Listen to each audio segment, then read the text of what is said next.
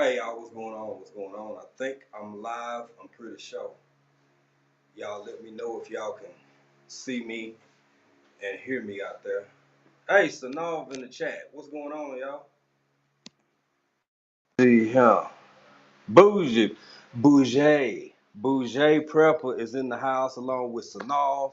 G Mama Groves. She Diggs got here first. Uh yeah, I said Tasha She Grow. Yes. Thank y'all for being here. Thank y'all for jumping in. Uh, so as y'all see, we got. Hold on, y'all. Give me just a second, real quick. Give me just a second.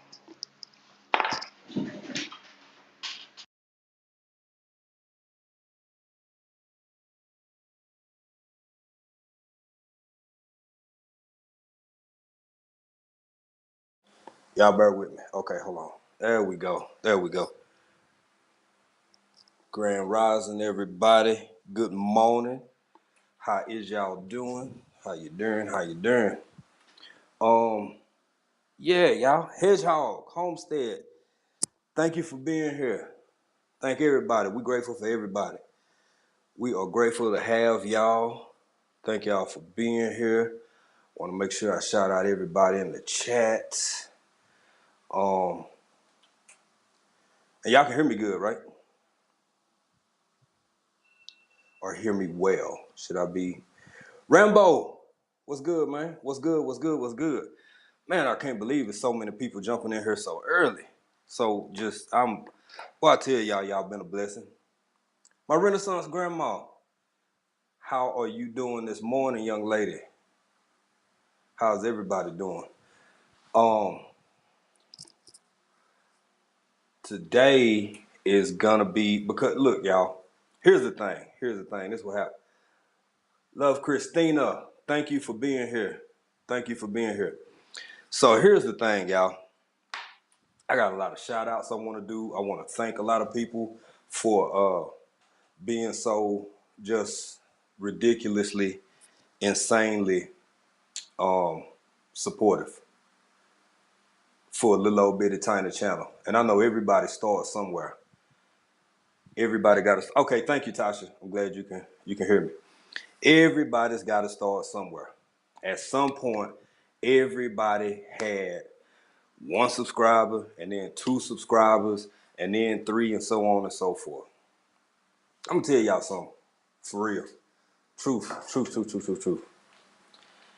Uh, most of the people in this chat, I'm trying to get my do fill around with my light, y'all, and see if that is that better. I don't know if that's better. Y'all let me know. Um, it can be discouraging from the jump, especially when you still figuring yourself out and still kind of saying, how do I do this new thing that I see being done? And I got something I want to say too. I want to let people know how I feel and what I got to say. TLC in the garden. Good morning. Good morning. Uh, Urban Gardening Chronicles. Good morning.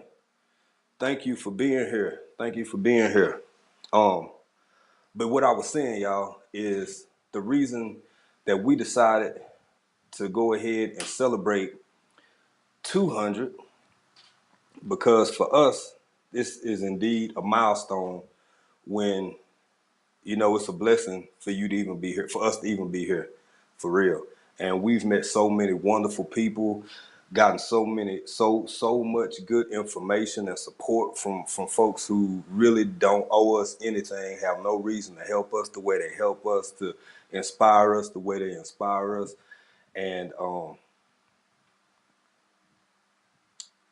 I just believe if you pay it forward, blessings will come back to you. So I'm just really happy, y'all. I'm just really happy. I'm really great. We are happy. We are grateful, both April and I. And it's almost kind of surreal. And yeah, hey, Milton in the chat. How you doing, brother? How you doing? Angela's Canvas Delight. Thank you for being here. Thank you for being here. But yeah, y'all. So um, I just decided we're gonna celebrate it, and we might celebrate 300. We might celebrate excuse me, 400, 500, definitely. Uh, gonna be a Wang Dang Doodle on our part, because you know that's one of those super halfway point milestones if you aspiring to 1K or whatever. And I know a lot of people kind of take the mindset, well, I'm not really, I don't really care about the numbers. I don't really care, and I get that, but I do, because the people that I've conversed with over these here internet so far and that we've met, that's what y'all tell me, is that you find what we doing, what we saying interesting. You enjoy seeing how we do things here in Africa, our life abroad. Uh, I know G Mom, my show did say Wang Dang Dude. I can't help it. And that you just really, you kind of digging what we doing. So it makes me want to do more of it and get better at it and learn more about everything I'm doing. And I love the way we share. I love the conversations we have. Uh, by the way, thank you, G Mama. You and Hands in the Dirt, man. Them leaf miners, they just keep on coming back, and I hate to cut off so many leaves, but they doing pretty good. I've been cutting them back, and that's just something I'm gonna have to deal with. It's just gonna be there. It's just gonna be there, and they gonna keep coming, and I'm gonna keep fighting them, and we're gonna get through it together. But yeah, y'all. Hey, y'all, hold on. Give me just a second. I feel like my camera a little high. Y'all, hold on just a second.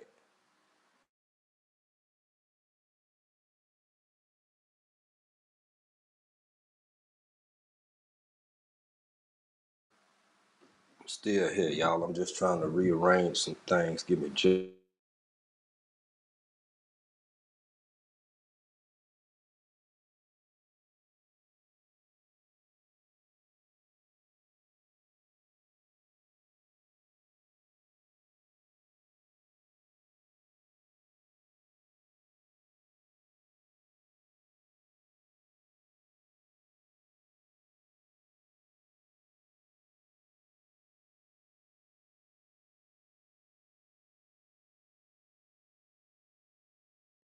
I'm sorry, y'all.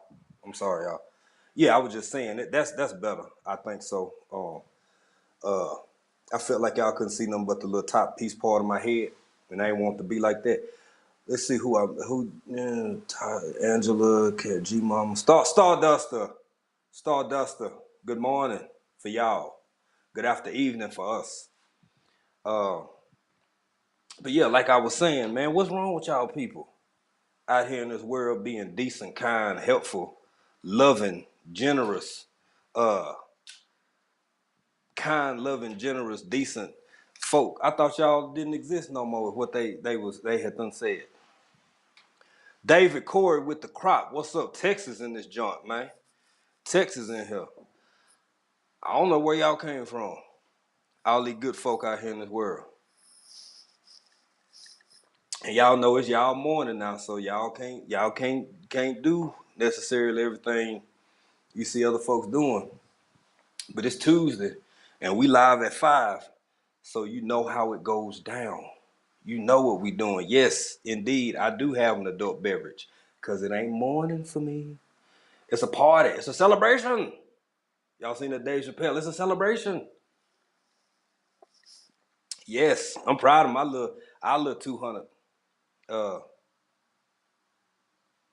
that's right, Rambo. We still here. You one of them, I'm one of them, and that's the thing about it, is finding each other. Finding each other. Cause outside of platforms like this, uh, I love you too, Starduster. We love you too, baby. The thing is, a whole bunch of really good, chill, really peaceful folk, they tend to mind they business, but luckily, if you real lucky, you real blessed, you end up kind of gravitating towards each other and you find each other. And it's been amazing, y'all. It's been amazing. Um, I wish I don't really have the words. Cause this is weird, and y'all been there. especially y'all that like create and put out a lot of content, you find yourself um wondering how it's gonna go. Will you be accepted? Will people be responsive to you, to what you have to say? But I gotta tell y'all, for the better part of this here, this community we got, this gardening community, um, it all kind of go together. The gardening, the prepping, a little bit of the 2A, the hunting and fishing, uh, special water. So no, you right, David Corey. Glue stick with glue, not with oil, baby, not with oil. Christina, I'm about to get. Don't you get yourself in trouble now. All right, Christine, don't get yourself in trouble now. I know it's early over there. It's too early for y'all to be uh doing what doing what I'm doing, depending on your circumstances and where you at and what it might be your off day. It might be your off day. You just might feel like, hey, I'm finna go ahead and do what I gotta do. This is true. See, some people do. I don't. And I'm glad you said that, Starduster, because this is what I'm getting at, man. And that's why I feel like we sometimes don't celebrate ourselves enough. Uh, Firewater. I see you, Rambo. I think, and y'all know how I am now. I'm always trying to stay out of grown folk business. I don't like telling grown folk what to do. But a big piece of me sure want to say I don't think we celebrated ourselves enough, and we got to start celebrating ourselves more. That's what I want to say.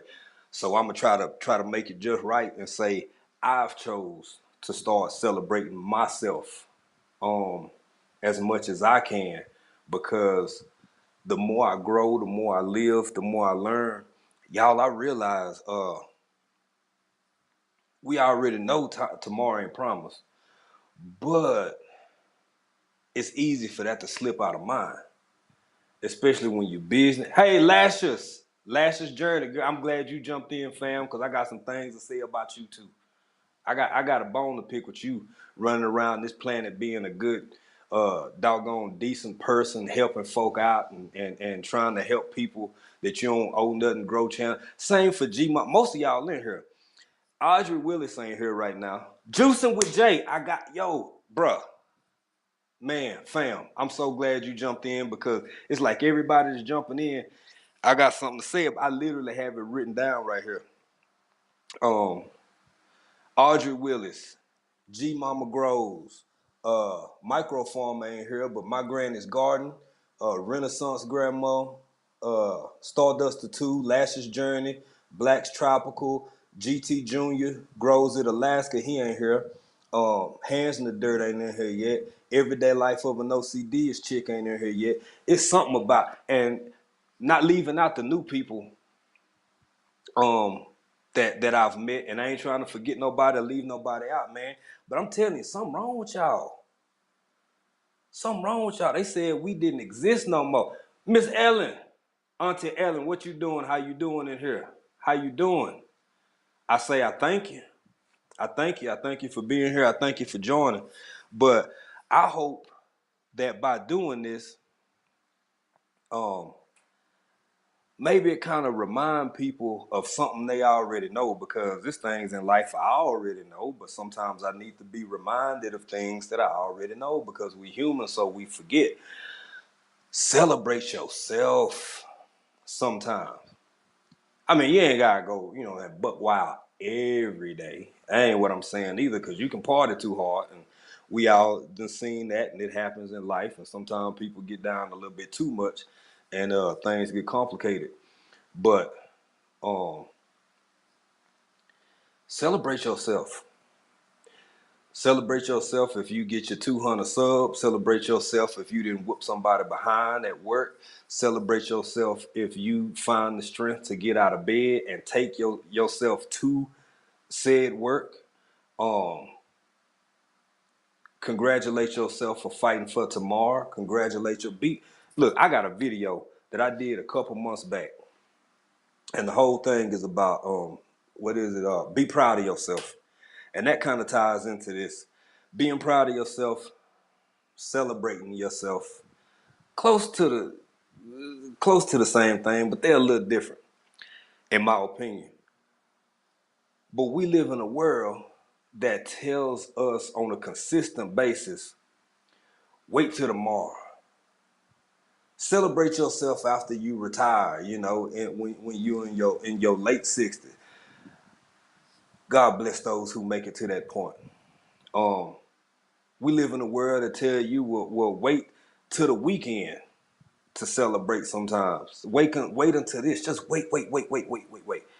Micro done jumped in the building. What's up, brother? I just talked about you. A brother of a certain age, fam. What's going on, man? Thank you for jumping in here. We appreciate you. We appreciate you. Uh, ain't nobody gonna do that for you like you but you. You really, really, really got to start celebrating. If you feel so inclined, I ain't trying to tell grown folk what to do. But if y'all see over my right shoulder, left shoulder, I guess it's that shoulder right there. My mom and my wife. I ain't got no picture of my brother up there, but two of the most special people in the world. One of them gone. The older you get, the more you keep living. You realize just how temporary all this mess is. Man, you gotta. I would encourage people to celebrate your garden. It ain't gotta make sense to nobody else. It really don't. Celebrate.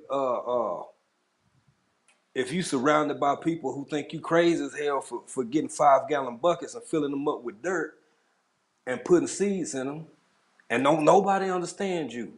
Celebrate yourself for being strong enough to step out and do what you feel like you want to do. Even if you're not into the whole growing for food thing, these plants here on this earth that we've been provided with, they real therapeutic. Y'all got to check out Plant a Garden TV, man. Well, at first of all, everybody in this chat, I hope y'all already checking out each other, uh, and getting to know one another, cause it's so many reasons and so much peace that you can get from getting your behind out on your balcony, like she did. She here in the chat. She got her a balcony garden going. Sometimes I guess what I'm saying, y'all, don't let this world fool you out your refuge. That might be your doggone refuge. That might be the peace you need to keep you from going over the brink of insanity, is being out there with your plants. And ain't nobody got to understand you. Juicing with Jay be out in the backyard, pruning his trees and showing this and showing that. Like, I don't know. He in the chat. You can, if I'm wrong, bro, but tell me if I'm wrong. But it's got to be. You look like you feel good when you're doing it. You look like you enjoying yourself when you doing it.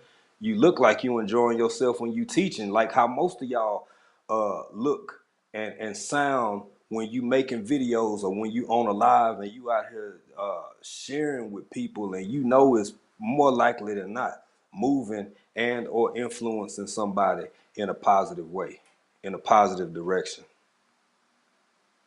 That's why I said celebrate yourself, and why with these low bitty 200 plus now.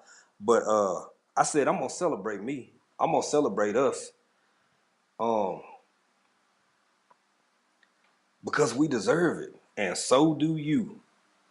So do you. There you go, Tasha Oshie Grows. Your house plants, we got a couple of them. Some of y'all got some beautiful house plants, and y'all be doing some amazing things on the inside with seedlings. Um, it's just amazing the stuff I've learned. Some of which I had doggone forgot. You see it when you're little, but you don't really know how to do it. And then whatever happened, something that clicked. I done got to this age where sometimes I'm missing that woman over this shoulder right here on that picture with my wife. And stuff just started making sense. It started Uh, it happens too, Stardust. I never had a green thumb until I did it with intention. Sometimes, man, something inside of you would just be stirring, and you don't know why or what it is. It's like a little soft voice hollering at you. It's like a hint. No worries, I just passed 100 subs a week. Congratulations, brother. Congratulations, man. And I checked you out a little bit. I'm kind of, it's so many. That's the hard, I've said it before and I'm going to say it again. The more people we get, the more I'm going to say this. Y'all, I try to set out some time out of every day. If it ain't but 30 minutes, an hour, whatever, I try to go and check out, even if it's one video, leave a comment. I try to do that and try to let y'all know that I'm out there, I'm paying attention, and I'm picking up what you putting down. And I like it. I like it. And that's important. That's important for me because I appreciate when people do that for me. I got some of y'all, man, y'all been doing this YouTube and content creating thing for a while. I'm sitting back, y'all got hundreds of videos. So I'm still going back through them. Usually on a Saturday evening or a Sunday if we ain't doing something else. And just trying to catch up. So I get it. It takes time. Hands in the dirt. What's up, bro? Thank you for being here. You one of the main ones I'm talking about. I know most of y'all done checked out that man's channel. If you haven't, please do. Some of y'all got 200-300 doggone videos or two, just a whole mess of videos. So you had your boy trying to go back through it. If Jay's still in the chat, like some of y'all, some of my West Coast people, it's a little bit easier in my time zone over here because y'all 3 hours behind the East Coast. So it's like it's kind of getting late over here, but y'all still up, if that makes sense. I know Callie Homesteading with Pooh Bear, she'll do a lot of lives and kind of drop some stuff about 10, 11 her time, and it's not too late over here. But like Starduster did a live yesterday, and it must have been in my I'm out of here hour. I'm out. It's some anytime between like usually 2 or 1 and like 4. Whew, it's rough for me. You talk about do it with intention. I got shit. I got to do that with intention. I'm getting old, y'all. I can't rock it like I used to. I gotta. Hey, Jules on the run in here, y'all. We thank you for being here, fam. We really, really appreciate you for jumping in and swinging through and checking us out. And that's what I mean, man. Um, Jules on the Run is another content creator, y'all. Great sister. And it's like so many of y'all are so much bigger than us, but you take the time to talk. You take the time to shout out. Y'all take the time to put us on community pages. You take the time to not just community interviews. Who does that? Who does that? I mean, you know, when you don't have to, nobody's making you doing that. Yeah, Jay, it's early for you, bro. It's real early. Miss Ellen, what you say? Peace, love, and blessing, fam. Just wanted to stop in before my telling. Okay, hey, you go take care of yourself, Auntie Ellen. We appreciate it. We understand. You got to do it. And that's another thing. Since we on this topic, now the whole thing is it's a celebration. It's a celebration. In my Dave Chappelle voice. Y'all, y'all see what Miss Ellen just did? Miss Ellen was real, very, very polite lady. Very kind of southern with it.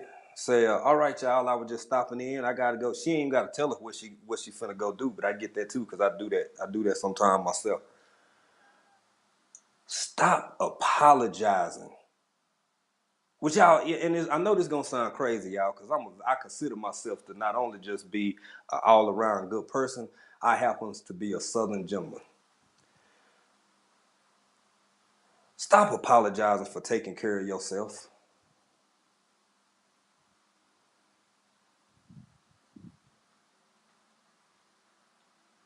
Hey, go get it in, bro. Go make that appointment. Hands in the dirt. I appreciate it.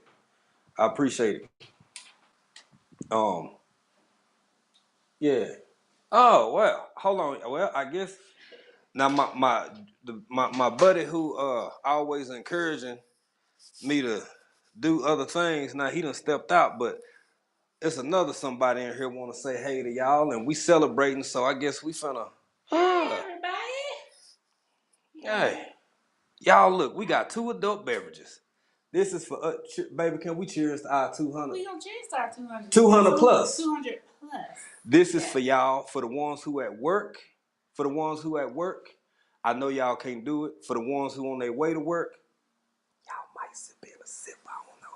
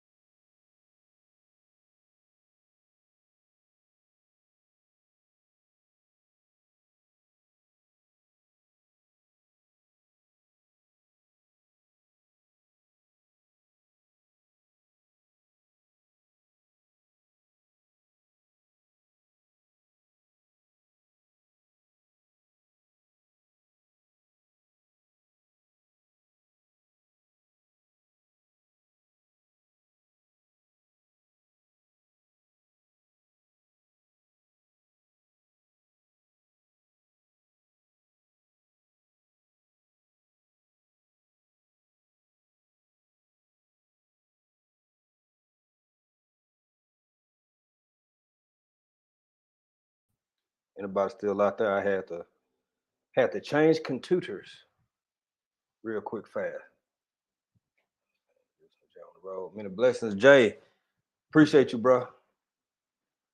If anybody's still out there, say something. I hope it wasn't all lost. Angela, okay, African Dream. 200.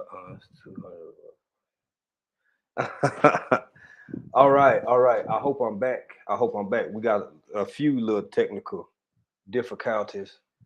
Patricia Roberts, thank you for jumping in here. Thank you. Can y'all hear me? I know y'all. I hope y'all can see me, but can y'all hear me? We still here. Oh, Tasha, thank you. We had some technical difficulties, but see, I ain't come here. I ain't gonna let you turn me around. I'm back. I'm back, baby. We're gonna pick up where we left off and we're gonna keep it pushing. This, you and her wife. Okay, Urban Gardening Chronicles, thank you. To our 200 plus 200 plus Thank subscribers. Y'all. We appreciate y'all. All because of y'all. We appreciate y'all and more to come. Cheers. Cheers. That's for everybody who can't have them no adult beverage this early. We appreciate all y'all. We really do. Thank y'all so much. Yep. And this ain't just for us, man. This ain't even really about us. This is about, like, without subs, without people coming in and commenting and spending time with you. Oh, thank you, Angela. Thank you. Thank y'all. There is no us without y'all. That's right. So we appreciate it. And it's early. It's early. I told y'all already. It's a celebration. We ain't going nowhere. We're gonna be here for a while till my man get ready to come up. At least I think micro go up in a little bit, but we still got plenty of time, y'all.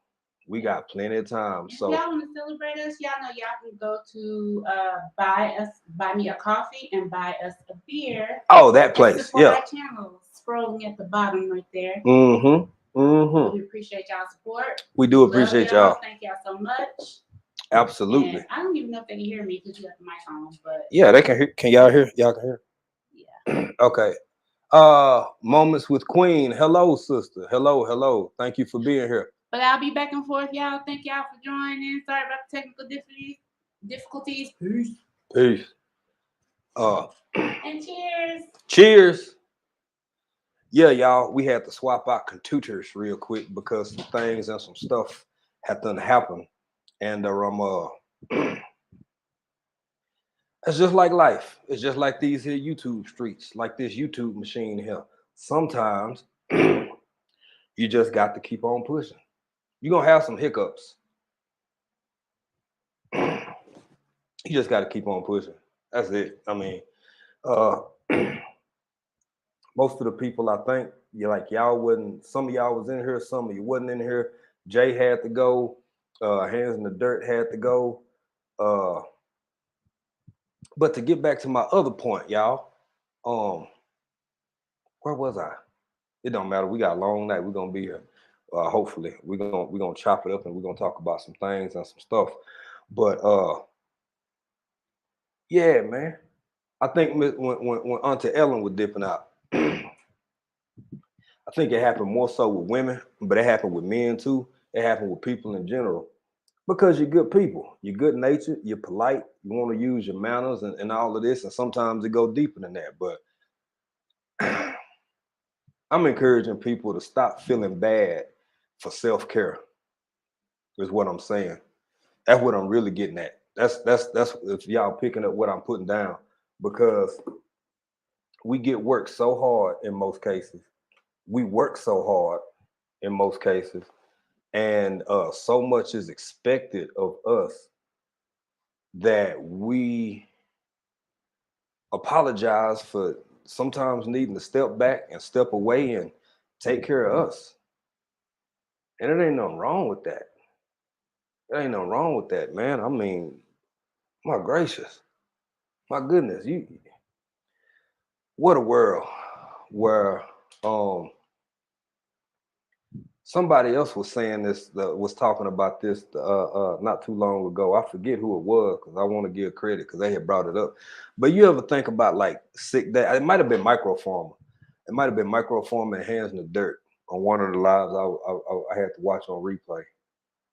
Uh, the way you get judged by not just society, but your job in many cases for taking a doggone sick day.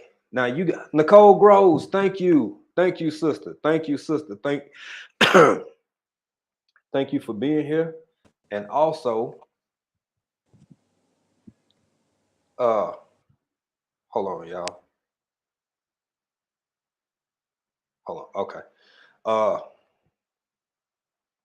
thank y'all. Thank you, Nicole, for being here. And again, happy birthday to the hubby. I saw that video. That was a great video. Nicole Groves, great content creator. So look, everybody, I hope y'all checking out everybody who's in this chat. Um, Richard Dowling, respect from Dexter W. Oh, new sub. Thank you, sir. Thank you for checking us out. Nicole Groves, her husband, just had a birthday, so y'all be sure to shoot some love her way.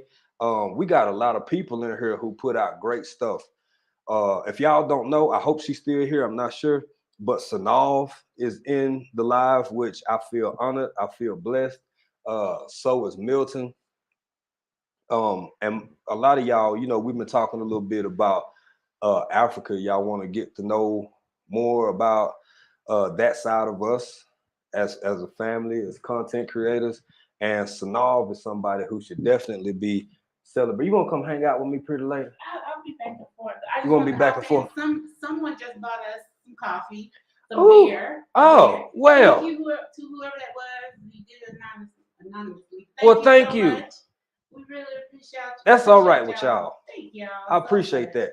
I just had to Oh, pop y'all, in we and got say some that. seeds coming. Yes, I don't know if we my man do. want me to say it's him or not, but we got some seeds coming. So I'm just like, kind of Yes. like, wow, man. Wow, I wouldn't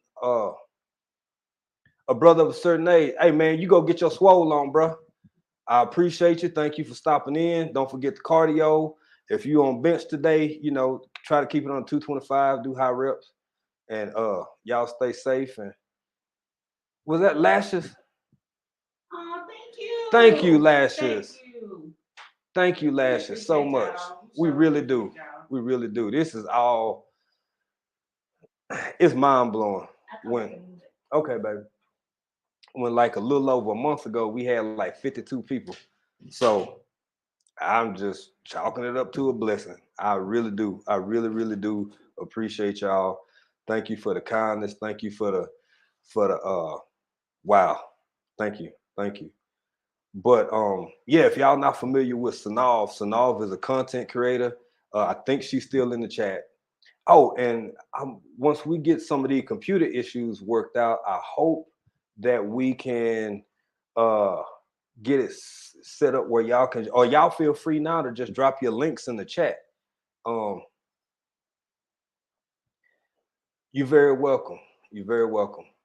Uh, yeah, y'all feel free to drop your links in the chat to make it easier for other people to find you and your content and what you putting out, so everybody can be picking up what you're doing. I check. Yeah, I don't know about that. Um, Again, I don't know if we're talking about bulk or if we're talking about like one or two, or I'm not sure. I'm not sure exactly where you saw that, or what the criteria was. But yeah, um, email me, and let me see what I can help you find out there. Urban Gardener Chronicles. I sure will. I try to let you know whatever I find out. Just try to go straight to the horse's mouth. Uh, just one or two packs. Yeah, as far as I know, but I'm not sure how to drop my link. Yeah, Urban Garden Crime. Email me, hit me up, and I'll try to find out more specifics about what you got going. And Nicole said, I'm not sure how to. Hey, I didn't. Y'all, the mastermind is coming in and out. And so now you very, very welcome, sister. Very welcome. I really hope people slide over to your channel and check you out because you interviewing diasporans all over the world. All over the world. Wherever diasporans are found, that's where these sisters are meeting people, having interviews, uh, bringing people with small channels like ours to light and giving folk an opportunity. So y'all gotta check her out.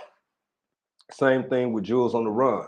Jules on the Run, she interviews a lot of people. She puts out a lot of great content. She's been doing this thing for a while, and she's just a wonderful person. So y'all slide over that way and y'all check her out too. If she's still in the chat, I'm not sure if she's still in the chat, but if she could drop a link, y'all feel free to drop y'all links. And yeah, chat is going. Chat is going. We trying to still get some other stuff worked out because again, we had to swap out devices real quick fast here. So we got some stuff that we want to drop. You're very welcome, Sano. Very welcome. Um. Oh, and also to speaking of which, uh, I might have said this last week. I can't remember exactly. Lashes. Look, Lashes got her 1K.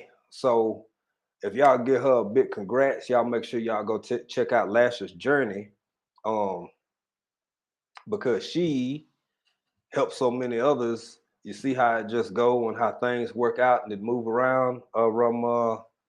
Yeah, she hit her 1K. So we really happy for that, man. There's a lot of people in here who support each other and lift each other up.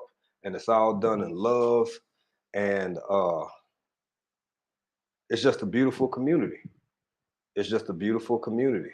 Um, yeah, I didn't know it was out there. Not like this. Not like this because my early kind of YouTube and I mean I just watch a lot of hunting and fishing and of course I mean I'm a pretty diverse guy on that. I watch a lot of everything. But when it came to us creating content, we um we tried to I'm not saying like be something, but we kind of did try to like be something that would be more understood and we just ended up we kept we'd have to like edit stuff or because we just kept being ourselves. We just kept being us, and it just kind of happened. It was, and then next thing you know, we over here being country in another country, and um, the rest is history. Who else I want to? Speaking of hunting and fishing, it's another channel, Wendy, Southern Sown and Grown. She started a 5 gallon bucket seed challenge. So I think that's kicked out. That kicked off a day or two ago. I don't know if it's really too late to like put your intro video up or not. I think I'm gonna participate. Now I probably won't participate to the extent of like looking to win nothing or nothing like that. But I definitely want to jump in there. So if y'all are interested in doing something like that, y'all check out Southern Sown and Grown. Her name is Wendy, and she is the one who kicked this challenge off. And then we got the homie Big Mac Outdoors. He just hit 100K. Not 100K, y'all. Not 100. I ain't trying to lie on that man. He hit 1,000. That's what it is. Uh,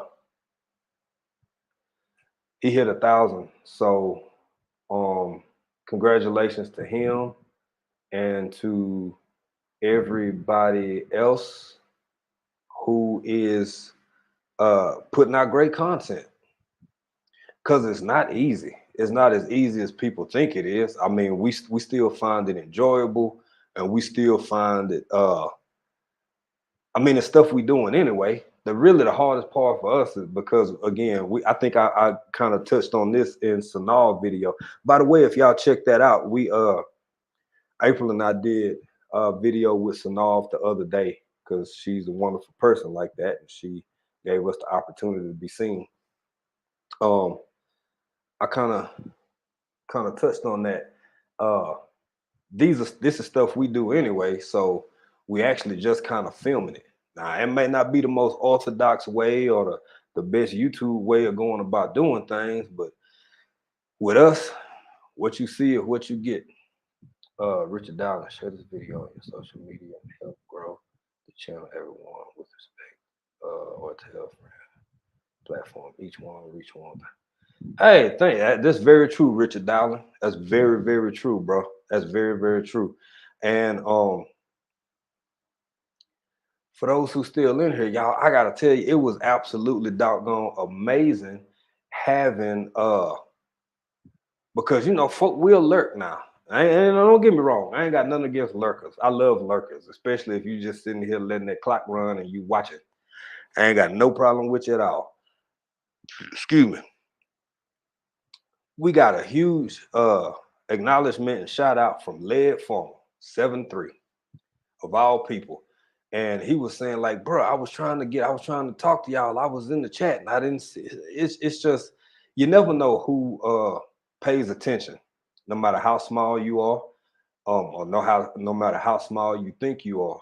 I think if you coming from hello Anja Frika, how you doing? Thank you for thank you for joining us. I can't quite make out what you're saying now, but thank you for being here. We appreciate you. We appreciate you joining us. Um, but yeah, man, Led Farmer of all people in the chat. Uh, and then, shout out later.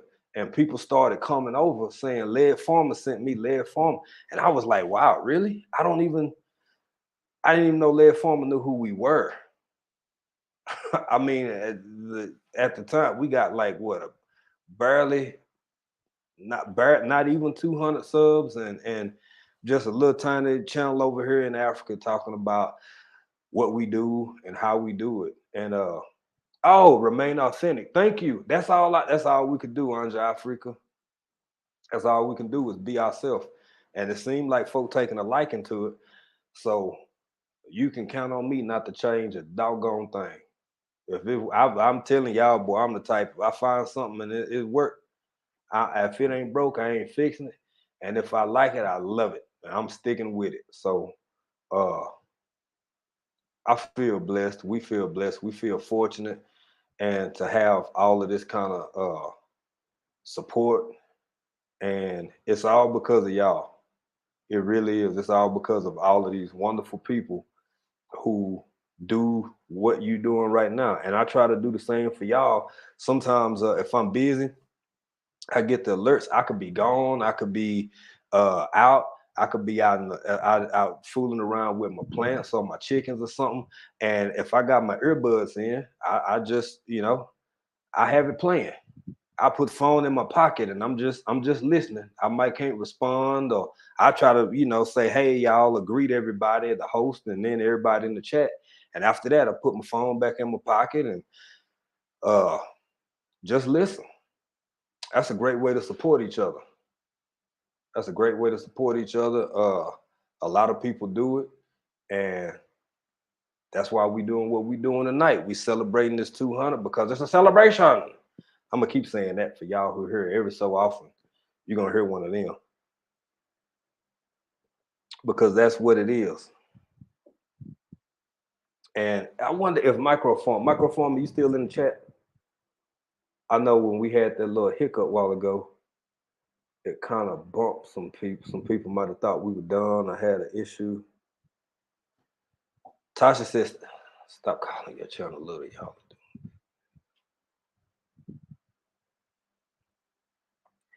Thank you, Tasha Oshie Groves. I appreciate you, and we enjoy your content too. I'm still, you've been in there a lot.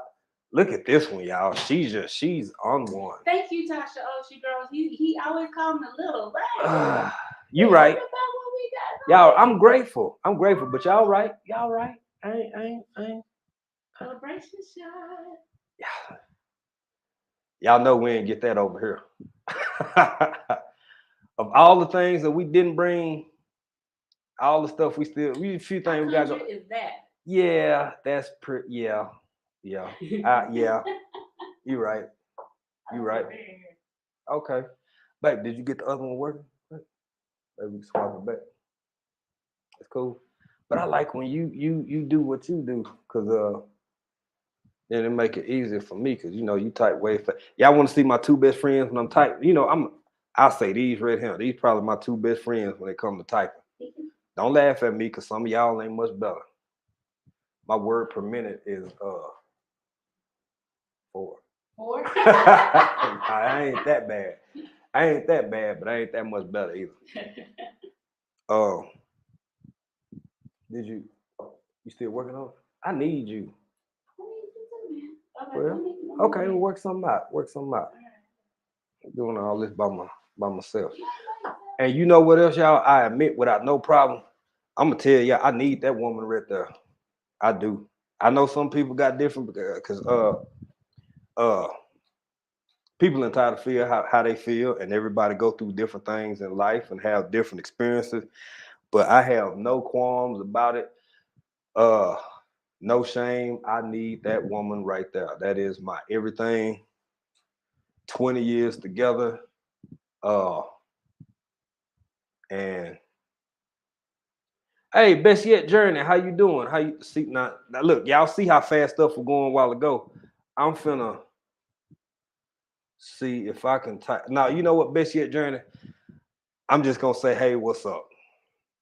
Cause I can't type that fast. Trash Can Waves, what's going on, brother? How you doing? How you doing? Appreciate that, fam. Appreciate that, bro. I'm still trying to get around to everybody and catching up on everybody content, but I always see you out there, and I went looking for you. Hey, bro, if you want to, you can drop your link in the chat. Anybody in this chat can feel free to drop their link in the chat. Thank you, brother. Salute you. Salute you. Anybody who wanna here, I'm doing stuff. What you mean? You do it. Please and thank you. Okay. Trying to get some.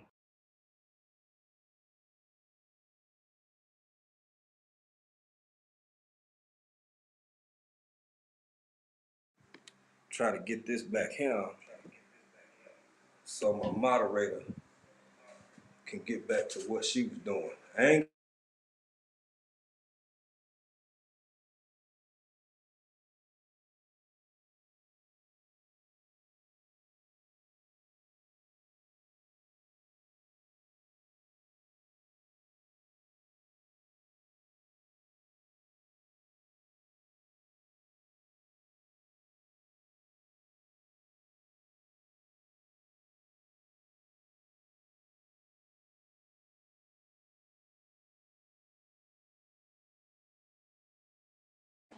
okay. Hold on, y'all. Let me see if I got my camera back working right. Hold on. Okay. All right. I think we got this where we can keep going. And y'all can hear me good.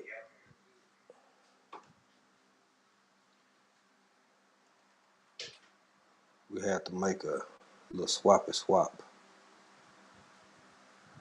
Man, Trash Can Waves in the bill. You dropped. I wasn't looking, bro. I was doing something else. I hope you dropped your link. And hello, Butt Nuggets Homestead. How y'all doing over there? If I didn't say hello, because I might have missed something. Okay, that's what I'm doing. Okay. See, thank you, Best Yet Journey. I'm still learning. I'm still trying to figure out. I really don't even know how my wife do half the stuff that she does. So, um, as y'all can see, man, I did like that other computer better. I like the screen. I like the angleification of it. Oh, we doing good, Butt Nugget. We doing good, bro. We doing good over here, man. Uh, oh, and speaking of which, Butt Nugget, you know what? This is look. We talk to this. We talk about this all the time. While there's some people in here, y'all, please check y'all subs. Or if you got somebody you ain't seen in a while, and it's like, hey, what happened to so and so? Why I ain't been seeing nothing from them? Go back and check your subs because I've been unsubscribed to people that I know I follow. And I know this, I'm preaching to the choir. All of y'all know this already. But you know, sometimes it's good to remind folks who already know some stuff that they might forget. Uh, so yeah, y'all do that. Because I had to resubscribe to Butt Nuggets Homestead. That's what made me think about that. That is a hell of a name, man. The Trash Can Way. It's and Butt Nugget. Let's see over here, man. You know how it go down, man. Them chicken folk right there. You see that? You see they avatar? That's some butt nuggets right there. And very few butt nuggets gonna make you either give you some straight out scrambled eggs or omelet or two. And if you work with it long enough, turn into some chicken and dumpling, some chicken quesadilla, some chicken chicken. Just fried, some chicken fried steak, some baked chicken. Chicken's just, boy, that's why I love them so much. You talk about multifaceted. Do everything with them little rascals you can. I got most of y'all seen it on my channel. I do got a naked neck. Uh had another one for a very, very short time, but uh she was a little tough, but she was all right too. I still got Keisha. I'm keeping Keisha. I'm rocking with Keisha till, you know what I'm saying, till we can't rock no more. Um, but a lot of them, yeah, I get them, and then they end up in a pot. I will say this: most of my, because it's a mixed bag over here. You know, I can get.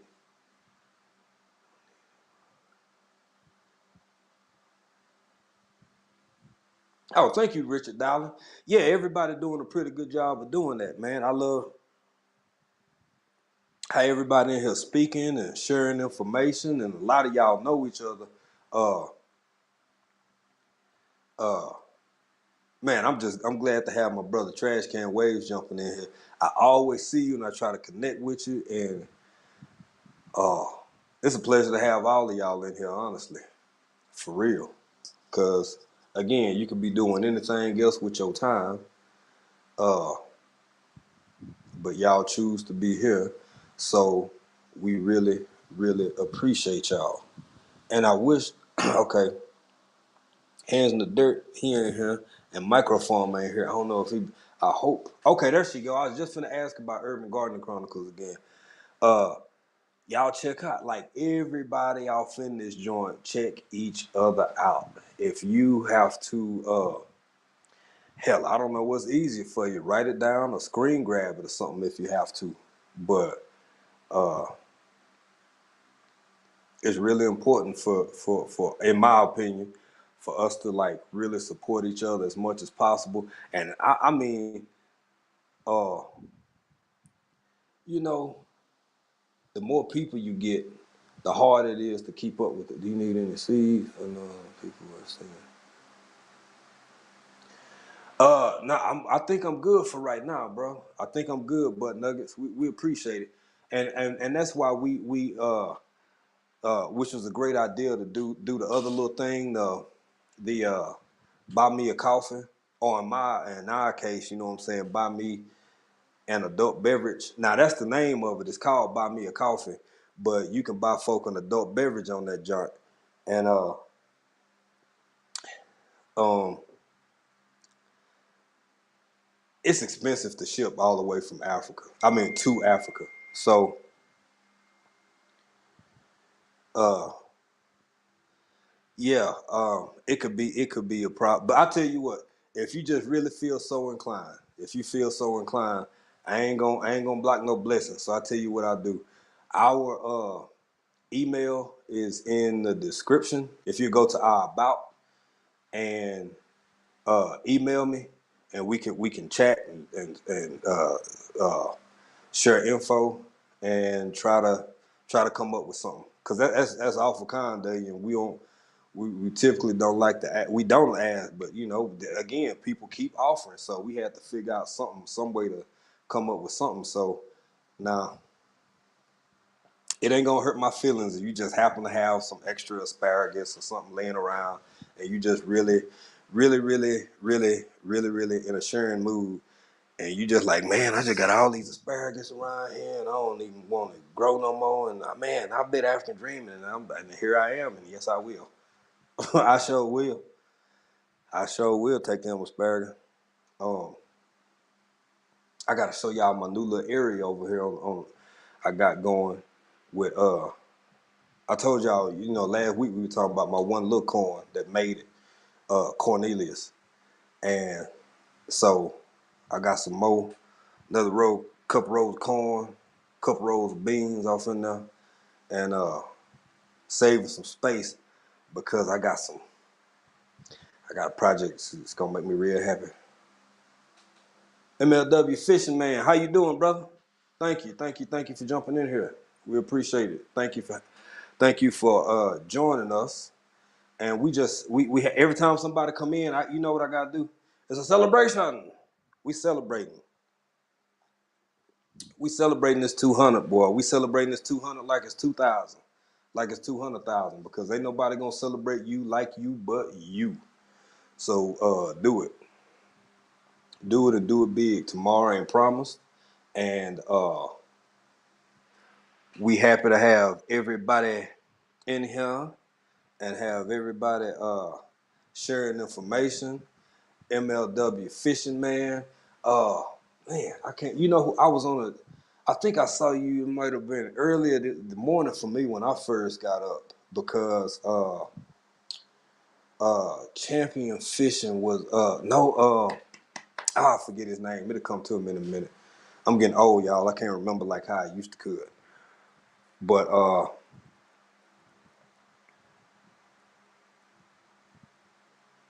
yeah, it was a good. It was one of my fishing guys I follow was on there this morning. He in I think Tennessee. Oh, and by the way, y'all, this because I was asking him about the weather because I get up, I got my folks still over there in the States, man, all over the States, but especially in the South. And I was like, man, how the weather doing? Because he do a lot of fishing tournaments and stuff like that. And hold on, y'all, let me fix something real quick. He do a lot of fishing tournaments and stuff like that. So I was like, hey, bro, uh, y'all gonna compete or whatever while the weather like how it is? And he was like, yeah, well, we're gonna keep it rocking. We got rules, so if it's lightning or something, then they might have to make some adjustments. But for the most part, they just gonna keep it. They just gonna keep it pushing. And let me see if this is a little better, y'all. Yeah, that's a little bit better. I like that. Uh, yeah, he said they were just gonna keep it pushing. But I know them storms, man, all the way from like, is David Cord still in the chat, or did we lose him a while ago?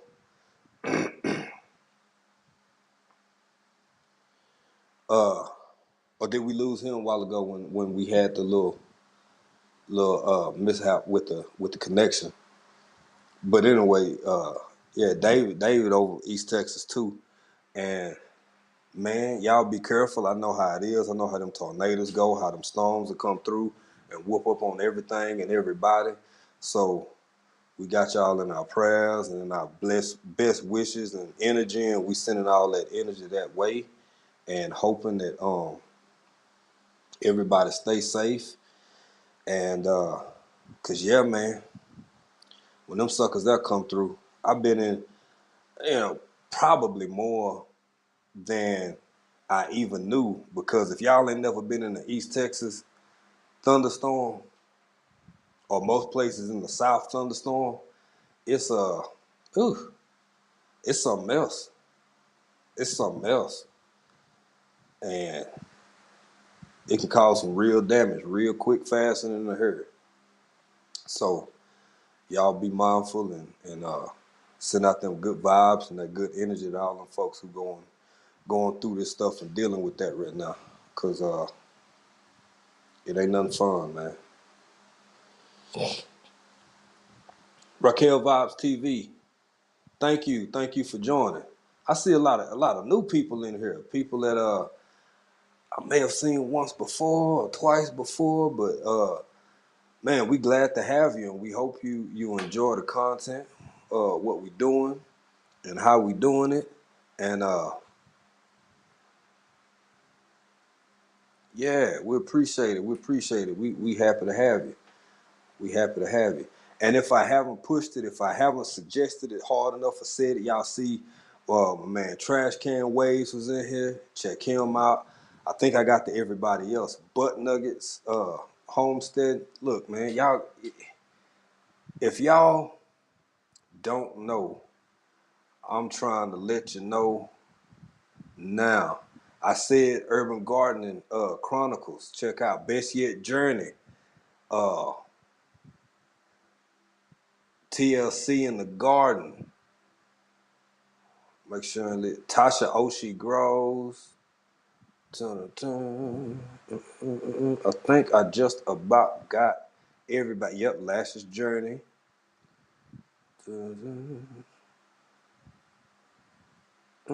Oh, I didn't do what I said I was gonna do, y'all. This Raquel Vibes TV came in, and I didn't. It's a celebration. Rick James voice. Um, yeah, y'all. So tonight, outside of collabing and helping other people meet other people and grow, we we celebrating tonight. We celebrating our 200 because we feel like we deserve to celebrate our 200. And I want to try, if we got everything else fixed and corrected so far, trying to get some other people in the chat. I don't know if my moderator has sent that to those people or not, but I'm sorry, y'all. I'm reading and I'm trying to multitask, and I ain't being good at it right now. What we can do is drop the link real quick, and if anybody wants to come up and talk about your channel real quick and what you do and why you're doing it, I'm pretty familiar with all that. Grace the Garden, yes. Thank you for being here. Thank you for being here. I appreciate you. Yeah, man. Y'all feel free to jump on up. I think the link is right there. So, great opportunity to you know what? I'm gonna be easy on y'all. You ain't even gotta have no adult beverage. Y'all might be eating a bowl of Fruity Pebbles or something, or most of y'all, like really healthy. You might be having a plate full of celery sticks and cucumbers or something. Last year she probably got I don't know where that woman find the time. As busy as she is. Uh, probably got a smoothie. But then maybe not, because I don't know. Lashes, boy, I done seen her go by the bank, detail a house, pick kids up, feed kids, go to the grocery store, and all on the live. I said, well, wow, she's stupendous. She's remarkable. I ain't never seen nobody do all that on live. On live. If y'all don't believe me, y'all go to Lash's Journey. Y'all check out. You go see for yourself. We ain't got a lot of kicking. I ain't gonna lie to you. It's true. It is true. Look, she laughing because she know it's true. I'm serious, man. Y'all go check this woman. Check out my sister page and see if you think she is a superwoman. I'm not the kind of girl. I'm just playing last year that you can let down and think that everything's okay. Boy, I am only human. Ooh. Lash is beginning it. Y'all. It's a celebration. Vanita, how you doing? Thank you. That's that old whatchamacallit. That what was her name? Not Karen White. Early in the morning, I put breakfast on your table and make sure that your coffee. That's how Lashes be in the morning, y'all.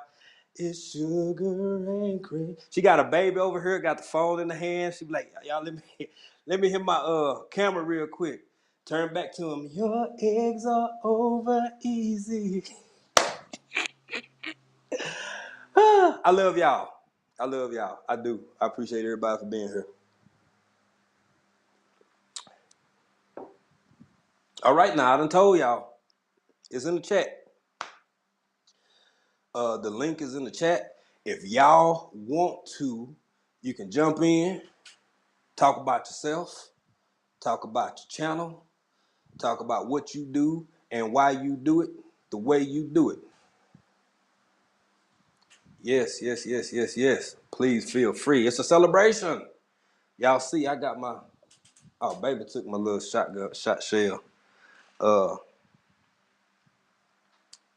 You can keep it. She got it in there. Boy, I tell you, this is the only thing about this time difference, y'all. This doggone time difference, because if it was at all possible, I would be encouraging more of y'all to partake of some of these adult beverages. But I ain't gonna do it. Cause I know. Uh, y'all got things going and happening. Some of y'all probably at work. Some of y'all on the way to work. Some of y'all probably at the house. Some of y'all piddling around and y'all. Thank you. Thank you, babe. See, you love me. See, she love me, y'all. All these years, woman still love me. Oh, yeah, we being country in another country all the way today, baby. Yes, sir. Yes, sir. This is for Trash Can Waves. He ain't new, but I ain't seen him for a long time since he done said something to Vanita. Then now I got to because it's a celebration. That's what we doing. That's what we doing. Y'all, the link is still somewhere off in here now. Y'all, oh yeah, if I can still see it, y'all can find it easy. If I can still see it, y'all can find it easy. Uh, no pressure. I don't pressure grown folk. I ain't trying to make nobody do nothing they don't want to do. I'm just extending a welcome. You welcome once, you welcome twice, you welcome. I don't know if y'all ever did that when y'all was little. But AJ Green, that's another man. Look, AJ Green, what's going on, brother? Worm man extraordinaire right here. If you want to know how the best ways to break down your cardboard, if you want to make a worm bed, like brother got a video with the stages they stack of how to if you're thinking about worm farming, then AJ is definitely the man you want to get to. Him and Peggy Hibblings, I think I'm pronouncing that correctly. Uh, Worm people, they know all about them inside and out, from night crawlers to the red wigglers. Red wigglers creep me out, y'all. They're a little too wiggly. I don't like nothing moving that. See, we used to fish with night crawlers, still fish with night crawlers. I can do them, but them red wiggler, them little bit, feel like you looking at my hand a little too much. Y'all know how you done seen them in movies, somebody pick up something, you like you should have just left that where it was, and then next thing it go off inside their hand. That's how they make me feel. Precious SoCal Gardener. Precious SoCal Gardener. What's up, sister? How's you doing? How you doing? It's early over y'all way, so I know you probably either just got to work and got your office door closed, or you either in the car, or you on the way out the door, or something like that. Or hopefully, Lord willing, you ain't just sitting on I-5, just stuck, or 405. Uh, RB the Garden Nanny LLC. How you doing? How you doing? Thank you for joining us. Thank you for joining us. We appreciate you. Oh, what I'm supposed to do, y'all? It's a celebration. It's a celebration. We're doing adult beverages over here because in East Africa, it is, in fact, the evening. All this evening is evening time. So for the ones who can't, I'm going to pick up the slack for y'all. I appreciate you. I appreciate you. It's a pleasure having you here. We thank you. We thank you. Oh, thank you, TLC in the garden. I know you speaking, but I like to see that because, it's just like everybody. Nope. I work less than 30 minutes from my house. Oh, well, look. Won't he do it? What, babe? Okay, urban garden. Okay, got you. All righty. Grace the Garden. I am in East Africa. I'm over here in the good old Tanzania. From East Texas to East Africa. Let's see here. Add to stream. Hey, fam. How you doing? Hey, what's up, man? Congrats. Can you hear me? I can hear you. Can you hear me? It's doing that thing again. It's doing that again. Urban Gardening Chronicles, it ain't you, it's me. It's the computer that I'm on. So what I'm gonna do is step away real quick. I'm gonna put you back in the background Okay. and I'm gonna see if I can get this fixed here. Give me just a second.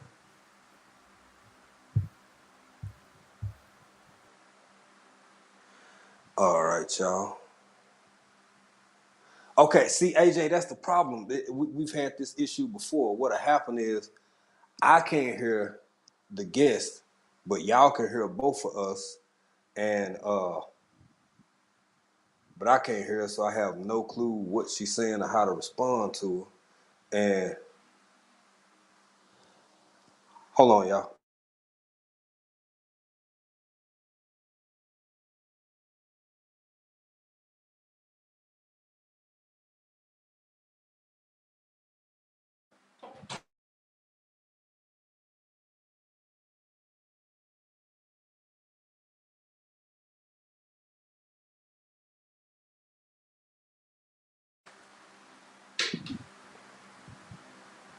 All right, I'm trying, y'all.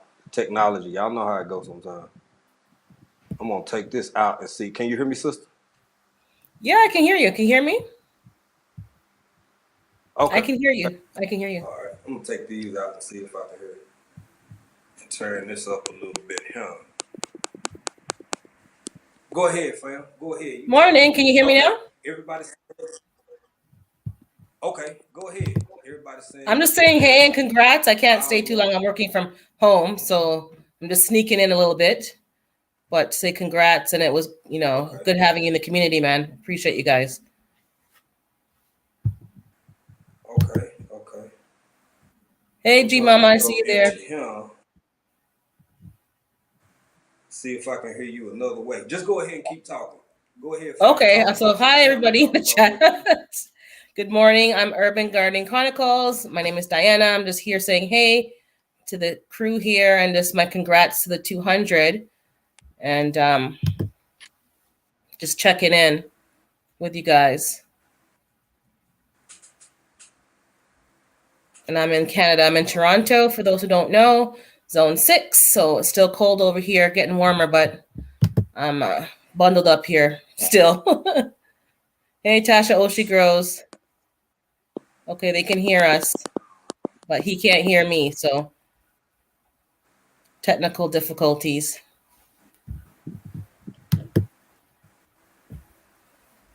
Can you hear me now? Okay. Yeah. So what happened, fam, is it is technical difficulties. So what I'm doing is listening on another device, but Oh, okay. I got a huge delay. Okay. So I was saying, I'm just checking in, saying good morning and congratulations. I'm working from home, so I'm just sneaking in with you guys and saying what's up.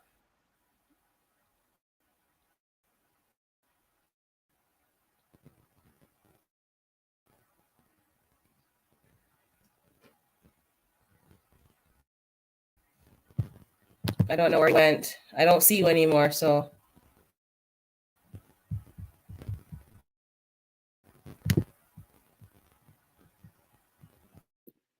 I'm still here. I'm sorry. We had to. you're still there? I'm Okay. still. I wasn't sure if you're gone. I'm still here. We had to Yeah. So I'm swap just back saying, hey, again. congrats. Oh, did you? Oh, no. I'm making you work today. Sorry. Okay. Go ahead, Yeah. sister. Thank you. I heard that last part of what No you were problem. saying, and we appreciate it. All that love from all the way over there in Canada.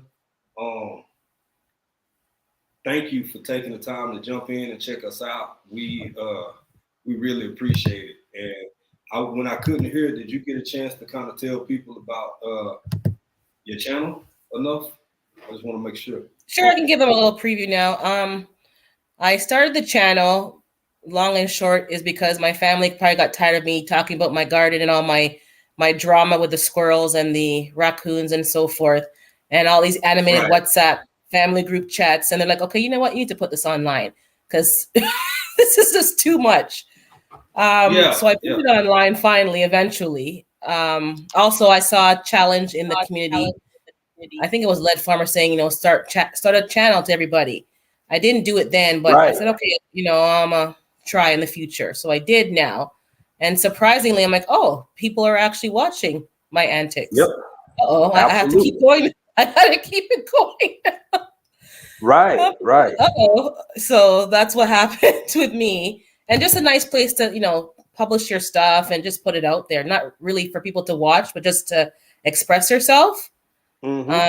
And it's a community of people who also enjoy gardening too. So we just joined together. So I've been welcomed. It's been Absolutely. great. I met a lot of friends. I met you guys. And so it's like, it's just growing very fast, like meeting people with this common mindset.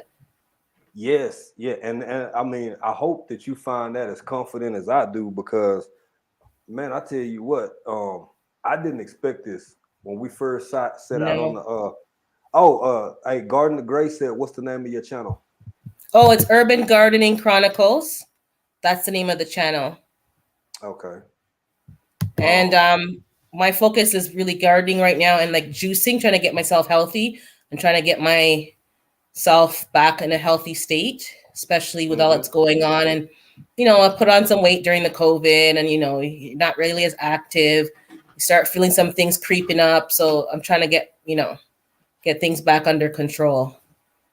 Yeah, I put on some weight during life, but but you know, but yeah, uh, doggone COVID didn't help.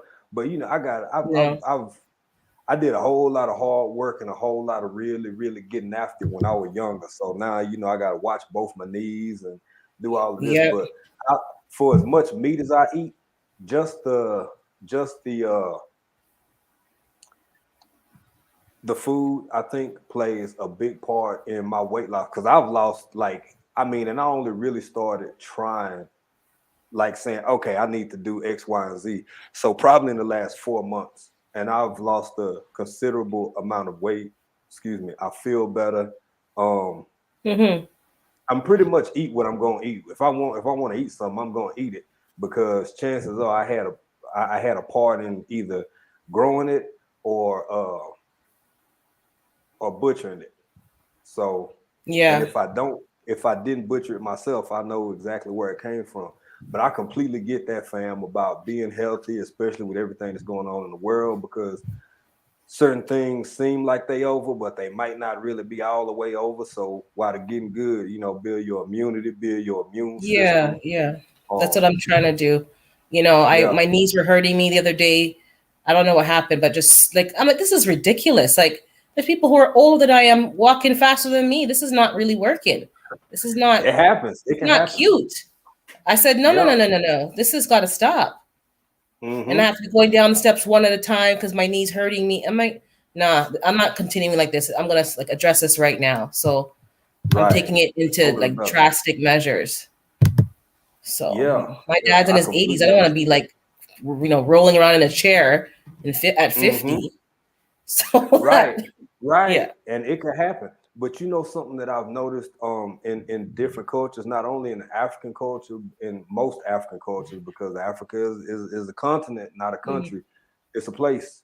I'm in yeah, Tanzania, but a lot of places in the East, the way that we are, I guess, just cultural mannerisms. Where have you ever heard somebody say, "If I get down there," like we just talking about the ground or the floor. If I get down there, I ain't gonna get back up. Have you yep, ever heard that? yep, Okay, well, most cultures, I'm not saying you don't see older people with, I'll say many cultures.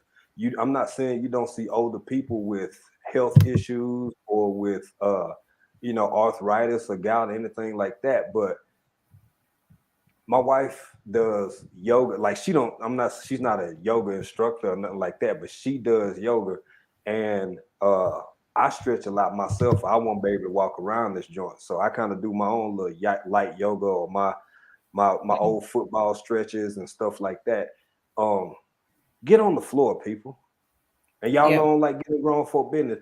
But if it's a place you feel like you might not be able to get up from, try getting down there and stretching and then adjust yourself to getting back up because staying limber and keeping your yeah, joints yeah, loose plays such a critical role in decreasing, at least for me it does, in decreasing stiffness and decreasing joint and muscle pain and staying hydrated. Y'all see I'm over here. It's like I'm having adult beverages because we having a celebration. I'll, but you drink your water, yeah. I drink tons of water. You can't be out here walking around Africa up and down. I'm in the mountains too, girl. Been a pass smooth out. And you know what? The water is not even a joke because the last couple of weeks you're in your sleep, and I've been getting some wicked leg cramps. Like wicked. I don't know if you had one, like, and you had to punch your leg just to get it to move, and you're like trying to get out the bed. I'm like, this is no. Wicked leg Girl, cramps. I done had one made me pray before. Like, why is this happening to me the way that it's happening? Why? What did I do? Because he didn't drink enough water. Yeah. Dehydrated. Yeah. So Literally. dehydrated is, and that's something else, because even I've said this before and I say it again, y'all. Even when you go to the best trained doctors, because there are doctors here, they check for the basics first. Like even in, I guess you could say, more developed places. Yeah. Are you dehydrated? That is such an important factor that gets overlooked and left out. And we got to stay hydrated, people. We do. Yeah. It's like I've realized, I'm like, you know what? That cramp was so, and then even like you get those Achilles or the arc in your foot, the cramps there. I'm like, this is not, your body's telling you suddenly, like, you're not paying attention. Like, you're not paying attention to the signals. You're letting it go escalate, and you're not drinking, and then you go to bed now and you're feeling it then. So I'm like, yeah. Right. Yeah. And you know what? That ties back into this live, honestly, because I also mentioned in this live the importance of, for all the people who just jumping in. I hope I got to everybody. If I didn't, I apologize. But we're talking about our 200 sub celebration, and we said celebrating at 200 subs instead of 500 or 1,000 because we need to.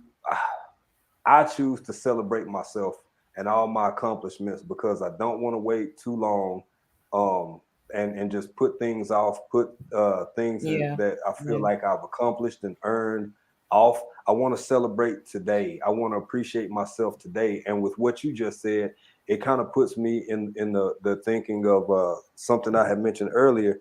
When you said your body is giving you signs, it's giving you signals. You know, all wounds aren't visible. And we have to take that same approach, in my opinion, with our mental health. When we're stressed out, when we just need some time, when we need to sit back and maybe have that day in the garden, or if you have animals, maybe just go hang out for an hour or two with your chickens, and after you feed them, just kind of hang around and see the different attitudes and personalities, and just get some you time and learn how to celebrate yourself. So that's true. That's really true. I wasn't gonna celebrate like I got to 100. I'm like, I wait till I get to 500. But I'm like, yeah, he's right. Like, you don't know what tomorrow's gonna. I'm not waiting to celebrate. Celebrate your small milestones. Don't wait for a big one. I think we should, man. Yeah, I think we should, fam. And if at all possible, you know for a fact that we'll be there. We'll be there to encourage you, to push you on, to do everything we can to introduce and show more people your channel, because you're doing some amazing things, and you're just so incredibly supportive. Yeah, I figured, like, you know, from what I've seen in the last few years, it's like we need to support one another, encourage. Like, we don't know what people are going through, as you said. You don't know what things people are carrying. And just like, hey, what's up? How you doing? Encouragement can go a long way. I know it has with me. Like, why are we waiting for obvious signs? Like, just give people some encouragement. Let them know that you appreciate what they're doing. I realize now that I'm creating content, the time and effort it makes to put into it. It takes time and effort. So show somebody that you appreciate it. They're showing their lives. They're opening up themselves to possible critiquing. Like, you know, give them a nice shout out. Say how you doing. You know, something. It doesn't take much. Not so at that's all. why, you know, that's how I'm about that. You know. Yeah. Hello, Urban Girl Gardening and Lifestyle. How you doing, fam? How you doing? Thank you for being here. I think my chat is too late. I don't see her. But hi. Yeah, because people always call me Kiki. I'm like, no, it's not Kiki. So hi, Kiki. They see the urban and just they gone with that part. Hey, Audacity Dawning. How y'all doing? Thank y'all for jumping in, man. We appreciate it. Yeah, you know, we have to really encourage that mindset. Now, you know, the support that I found in my time here on YouTube in this space is just unfreaking, it's unbelievable, y'all. It is the support, It's and yeah. you know, people look for. I found myself the weirdest thing happened. That's why I like try to keep my. Usually, I'm listening to music or something if I'm outside working or doing something anyway. So, uh, to just listen, put somebody in the background and listen to them and kind of jump in the chat when you can, if your hand's not Yeah, too yeah, dirty or yeah. something, that goes a long way. And so, what happened with me is I actually found myself looking forward to some of you guys. Yeah, yeah, I exactly. More find than my TV. yeah, Yeah. more than TV, Yeah, more I haven't than watched TV. Yeah, as you said, like do something for yourself. I haven't been watching mhm. TV during the summer months. TV is not even on. I'm in the garden. I'm outside. I'm enjoying, the outdoor Yeah, space. I'm not watching right, TV. I'm like, right, I don't right, even know the show's names. People are like, how are you under a rock? I'm like, I'm not under a rock. I'm just not in the TV stream. So I don't know what's right, going on. I don't know the right. names of the shows. I watch Netflix because there's no commercials, but I'm not watching TV. Same with us. Yeah. Same with us. We actually took a few days back. We had to take a like family day, a Hmm. togetherness day to just kind of pull back from everything because between the YouTube and then all the other stuff we got going on, it was kind of like, okay, we just need some time together. And that Yeah, was yeah. it. That was it. I ain't being naughty or nothing, but we kind of Netflixed and And hung chill, out. exactly. Yeah, yeah. Well, it ain't number grown folk in here. Ain't number grown Yeah. folk. But yeah, it's just it's really Yeah, refreshing. I think it's good. Like you find that there's so much more peace without all this other noise in for me in my head, all this other Hmm. stuff and all these other, even though they're like fake programs, all these scenarios, just put your emotions all through this roller coaster. Like, why am I watching this? I had to realize, why am I watching this nonsense? It's not adding Right. value. It's actually making me feel, stressed out. Who Yeah. killed who and who did that and who, like, you know what? Goodbye. I said goodbye. Exactly. And it can bring you down. It can bring you Yeah. down. I didn't realize how much uh I needed this uplift because I've talked about it before on my channel. My wife and I, we were coming from hold on, y'all. Netflix Mhm. and chill get sick. Yeah, urban girl lifestyle said it gets serious. And I missed somebody else. Age, I think, Rambo said, hi, AJ Green Topics. I think I missed you. "Oh, Uh, Duval City girl, oh, yeah. Gardner, Hi, Duval. hello. Hey, hey, hey. Yeah, Rambo said we uh way more than grown. But you know, that's something else, y'all. Like, I really do find myself looking forward to y'all in a lot Hmm. of ways. Hello, Cena Ray's apartment Hi, stead. Cena Renee's. I mean, like, you got you're in Canada right now. Yeah, I'm yeah. in East Africa. Rambo is over in the UK. UK, yeah. People from all over the globe, but this commonality that we share is just so Hmm. refreshing. And so laughing with Michelle and Ian, hey y'all, how y'all doing? Hi, laughing with Michelle and Ian. It's just so, I don't, do y'all find yourself ever like looking forward to how somebody beans is growing, Yeah. coming along, or I wonder how they did this or doing that, or the just checking out videos and being really, really relaxed, and because it's such a good vibe. Oh, yeah. I love that. And seeing what they're doing and in their climate, how they're making it work, and you know, Mm-hmm. and how I can incorporate that into my garden. It's like, yeah, it's encouraging because you want to ask people questions and stuff, but you can just see it in their content. Oh, she's growing that in a grow bag. Let me try that. Oh, she's using, Mm-hmm. Mm-hmm. even the plants. I've never Exactly. tried some half of these plants until I started watching some of you guys and what you're planting. I've never had kohlrabi. Mm-hmm. Now I'm planting all these different things, and I actually enjoy that. Right. So And I'm yeah, learning a lot, but oh yeah, yeah. that's for Yeah, sure. I So, can't wait to grow some bok choy over here. Now you oh, you're gonna love it. I do love y'all, bok choy. Yeah. me too, but so many uh uh so many things are imports over here that it's Yeah. ridiculous. It's like, come on, man, like for real. Because that's what I That's was why I saying have when to I go was it myself. asking you earlier. I just happened to Google can you ship certain things to Tanzania just out of curiosity.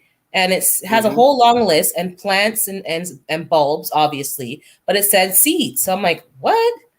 You can't even ship Right. unless you have an import permit or something, Right. It could be really complicated and finicky with the whole international Mhm. shipping thing in different countries. Like a neighboring country, you could do X, Y, and Z, and then this country you can't do this or that. Exactly. So I mean, Exactly. and it's for good reasons, like to avoid certain invasive species, and you don't want to get this too much like Yeah, I that or understand whatever. the safety behind Yeah. it, but it's like I can't Mm-hmm. even ship But lettuce. Like, come on, there needs to be right, something. right, Yeah, right. it's more helpful so you It guys can get. Yeah. yeah. So that's why I was wondering. It I'm like, oh, I'll depends. send you guys some seeds, but I'm like, I don't know if it's gonna even get to you guys. Right. I would double check. We correspond through email, and I'll Yeah, for make sure. sure. I would triple check and make sure. Hey, LP. Hello. Thank you for joining in. Um. Uh. Yeah. So because I Hmm. don't want anybody to waste anything, any money or any of their time or their resources or anything like that. But y'all, I have to tell you, sis, you would not believe the people that have reached out and been like, hey, bro, y'all, just like you. I Hmm. mean, Hmm. y'all need anything? What would Yeah. you like to have over there that you don't have? It is absolutely amazing because full circle back to celebrating yourself or celebrating each other, because the world tries so hard to tell us that we don't exist. Yet here Yeah. we are. Yeah. I had Good people. Oh, somebody go bring ahead. some Go ahead. seeds back. Sorry, I had someone bring some seeds back for me from Jamaica because I WhatsApped them and they weren't in the Wi-Fi. Anyways, they got the message and they're like, "Well, we're Mm-hmm. leaving soon, so we don't know if we can get the seed." I said, "You know what? If it falls in your lap, I would like some sorrel seeds and whatever else I mentioned." Mm-hmm. 2 Tuesday Mm-hmm. came back and they got like 3 different seeds: sorrel, sweet peppers, a whole bunch of stuff. Nobody really Nice. cares about seeds, but I was so excited. This is worth more than gold. You know how much I can feed my Yeah, family and my neighbors with just these handful of seeds? Her absolutely. husband brought me some lettuce. It was a whole thing. So I planted about 10 and I gave away 3 to my friends' moms who are Jamaican who want, and they were like ecstatic. Simple gesture, a Yeah. simple thing has brought more joy than money or material things because that brings back Mm-hmm. memories for them, number one, and they can now Right. propagate, feed their family, make fresh sorrel, make whatever. Doesn't matter Absolutely. where we live. We can make it work if you want to. Mm-hmm. Mm-hmm. So, even Absolutely. that, I got the seeds. So I know how important seeds are for people who garden. Like you can do a whole lot with a handful of seeds. Oh man, it's like a godsend. It really is. And Butt Nuggets made a good point, and that's what I Hmm. was alluding to about why so many different countries are so particular. It's like Hmm. kind of like that doggone Asian carp that kind of got over on the east And coast the of the Asian U.S. beetle, we got the Asian beetle And here. Yeah, I right, know. right. So I yeah, know about the logic behind it, and because but people I know snuck what you're in. saying. Yeah, yeah, yeah. Right. Yeah. But Yeah. that's more live plants. That's why people don't like. I don't take like ship live plants. I don't do none of that. But seeds Mm-hmm. kind of have been treated, but they still don't want them. They don't want no seeds neither. But somebody I know brought a live plant last week from Jamaica. They snuck it in their suitcase. I said, "What?" They brought Yeah. a live. A live plant. What? This is the What? thing that's going on in these streets. So she stuck a live plant and brought it for her sister, and it was a I can't remember the plant, but it's in her house right now and it's growing. It's either I don't remember the plant. I'll have to ask her, but Yeah. she snuck in a plant for her sister, and it's in her house right now. Some Wow. kind of plant. Wow. So Well, she I took a mean, sucker y'all. and wrapped it up and whatever. I'm like, this is exactly the problem. This is why. That's what I was gonna say. Like you, Yeah. you, you almost you got to give her credit for having a green thumb of some sort because she kept it safe. I mean, that you would think that's a You lot know. of stress on a plant, but it made Well, it. it's surviving, it's thriving. And my dad, I know he bought a piece of croton plant way back in the day that was in our house for years. So I guess Mm-hmm. this is why they ban them because people sneak, we sneak it in good faith, but we're causing more problems. Right. Well, you know, Yeah.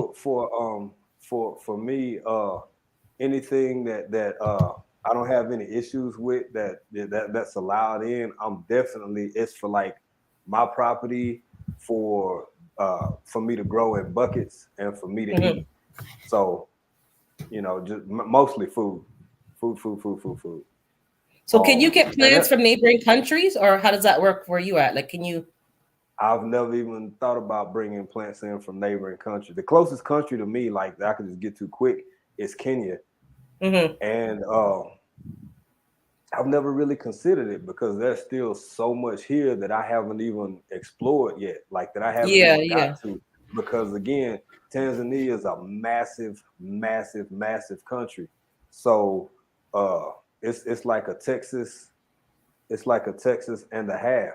So different regions of this country have, you know, different local fruits that just naturally grow. For the most part, it's all tropical. But man, so much stuff I hadn't got my hands on here that I'm still checking it out. Okay. Yeah, that's good. But you know, and some of the other things that are really expensive, they are imported from. I'll give you an example. This is true. I might have to call a wife in here. But I think it was some grapes or some. I know she listened. I hope she listened. I can't remember if it was grapes or was it something we saw the other day that was like about $15 US. And we talking about your standard size, like picture your standard strawberry. Yeah, carton, right? yeah. That size, and it was like 15, $16 US. And we talking about a fruit. So I think it might have been grapes. But like lemons. I wouldn't pay $15 for that. Sorry. Yeah, I know. That's like I yellow don't love lemons. grapes that much. Yeah. Excuse me, That's yellow lemons still expensive, run man. you about $3 a piece here. Now That's you have plenty of expensive. lemons. It's crazy expensive. About a well, things on them pounds, they in kilos over here. So let's say a half a kilo of like, now come on, I grew up in Texas, East Texas at that. So pecan trees just everywhere. I mean, we grew up pecan pies, pecans with pecans on top of pecans, right? And over here, a half kilo of pecans will run you about $20 US. Now, if you were to buy something like that at that price, could you plant? Could you use like the grape seeds and plant? Like, would it benefit you, or no? It's not even like viable.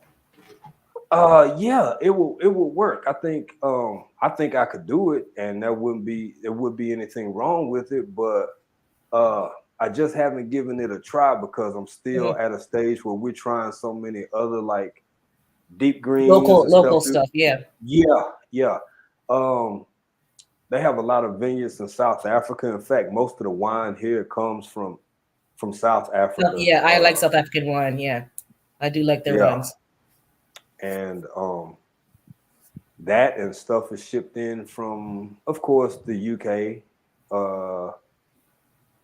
Some things from the Middle East, but a lot of stuff is here. A whole lot of stuff. So what are you planting? Because I haven't watched all of your old videos yet, but like, what crops do you have locally? Local right now, this time of year, because this is getting the season, right? So, but I mean by getting it is let nature pay your water bill. So it's a whole lot of GT Junior. What's up, brother? Let nature pay. Yeah, I like that. Yeah. You gotta let nature pay your water bill, man. Yeah. So a lot of corn and a lot of beans. Hey GT, it's Urban Gardening Chronicles. Yes, it's Urban Gardening Chronicles. He's never seen me before, yeah. He's like, ooh. Who is that? Who is that? Yeah, so a lot of corn and a lot of beans everywhere. And not sweet corn either. This is like kind of like a grain corn because that's what most of it get used for. It's pounded down or ground down. It's used for a huge Tanzanian, most of Africa is marage, not marage. Okay. Marage is beans. It's called uh, ugali. Ugali is a staple, so it's made out of corn. You can make porridge. We make porridge out of it. Uh, you might get burnt out on it, but you will almost guarantee always have food. You know what I'm saying? Some form of Yeah, food. yeah, So yeah. if you got some corn and beans, all you need now go get you a goat, a chicken or three, and then you ready to rock. You doing good. Okay. So Do you to guys answer your have question, what they call, is it farro? I'm not sure. Like, you hear some terms in the African, is it farro or like some kind of other bulgur and all those other ancient grains? Are they available in Tanzania? in different places, I don't want to lie to you, so I'm not 100% sure. Mm-hmm. Um, okay, goodbye, G Mama. I appreciate it. Well, I bye, G appreciate it. Mama. Thank you for stopping in. We appreciate you, fam. Thank you for being here. Uh, And Tizzy, more like a dent corn. Okay. For the and butt nuggets has to be right back. Gotta check on the animals. Okay. okay, thank you for the time you spent in here. More like a dent corn. Yeah, yeah, more like that. I mean, you can make cakes out of it. But you know what? Surprisingly, now more of the grains, I think here's the problem. There is some here, but from what I know, the issue is that you got to grow a lot of grain for to feed a lot of people. Right. Now, if you have 1 or 2 hectares, uh, you could feed a small village probably for a while, but with the processing of it and the time that it takes to grow, harvest, and then prepare for consumption, whatever you want to make. Yeah, yeah. I think people don't really know because we're so far removed from it, especially in the West, really in the whole world. Mm-hmm. I say, let me rephrase that, more the West, I think, and people just in more urban areas, regardless of where they are. You got to grow a lot of grain to feed people because think like we talking about your pastas, we talking about so many things Yeah, that yeah. grain is in, but people just Cookies, willy biscuits, nilly. everything. Yeah. Cookies, yes, exactly. Everything that we Cookies, go to the store biscuits, and pick up is grain related. Yeah. That's exactly. crazy. So in my part of Africa, I think it's just my opinion. I think things are pretty sustainable, but you have regions to, more northern Africa, north eastern Africa that rely heavily on import grains because growing conditions just not the same. Yeah. GT, there you go. Yeah, Cereal. cereal. Yeah. Absolutely. Hello, that's a staple. Yeah, exactly. That's what I It's was saying. crazy. Yeah, I that's just what I find was it saying crazy on my because it's other like, live. how can Go for countries it. sustain themselves if we're, even when I go back to Jamaica, it's like everything's imported. I'm looking at the jars or the Mm-hmm. packaging, and all other countries are listed but Jamaicans. And I'm like, how can you sustain your people and yourself if everything's imported? You make the wrong move and they cut you off on a political level, then Absolutely. you're not going to get no food. It doesn't make any sense. So I'm wondering why. So I try to support local whenever I go, whatever country, I support local farmers and local, Mm-hmm. but it's very difficult. You can't even find. So to hear you say the same thing over there, it's like, Yeah. wow, it's a chronic problem. Well, it is a chronic problem, which I think is in the process of resolving itself, which is why we see some of the conflict and issues that we currently see throughout the Mm-hmm. globe. And to elaborate just a teenage little Yeah, bit just a further, bit. I think it's fixing itself because the countries have realized, uh, okay, this ain't working. I don't like you being in a position to get mad at me over X, Y, and W and say that you finna take this away from me or that I can't Yeah, have this and that yeah, from another country. yeah, So as I said in my live last week, there are already there's already 3 major exporter countries that export everything that we're talking about, wheats, grains, all of this, that said, you know what? Sorry, y'all. We keeping our food to ourselves. We finna keep our food to ourselves, which if you look at everything that's Yeah. happening right now, the whole dynamic is that countries are choosing themselves and their Yep. populations Yep. over everything and everybody else, which is going to completely reshape how global economics is conducted, who are the major players in it, Yep. Yep. how things are going to go in the future. So until all of this other stuff works itself out, the best thing I think we can do is Grow your own. Yeah. grow Grow, our own. Yeah, Oh, and you're right. TLC in the garden says something. Look, TLC, you exactly right. We didn't even mention feed. Yeah. And how much is it to We feed? Like, I haven't raised animals in years. That's expensive, isn't uh-huh. it? My Right. aunt Well, used to raise cows, and it's like they eat a lot. mm-hmm. They eat a whole. If you don't have enough natural grazing space, because I mean, you got to think, man, a cow in a week could probably clear out a whole half an acre by itself, depending on the Yep. cow and how big Yeah. it is and stuff. And that's just a rough guess. But And the healthier the cow, the more that they can reproduce and carry a calf, which is good for her business as exactly, a farm. So it's like a whole, yeah. Because my uncle's always yeah, but planting grass. I'm like, why are you planting grass? He's like, you got to for food, keep planting, replenishing the fields. He rotates the cattle, and you got to keep replanting yeah, the grass, give it time for it to grow. And then you rotate, to the next field. I'm like, yeah. And that costs money. He's got to yeah, plant grass. You got to buy the grass seed. Like, exactly, wow. exactly. And we've put up a couple pictures about the natural grazing out here, and you see the goats in the bushes and the cows in the bushes, and everybody's just eating. But here's where things get complicated, right? And this is why, as I've said before, y'all check out last week's live or some of my other videos, and where I've kind of touched on this a little bit. Here's the thing: it's really topsy-turvy. And that's one of the most concerning things for me is where this has the potential to go. And what I mean by that is world events, current events, right? Because you have these smaller, let's call them rinky dink, let's call them podunk, let's call them not as civilized societies and countries and all of this stuff, right? Who stand the chance to kind of be okay. When it comes to animals and animal feed, we're not talking like literally. I can walk out my front door right now, go have a conversation with somebody, and maybe within 30 minutes, I either got a goat here, or I can go right over and just get it. Right? Right. Everybody don't have that kind of luxury. Right. So if you in downtown, big city USA, wherever that may be, most of your meat is butchered. Of course, well, obviously it's butchered for you. It's been raised somewhere else. It's been transported in. Then it's been butchered. Then it's been shipped to another place. Then it's been shipped to the grocery store. And then you come in and buy it. So you got to feed hundreds of millions of people who have absolutely no concept of what it means to buy.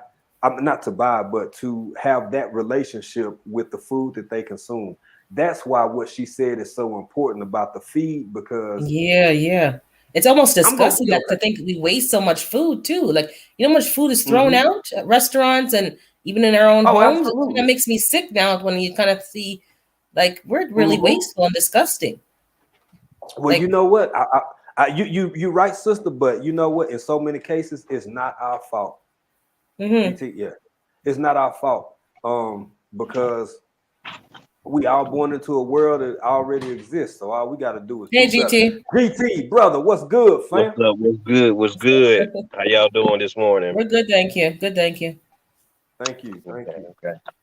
No, I'm listening. I had something to say, but I forgot now. So I'm gonna wait for y'all to keep on doing what y'all no problem. Yeah, it's not our fault, but at the same time, like, I was raised in a house where, like, you eat your plate.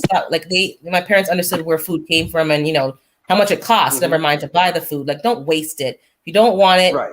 Like, or eat it later, but don't throw it out. But I've seen grocery stores, the amount of food that they throw out, and they will not give it to charities because of the liability. So we've made it so impossible not to waste and feed people. They can't give it to nobody. They said they cannot. The liability is too great. They'll get sued. Somebody gets sick or whatever the excuse is. it's not worth it. So they just throw it in the dumpster. And I'm like, Absolutely. wow, this is crazy. I've seen it myself, and it's horrible Yeah. and it's disgusting. But the thing about it is, there is nothing outside of measures that the average person don't want to go to that we can do to change that. So all we can do, in my opinion, is do what we doing, because it like, that's one of the sick things about the world. You and I both know it doesn't have to be that way. And to see it be that way, it's disheartening. It's sickening. I remember before we moved over here, GT, it's snowing up there, bro. Oh my Yeah, goodness. man. I thought I had it bad. Oh no. Oh no. Oh wow. We Yeah, had some snow on Sunday, but it stopped now. Yeah. Snowing in April. All right. Oh no. Wow, bro. Well, you have another guest, African Sunday Backyard Farmer, checked into the chat. He's driving, but he's listening. Oh, Sunday Backyard Farmer, thank you for jumping in, brother. We appreciate you. We appreciate you, and thank you for supporting our 200 plus. Oh, you done came in. You can't see me, Sunday Backyard Farmer, but I got to take a sip of an adult beverage because it's a celebration. Yeah, celebration. I'll have my vegetable juice here. There you go. There you go. Hey, go ahead, GT. What were you gonna say, bro? Did you remember yet? Nah, I didn't, but congratulations on your 200. Oh, thank you, bro. Man, I can't remember right now. Give me about 5 minutes. I'm just gonna. Can I just sit here and listen to y'all while I? Yeah. Of course. All right, thank you. So, African, I have a question. Yes. How's your water over there? Like, do you have a water containment system? Is it a dry climate? Like, tell me about that. I have both. Because we have like I guess you could call it like municipal, and it's stored in these huge, massive, like 5,000 liter, 2,500 liter tanks or whatever. And water's not bad. I adjusted. You know, when we first got here, it was like, very common because I've lived in other countries. So you want to be careful about the water. You want to be careful about this, careful about that. It's not bad. The climate in what's wintertime in the States is more like summertime here. So yes, it gets extremely dry. A lot of the water sources start to dry up. This is a time when even animals are starting to migrate so they can get back to more water sources. And it's the same for people. It's very green in my area. It's very lush in my area, but there's also a lot of bush and desert area, which can be extremely hot and extremely dry in the summertime. So you see a lot of people with boreholes. You also see a lot of people with municipal water or government water systems. When the getting is good, what a lot of people do is they preserve their water. Like they'll keep this 5,000 liter tank full. Now, mind you, they're already on a system so they can constantly pump or get water from wherever their water source is.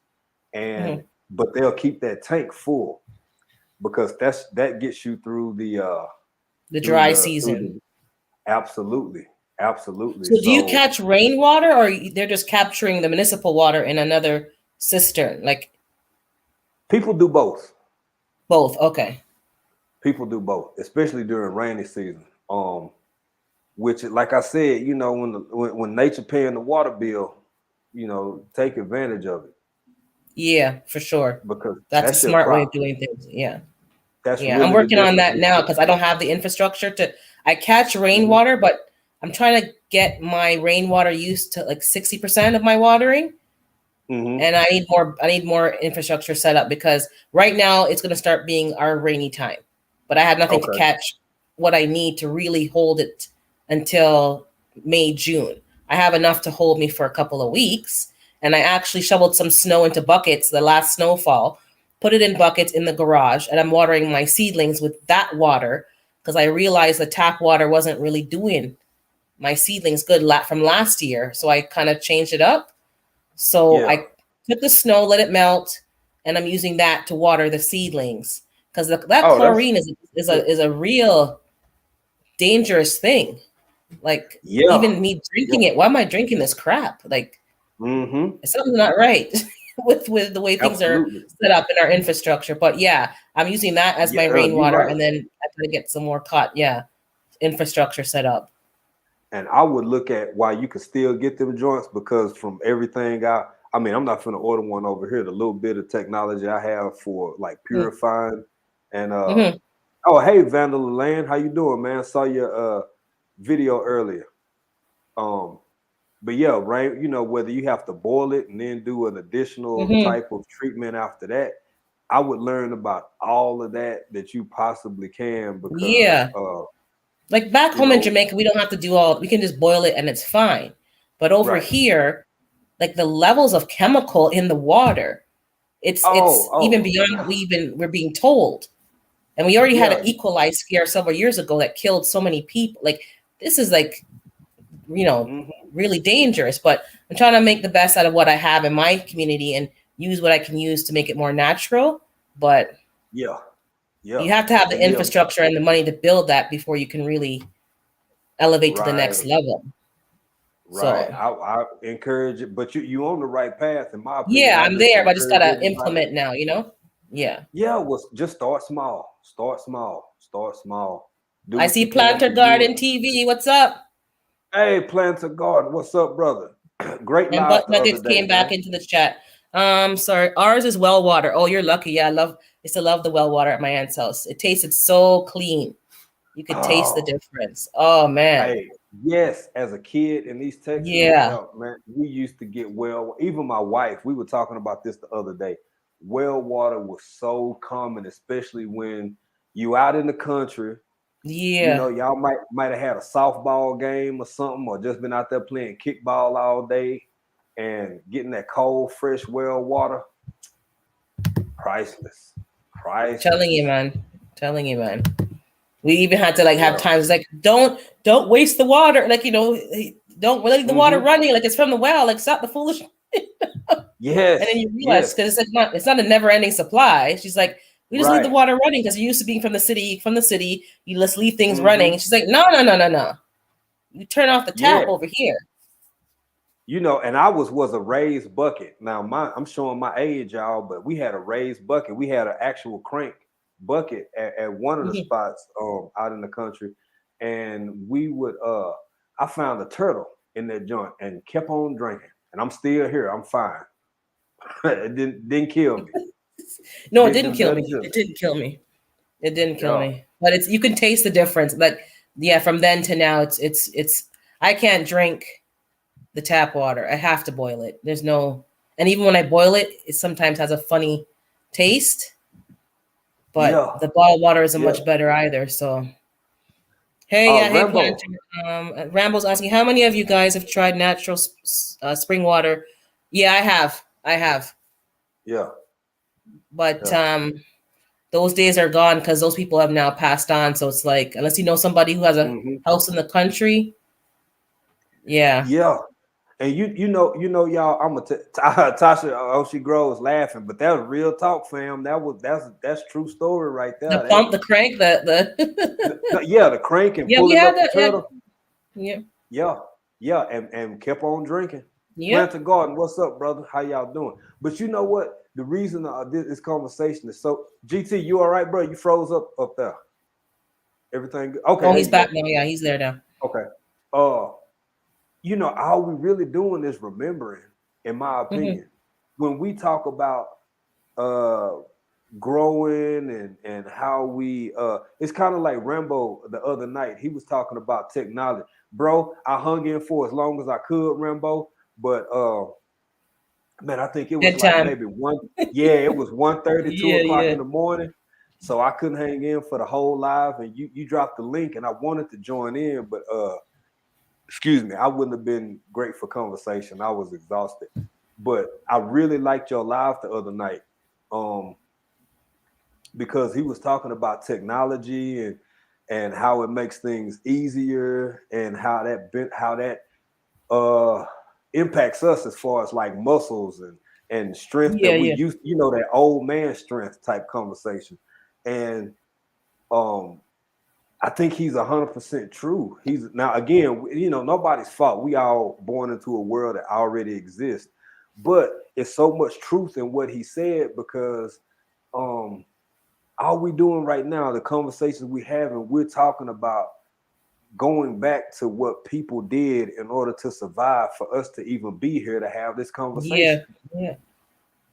I wasn't there for that live, but I'm just thinking that's like, yeah, it's a good topic. And I was watching. I went down to an area that has a large Mennonite Amish community, and we were Mm-hmm. talking in the Mm-hmm. car. It's like, how did they survive?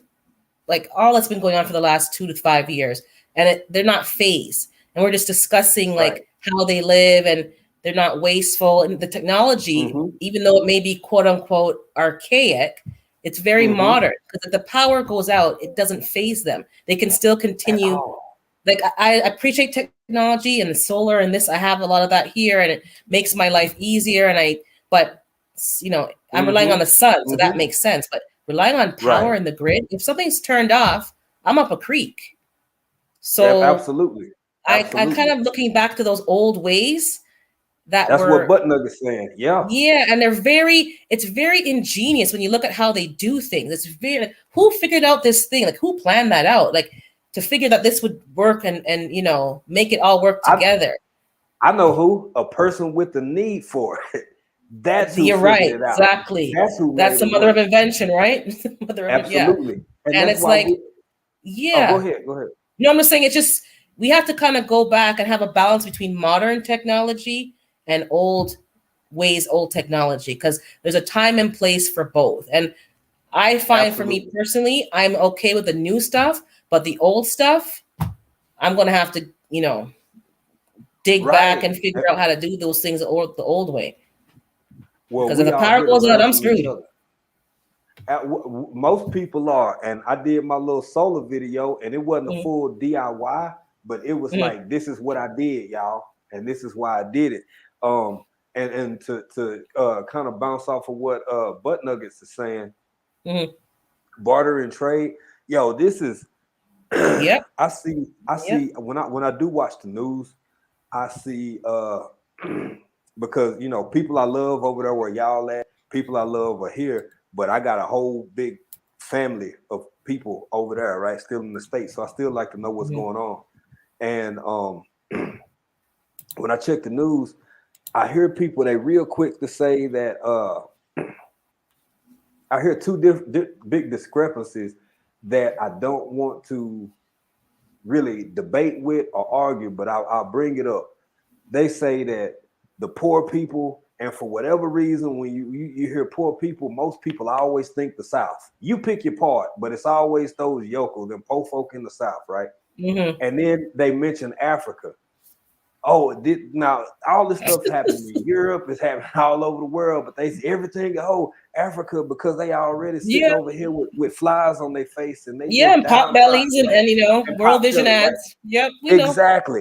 Yeah. Exactly. So I There's see some that. kings And and queens and wealthy people in Africa too. Let me assure well, you. but they're also only talking really about 3 or 4 countries, y'all. Out of Hmm. 54 countries, they're primarily talking about 4 countries that have a Correct. large import versus growing their own food, right? So they won't drop the specific name of these particular countries, right? They'll just say Correct. Africa as a whole. Yeah. I'm telling y'all, a whole bunch of first off, you're doing good if you gardening anywhere. If you raising animals, your own protein anywhere, you're gonna Yeah. be okay. Your own chickens, your own eggs. But these the folks who might come out doing pretty good. You understand what I'm saying? The Yep. quote unquote po folk, the people who grow and can feed and sustain themselves, the people who thinking Yep. about water, the people who thinking about solar. Man, there's Yep. some country folk. Just look, I'm over here in East Africa. There are Maasai, there's Chaga, there are people out in small villages who could care less about anything that's happening in the world, and they doing just fine. It's some folks down in Georgia. It's some folks in East Texas. It's some folks over in Louisiana that's sitting out there fishing and drinking right now and ain't worried about nothing that's going on in the world because they know how to survive. Yep. A whole bunch of poor folk been kept these old ways, right? These look, sis, I know this might seem crazy to y'all. In my lifetime, one of my best friends, his grandma and them got rid of their outhouse in 2011.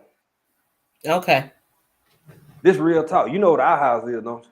Yeah, because back home we have one and we kept it. We actually kept it for that very reason. Yeah, for that exactly. I said you never know, because to flush a toilet, you can flush it back home. Sorry, maybe this is too much information. Sorry, guys. Plug your ears. You can use a bucket and pour it down the toilet and not have to use the pump.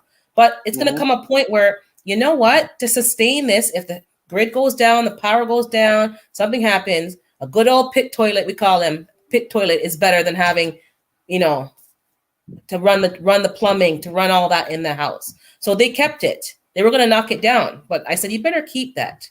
Yeah, and they did. Because why not?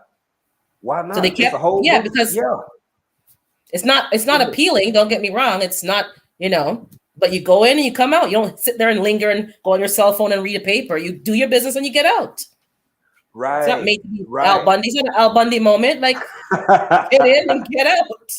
So it's still there. But I know exactly. And people want to modernize, and I'm all for modernization. But man, Rambo Greenhands is agreeing with you. And latrines is still in the house. Yeah, exactly. Mm-hmm. Yeah, we have a good old pit. Yeah. I had nightmares from using it as a child, but I'm still here. You still here? You still standing? Yeah, I'm still here. Drops is in the chat. Hey, but he's in the chat. And Butt Nuggets is just saying he's enjoying learning in the conversation. Yeah, we forget how to survive. So all I can speak of is Jamaica. That's all I know. But we're not on a grid. My family where we live is not on municipal water. It's either you truck in the water for some people. So can you imagine you had to pay a truck to come and drop off water? To me, that just sounds like ridiculous, but that's how it is. Yeah, but we have tanks. So the first thing people do is they build their big, massive house. But my uncles on both sides built their water tanks first. So they repaired the tanks from my grandparents' days. They redid the concrete and got those going. There's a tank down the road that's ours as well. That's for the wild stock, the cows and the wildlife. And then they built other tanks up top. And so there's tank for plumbing of the house. There's drinking water tank. There's a tank for the cows and the goats. And there's a backup tank. Nice. That's the first. So he told me, he goes, whatever you do, don't be spending no money on no big house first. You build your infrastructure. So when I go down there and there was water shortages and there was a drought period, it didn't affect us. Yeah, the water was low and you used it with caution. You weren't wasting it, but we had water. Right. Because if he didn't have that, let me tell you, there's 2 or 3 dry spells that they've had. He would have probably lost some of his cows if he didn't have the water, his own water source, because it was that bad. And that's how you have to think.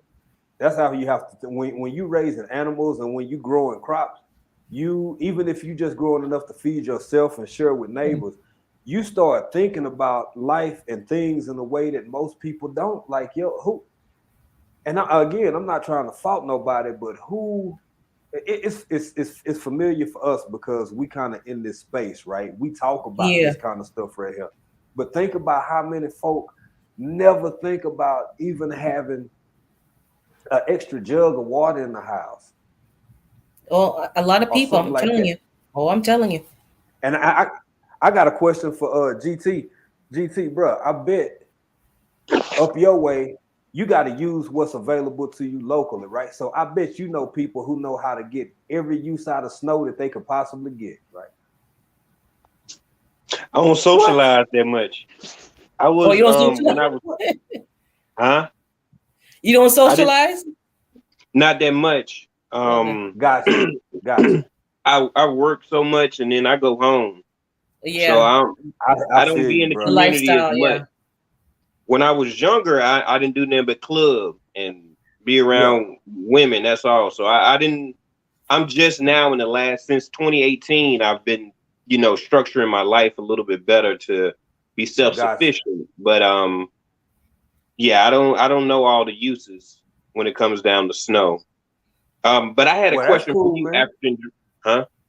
Yeah. Go ahead, bro. Go ahead. You said that y'all only have the dent corn. Do y'all have sweet corn at all? Oh yeah. They have sweet corn. They just don't grow as much of it. Not near as much of it. But Okay. It's here.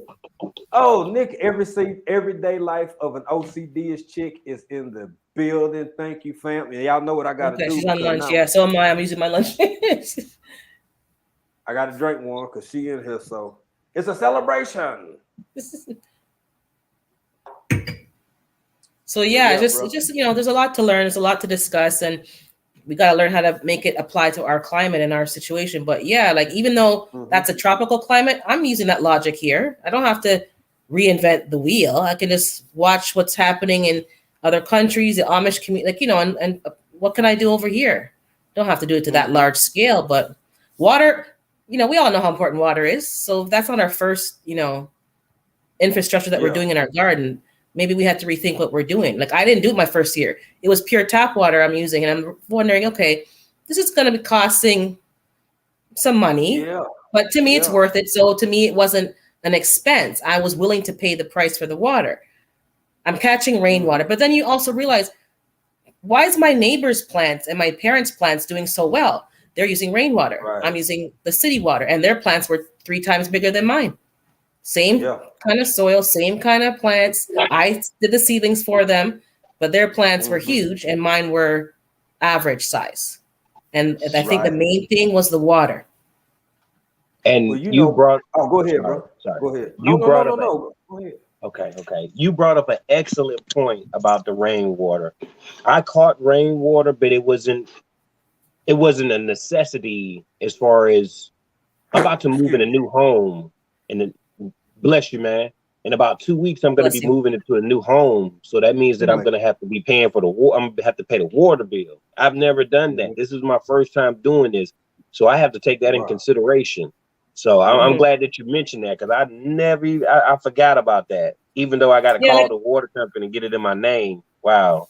Yeah, like I don't know how it is in Alaska, but I know over here, like water is the cheapest utility. So people act like, oh, I gotta pay the water bill. But to be honest, it's cheaper than hydro. And in the summer months over here, water is cheaper because they want to encourage you to water your lawn and to keep the place looking nice for the community. I don't water my lawn. I'll just tell you guys that flat out. So if you see my lawn, I don't want to hear any comments. I don't water my lawn. I only water what I'm going to eat. So that's to me balances out my neighbors who are watering their lawn. We're both paying probably the same bill, but I'm growing food in my backyard. If the rain don't water my lawn, I don't really business. So my lawn is going to be the brown one. Hey, and I want to say again, man, congratulations, bro, to you on the you talked about that on the new home. And congratulations. When it comes to all of this different stuff you got to learn, man, bro, it come with the territory. You figure it out as you go. But congratulations. And I also want to tell you, bro, I'm really proud of you, because that's like your second whatever live. Look, man. Yeah, he's taking over, man. He's taking it. You doing great. Yeah, it's fun. I had fun on the replay. Yeah. You're doing a good job, bro. And you're doing a good job. I seen African Dreaming that you was coming on Tuesday, and me and my wife keeps me in check. I keep her in check. It's a relationship, so we try to keep each other healthy and happy.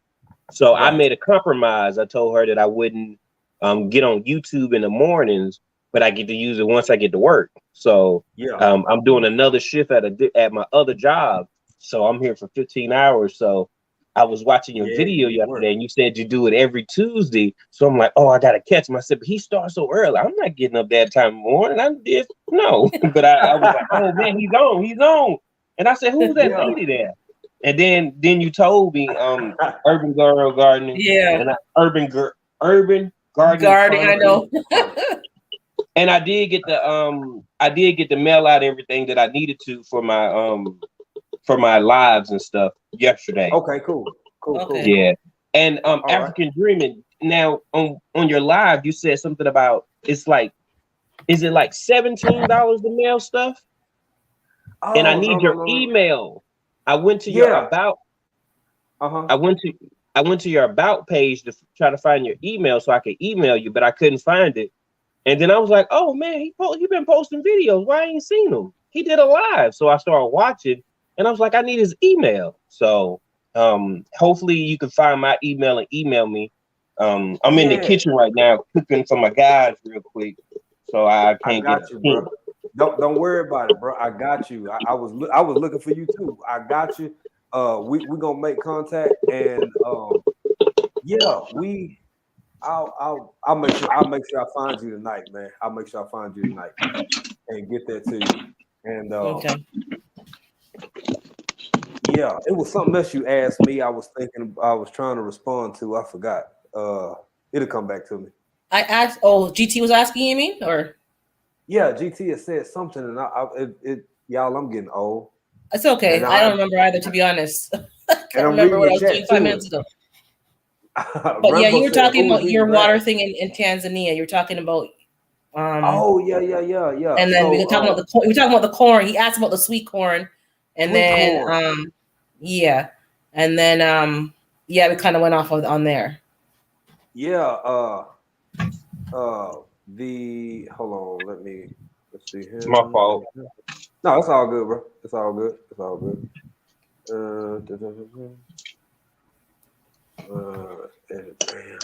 Okay, that's still going. I'm trying to make you. Let me see. Butt nuggets. Yes, that brings up a very important thing. Make sure that you are subscribed and have notifications. Okay, he's talking about that. You don't raise sweet corn for animals. That's what Drop's saying. Yeah, that's why they don't have sweet corn in Tanzania. Planter said living simple is the goal. Rambo said, who is eating grass? Yeah, so exactly. He doesn't water his lawn either, probably. He doesn't water. That's what Let me tell you, let me just say this though. I tried the first few years when I got my house. I put grass seed down, the turf, and you're watering it, and every other week the squirrels digging holes in my lawn. I'm talking gouging out the lawn. I put more seed down. I put this, that. I spent money on the lawn. I said, I'm done. We're done. Yeah. I said, forget it. Nothing else but vegetables. Same with the backs. Digging out my lawn. Patches just missing. Those squirrels are notorious. Oh, I hate them. Speaking of squirrels, everyday life of an OCD chick. Yeah, she got Rambo that she talk about all the time. It's a little squirrel that just won't. Yep. I know Planter didn't get but one peach because of his squirrels. Planter said the same thing. One second. How do I mute my phone? Oh, no, go ahead. Take time. Oh, sorry. Hey, we appreciate everybody that's up here in the chat. I'm thankful to have GT on here with me and Urban Gardening Chronicle. That is a tongue twister sometimes. Yeah. So never mind. I actually later. Okay. You get the message. She just said what we just said. She found your email. She emailing you right now. My wife. Yeah. All right, sounds good because I seen that you have to buy me a coffee, and I'm like, okay, well if he doesn't have certain seeds available, I need to figure out. I just want to be able to assist. That's all, bro. So I understand. I might have to hit you with a double whammy. Not a double whammy, but I might have to hit you up 2 times.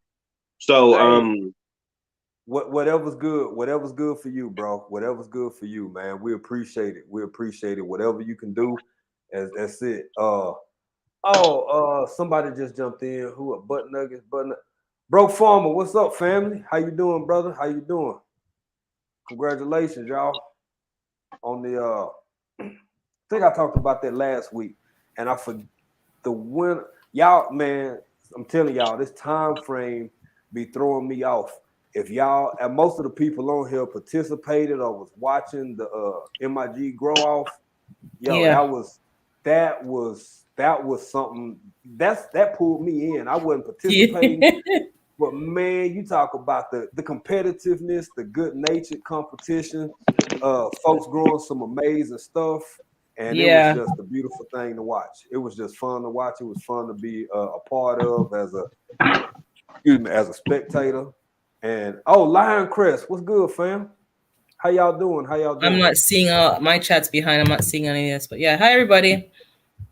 Yeah, they just jumped in. But let me turn up. Let me get my chat on. Where's my computer at? Go ahead, y'all. Sorry. All right. Yeah, because you're And if y'all familiar with, for those in the chat who don't know her, I figured she might jump in. Wendy over at what's her name? Southern Sown and Grown. Southern Sown and Grown. She done started a sunflower challenge. Now I didn't get my doggone because when I found about it, because I'm a day ahead and this and that, I think the deadline to send in your video was day before yesterday, but it still seemed like something fun that you can compete in. So I'm probably gonna go ahead and jump in anyway. Give me some more soil and get my bucket ready. But I think in order to participate, you got to get one of the large sunflower seeds and get you a 5-gallon bucket. There you go. Okay, I might try that because I want a decoy for these squirrels, so maybe they can go after the sunflower, and I can have some peace in my other part. Yeah, that might work out for me. Yeah. Oh, they're let me tell you, these squirrels are terrible. I took a nap one day in the summer, and my windows are the ones that swing out, not slide left and right. Mm-hmm. So it swings out like a door and has the mesh. I doze off into a deep sleep, and I hear this like sound, like, and you wake up startled, and there's a squirrel on the mesh, like ah. So I'm like, oh my God, and you're not even alert. Like the squirrel like broke into my house to kill me. I had to jump up and punch the mesh and close. I'm like, this is ridiculous. Can't even sleep with the window open. You know what? And I tell you what, I can only think of one thing to help you with your plight, sister. You got. I know. I know. I got it. I'm getting that. Don't worry. No mercy this year. Okay, that's what I was gonna say. No mercy this year. Sucker needs to be me and them. No mercy. Nope. And some gravy. And the going to turn it into and hot sauce. See, that's right. Get a couple of his buddy. Yeah, get you a couple of his homeboy, and you go on and just go on and clean them up real good and get you some gravy going. And slow cook that wrap. Micro Farmer, what's happening, brother? Oh, good. What's happening? Yeah, I went. Hey, what's up, JT? Hi, Urban Garden. Hey, Micro. Yeah, I just came here. I came back, went shopping, get my dinner ready, for the family to come home. And I was like, you still on, man? I was like, let me stop in here, man. Oh. Congratulations. Bro, I forgot. Was you get ready to do your thing? Nah, bro. I can pop up anytime, man. I'm like the old Whitney Houston. I can pop up and do a concert anytime. I don't have to be. I appreciate y'all, Michael. Yeah, bro. I saw you got 25 in the house. You got Drops over here. You got Butt Nugget Homestead. You got LP in the house. I'm appreciating everybody. Planet Garden TV. You got JT up there firing up something. Look like he messing around with some cooking up something.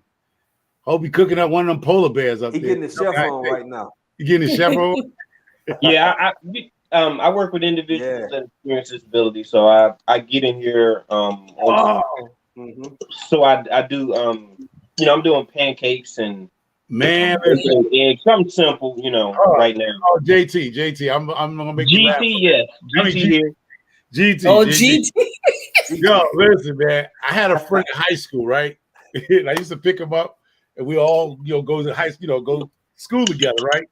So he grew up in a group home, right? One day he came down with a little plate because the counselors make breakfast for the kids, right? So he comes out And I keep not them pancakes and waffles they was making back in the day. They made the real waffles. They didn't have the Eggo thing.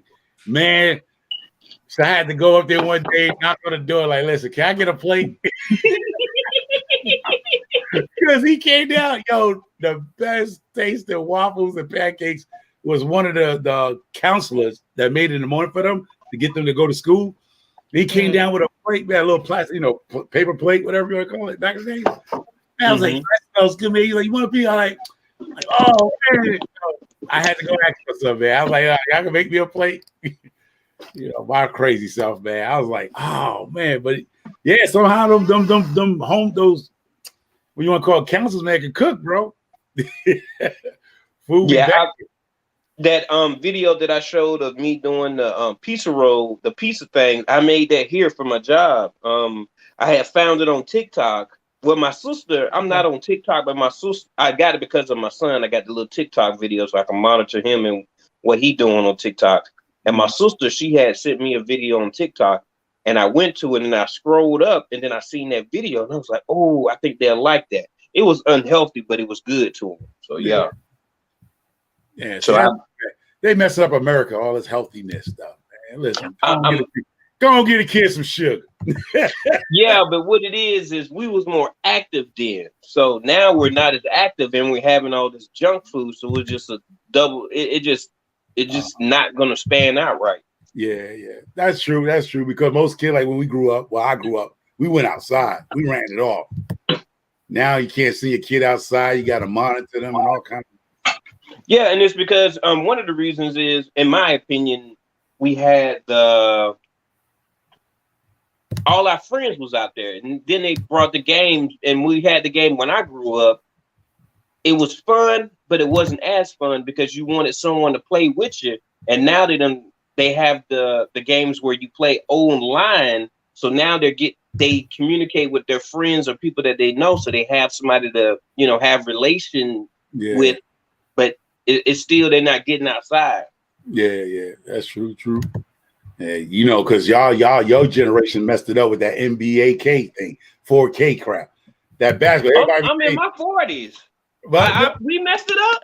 Yeah, y'all messed it up, man. You and my nephews, man. My nephews in the same ballpark, 45. Y'all messed it up because y'all was on that NBA K playing basketball, man. Now NBA Jam. Okay, yeah, something like that. Now kids but that wasn't on the web though. That wasn't on the web. It's the folks after us. The folks after us did that. They playing football, NFL, Madden Live.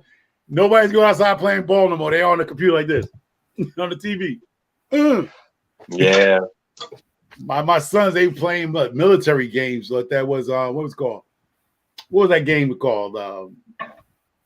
What was that thing called with the guy? They famous. I mean, they big too. It was a war game. You could play people across the country or the world. When PlayStation 2 came out, what was it called? War of the World? No, it was a war game. Oh man, it's a military game that a lot of people have been playing. Call of Duty? Yeah, Call of Duty. That's it. Call of Duty. Yeah, there you go.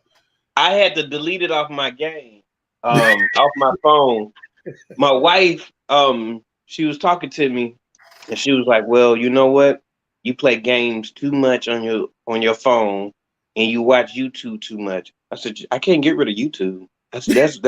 She was like, "Oh, because you got friends on there." I said, "Yeah." I said, "I'm learning too." She was like, "Well, is there?" I said, "Okay, I'll find a solution." So my solution is I deleted Call of Duty. I was at a good level. I was having fun, but I would sit there and I would play for 3-4 hours instead of doing other stuff. Yeah. And it was because I was trying to escape reality because there's so many things going on right now. Well, in the last 6 months or whatever. So I was trying to escape reality, but no, I have one game on my phone now. I deleted the rest of it. And that's the way I delete. I mean, that's the way I escape reality. I'm not going to escape reality for long because I got to still. Reality is the best. That's the best. Yeah, good or bad. I would call myself my old butt. Go get that game, put it on my screen and stuff.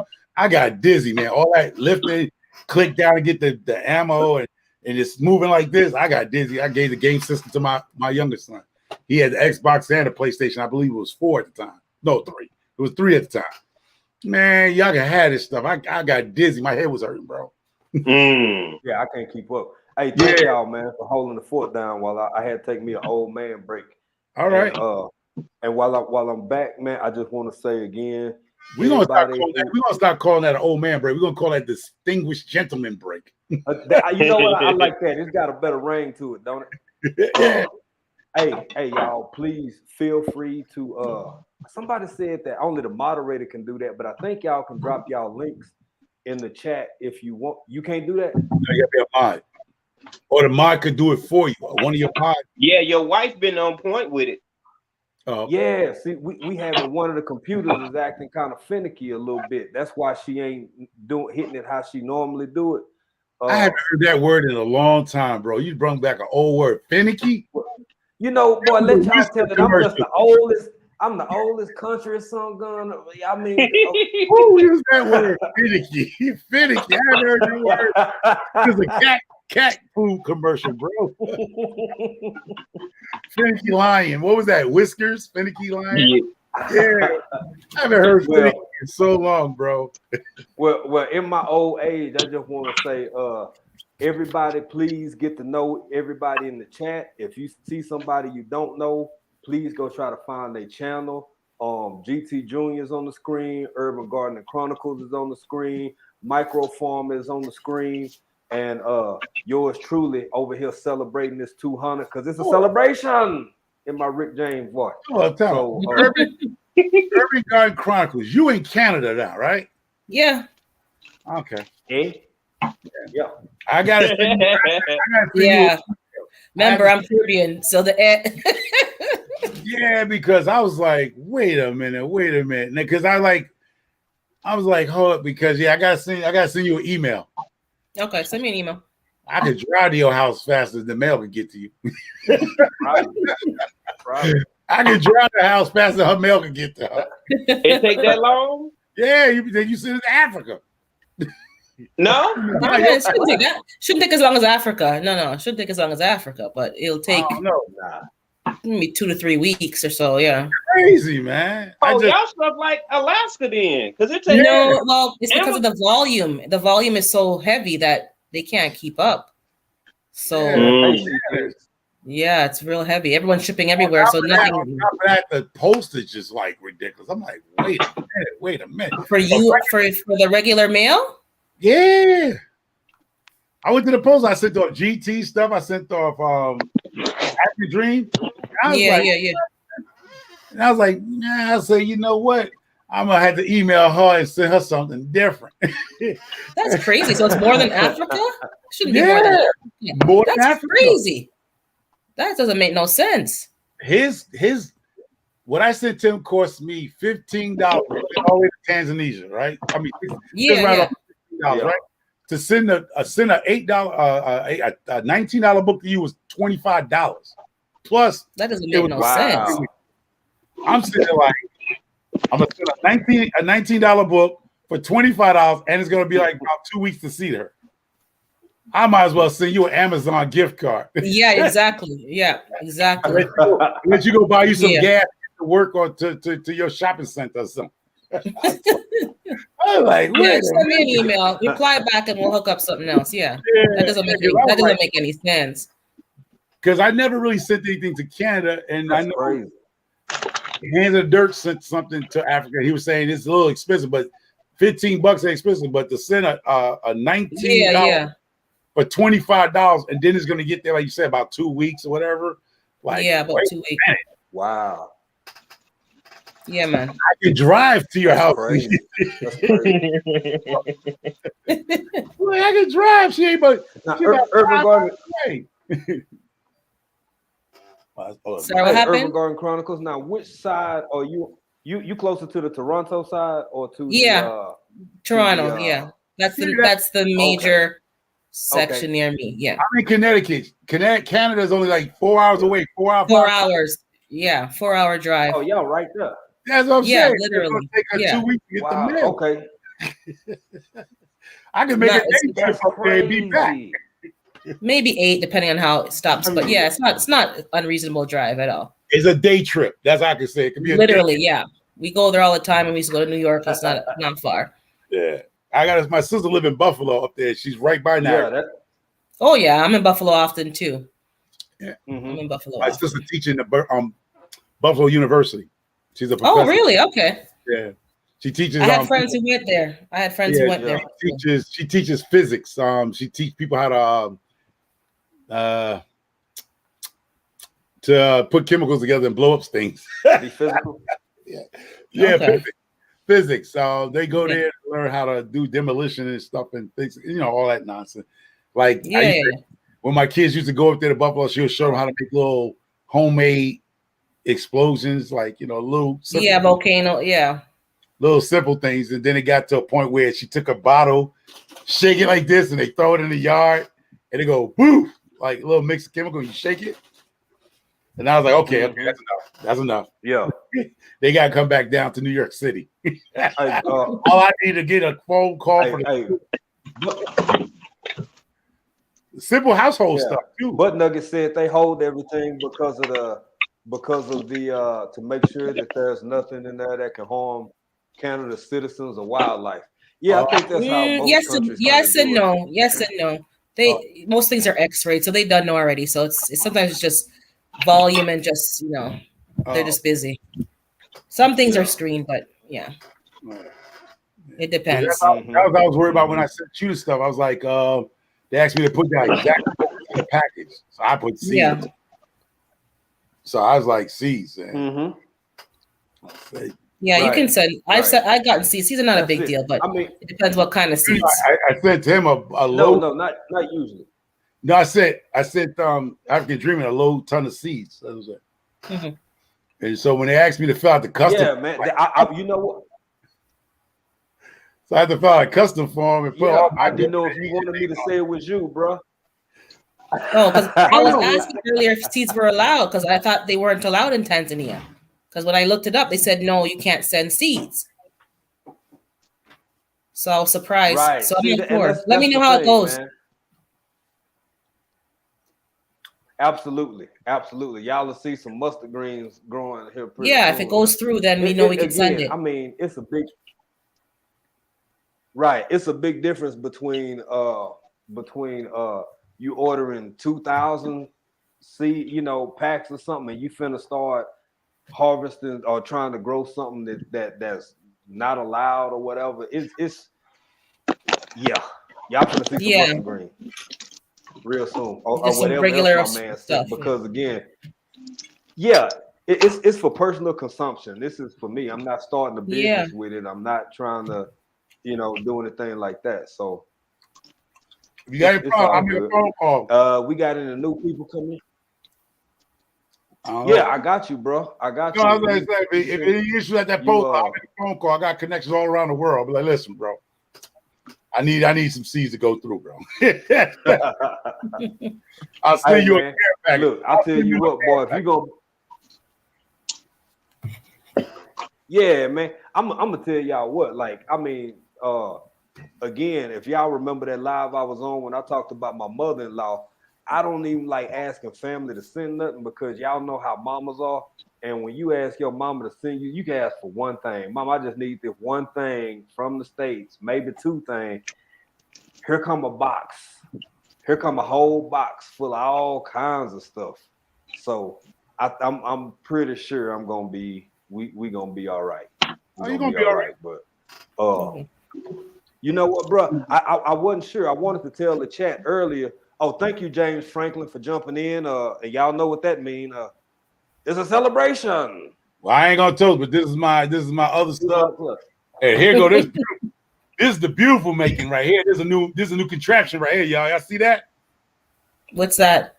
That is Tito with your vodka and your cannabis? And vanilla. No, vanilla. Oh, vanilla? Okay. So I'm making vanilla my own, not that vanilla flavored stuff that you buy in the liquor store. The real stuff, Yeah, the real stuff, this right here. The gourmet vanilla bean, ain't three of them came in this. They put vanilla bean in this bottle, right? 3 pieces in this big old bottle. Had a seal on it. But I'm like, because it's potent. It's potent. But it was only 3 bean pods. Yep, that's all you get. How much was it? $14. That was my question. That's how much it runs. I got some from Costco. Costco, I get mine from Costco. Let me show you. $14? Yeah. From Madagascar? Yeah. I don't know if this is Madagascar. Yeah, that's what I got. GT. I got that same, yeah. Crazy. Look at that. 3 vanilla beans and 2. Yeah.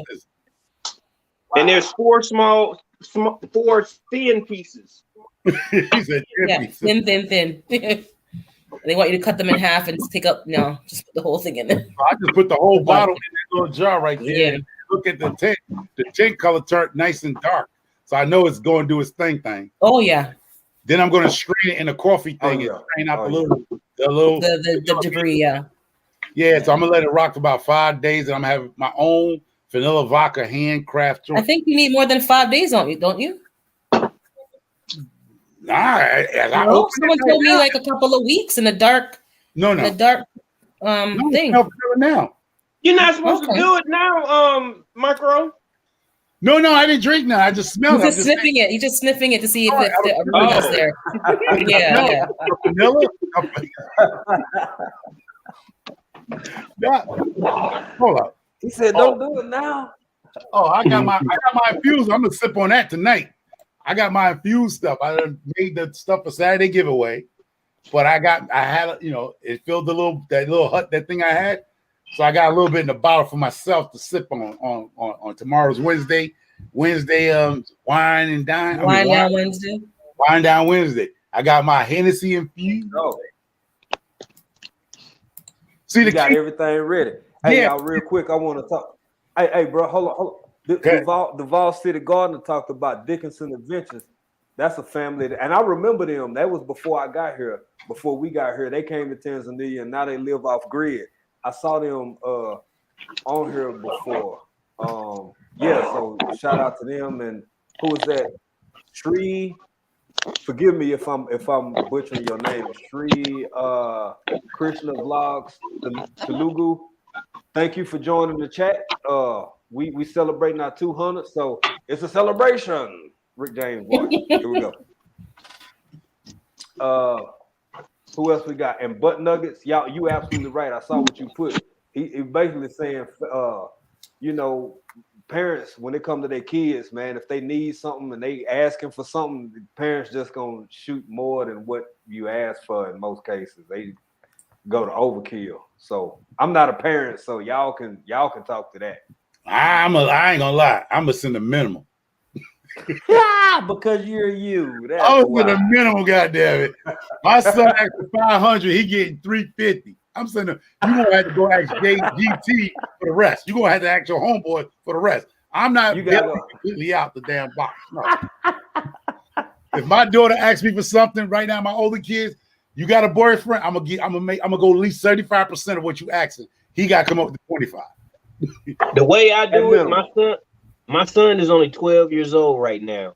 And by 14 years old, he's gonna understand entrepreneurship. Because that's what I'm about to venture into in the next 6 months. And when we move, he needs to understand that you need to find a problem. I mean, when you find a problem, create a solution. And once you create the solution, then you need to evaluate your time and what it's going to be worth and how much you're going to be helping them.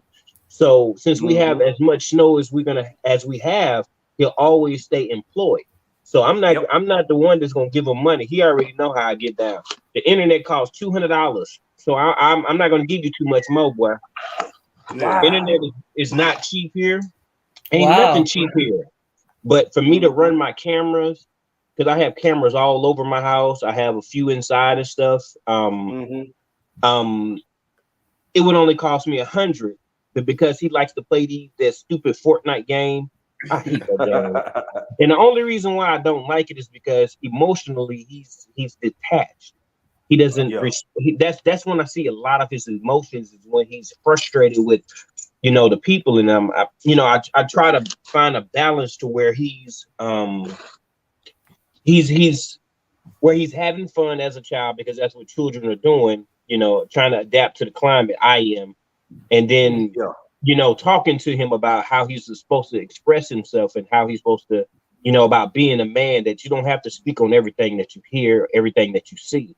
So It's been a challenge, but he don't get no money like that. I give him a couple of dollars every once in a while. But he can't even keep up with his chores right. So no, you don't get nothing from me. That's all part of it, bro. I would imagine. Yeah, I give minimum. I make sure they realize, even though they grown, they got to realize that I come up with 75% of what you're asking, but you gotta get a little hustle, because if you make everything too easy, especially when they grown, like mine is grown. You know what I'm saying? Jobs and everything, but they do fall on some sometimes. So, but don't think I'm bailing you out completely, bailing. Like, okay, I'm gonna keep my 300 in my pocket. I'm gonna ask my dad for the 1,500. Oh, hell no! You had to have something. If you tell me you short, like, Dad, I'm a little short, $200, $300 on my rent, whatever, mortgage, whatever. Got you. But don't tell me you short on the whole goddamn thing. Right. Well, you know what, y'all parents, so I can't never tell y'all how to whatever. But I bet you I'm willing to ask one thing. Y'all know when y'all kids lying to you, and if you got more than one kid, you know which kid lying to you. So he's like so. Mine's no, don't lie to me. They know when they answer that, they call that phone, they don't just come straight out, because it ain't about me knowing. Because if I find out you lied to me, thank you, butt nuggets. You cut off. Right. I cut mine off in a heartbeat, because I grew up where my dad taught me, like, don't lie, because then we can figure this out. If you don't lie, regardless how bad shit you think it is, tell me the truth and we can work it out. But if you start lying, then the person go down there, you find out you lying. And, listen, bro. I told my kids that, hey, I'd rather you come and tell me the straight up truth. Hey, Dad, I screwed up. I went to my friend's house. Me and GT went to the casino, and I got a little happy at that damn poker table, and now I gotta go home. Everything. He blew everything, and now he gotta go home and tell the wife that he done jacked up that coins, and now he need a replacement. I rock with you, son. I got you. But you right. Yeah, but don't tell me like you lost your money in the parking lot. Right. And then I meet GT. And that's what and I meet GT a couple of months later. You're a parent. Y'all know. But it's about raising your kids, like GT says. It's about raising your kid. Mine's no off the rip when they're young. Don't lie. Just tell me the truth, and we can work with that. I can work with that. You can blow the whole bag, son. I got you. But I'd rather you tell me what you did. Then I can work with it. Hey, I want to say two things real quick, bro. Hold on real quick, bro. I want to say thank you, Butt Nuggets, for jumping in and joining our 200 celebration. Some other people, I saw her earlier, Broke Farmer, and somebody else. I'm not trying to miss nobody. Duval City Girl Gardner said, I'm the mother of 7, 5 men and 2 women. They all own their own businesses or in the military. They had chores, went to work. And my husband, with me and my husband, and learn where their money came from. I just want to say that. And I also want to give shout out to my wife, because we ain't got our other computer kind of finicky, right? Oh, I'm sorry, microphone. I said finicky again. No, you didn't say the word. I just said I never heard it. It's been a long time I heard it. I heard that word all the time. I was surprised. I heard it all the time.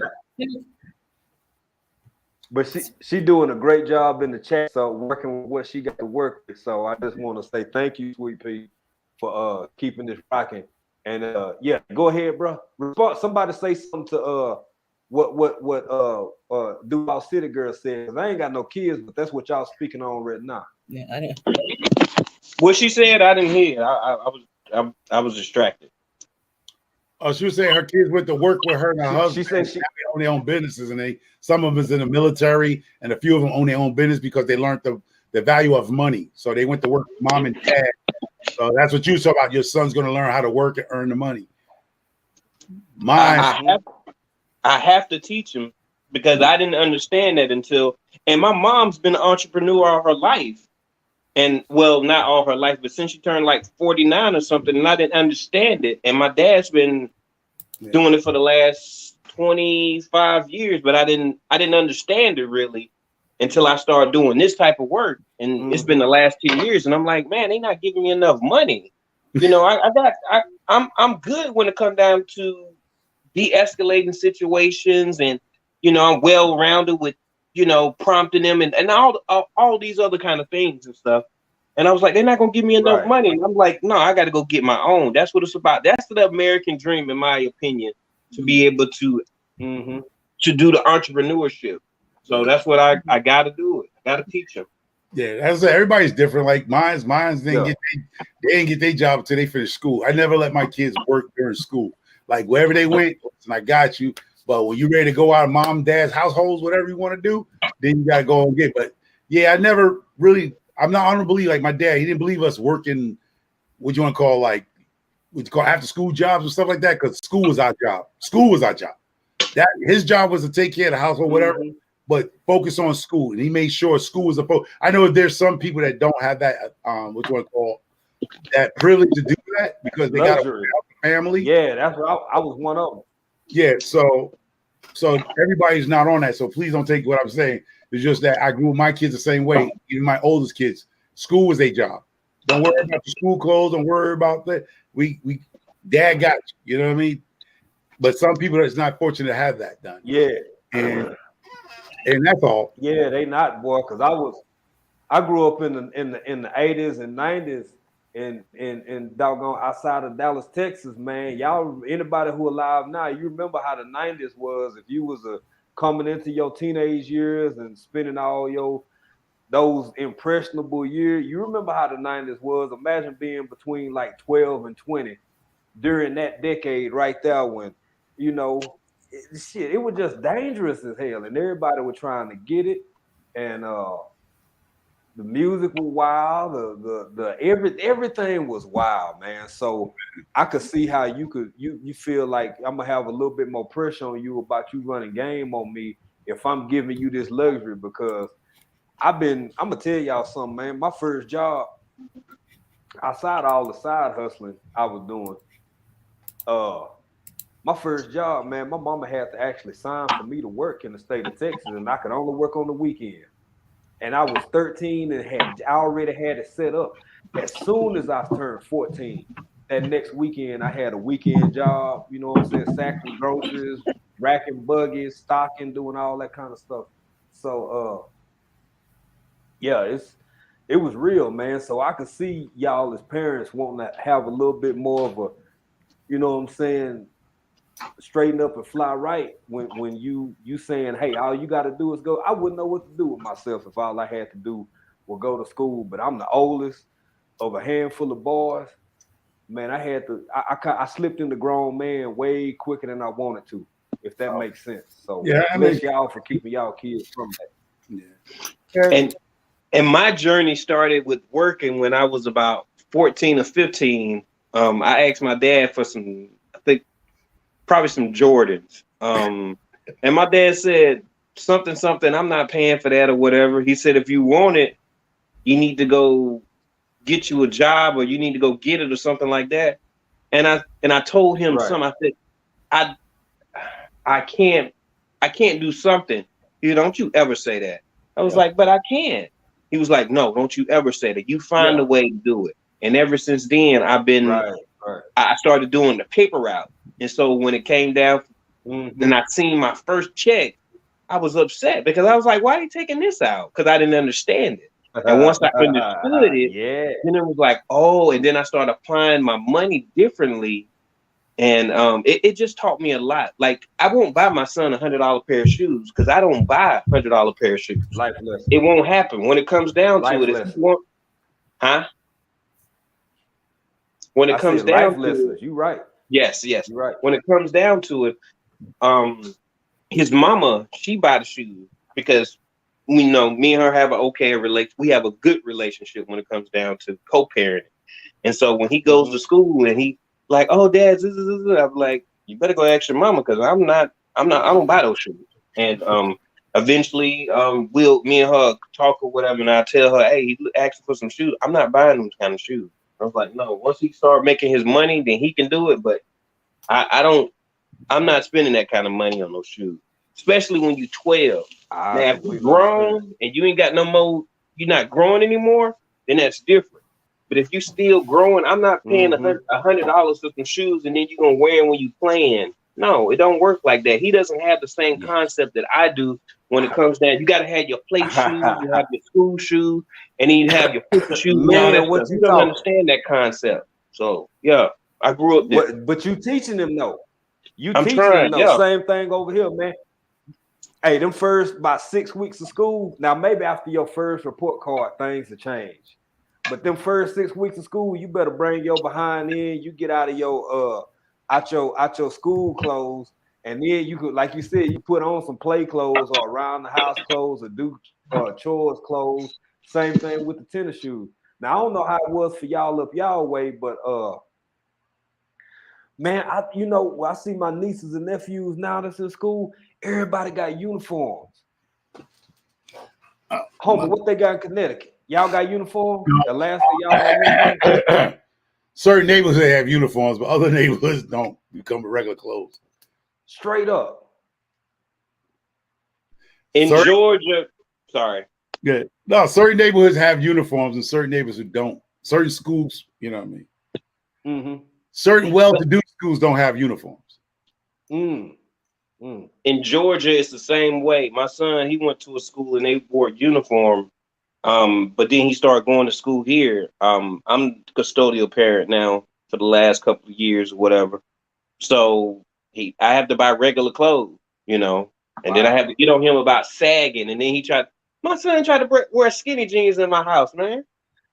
God, you don't get that up out of here. Oh, my mama bought these. I said, I already told your mama, we don't buy those here. We don't wear skinny jeans, and we don't do that here. We wear regular clothes. You might wear them a little baggy so you can wear them the next year, but we don't do them skinny here. No, sir. Right.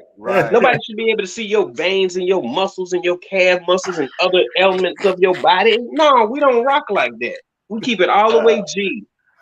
And I'm sorry if some of y'all wear skinny jeans. It just the way I want to raise my son. I just want him. This is my son, so I'm gonna do the best that I can. Absolutely. And I'm not rocking. He not rocking those in my house. No. Hey, fam. Well, for one, me, I ain't had no choice. I've been built like a defensive end my whole life, so skinny jeans was just never even an option, man. You know what I'm saying? Like, you said not the calf muscles.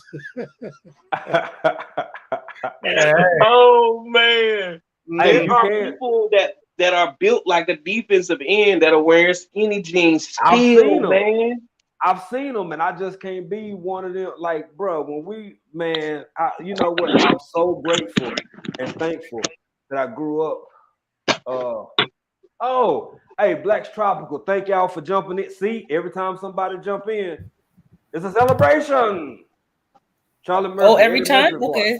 There you go. Get you in the dope bear. Okay, let me give you something to drink too. Okay, I ain't drink. Come on, drink. I don't drink alcohol, Micro. Coconut, yeah, exactly. I got vegetable juice. Yeah, I don't drink alcohol. I'm the only one. Let me clap up. Get some water.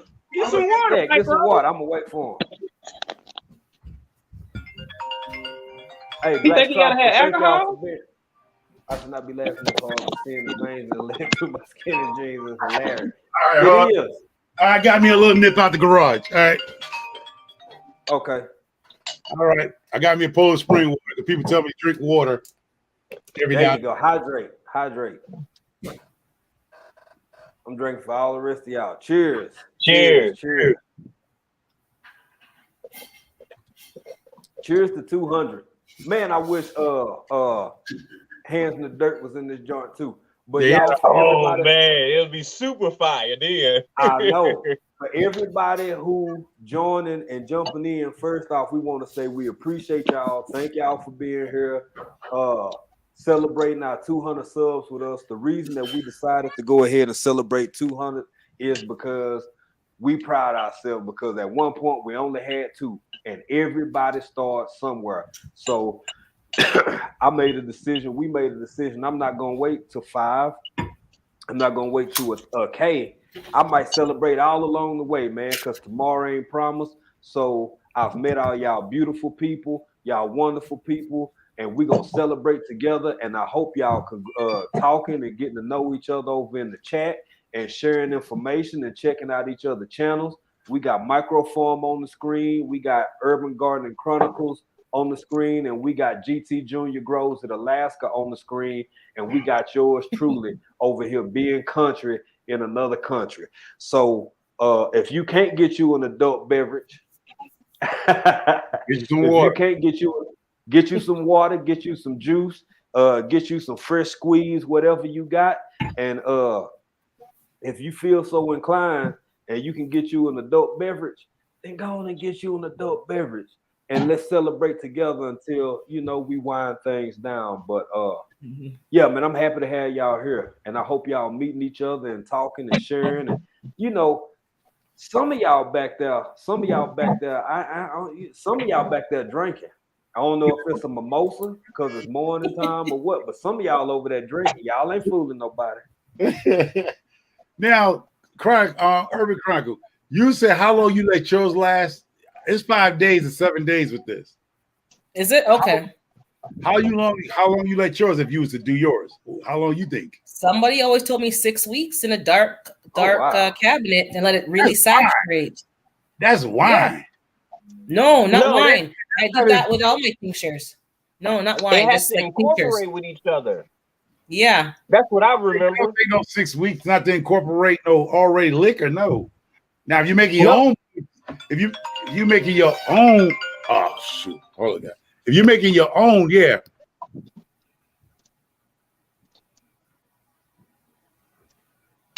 Now y'all teaching me because I don't know. I drank. I thought y'all learning me something. He can tell how it tastes. If it's very strong after 5 days, then I guess it's enough. But I did cayenne pepper a couple of weeks ago, and I soaked that for 6 weeks in vodka, and I made a cayenne pepper tincture because it's supposed to help with blood pressure. But I use that, and it's I think there's all the pepper is out of that in the vodka now. So I don't know if 5 days is long enough, but I would shake it every day and then put it back in the dark cupboard. So, and I don't think his is in the cupboard. His is in a well lit area. So I don't know if that's, I don't know. Somebody who knows can say the best way to make a vanilla tincture.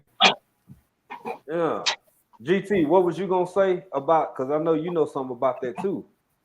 I don't know about it, but I've done a little research, and I thought it was 6 to 8 weeks to incorporate. That's what my research told me. Yeah, and you're supposed to shake it every so often, shake it up, and turn it upside down, and put it back in. Yeah, I did mine for 6 weeks, and mine came out strong. So I will stick with the 6 week marks.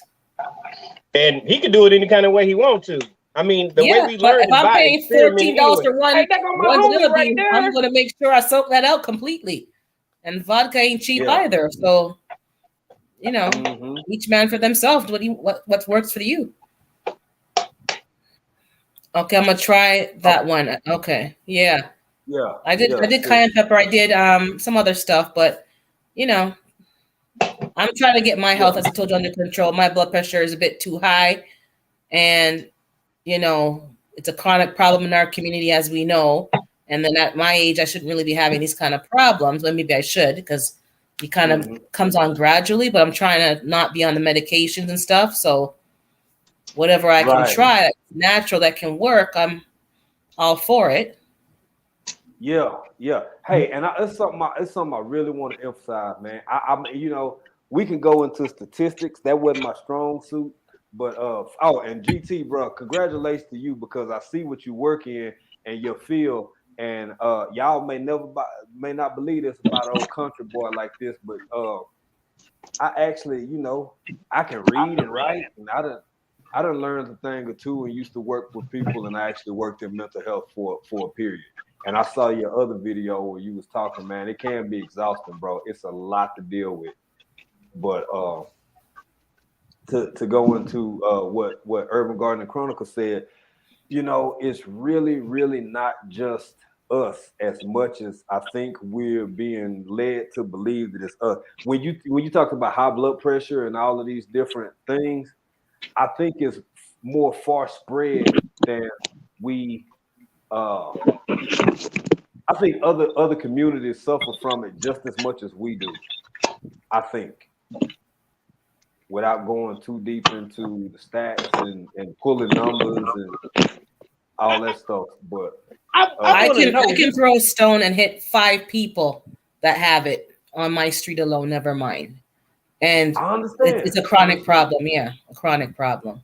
Then you add on diabetes and other things. It's like, you know, I don't need to see any more than that. And my parents, it's like, okay, what am I going to do about it? If I keep going down the way I'm going, we're going to get the symptoms earlier than they got the symptoms, and it's not going to do anybody any good. I see people lose a leg over diabetes. Like that's scary. I completely understand. I guess coming from a sociology, and I don't even I usually don't get into this part of my background, but from a sociological point of view, look here, I always hate that epigenetics is left out of the conversation. And I just don't want us to be too hard on ourselves because we do need to have healthy diet. Look at everybody in this community.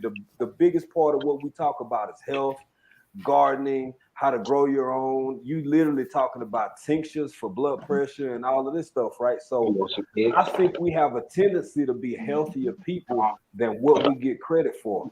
Here's the thing. When you leave epigenetics absent from that conversation, we do what everybody else does, and that's put all the blame on us inadvertently.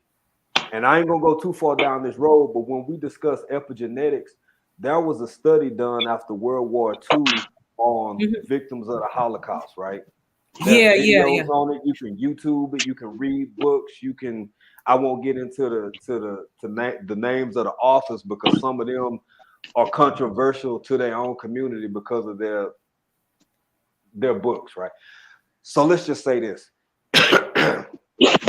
When you are in a high stress situation, a high stress environment, your body is constantly creating stress hormones. Cortisol, pumping from your brain never shuts off. You're being starved.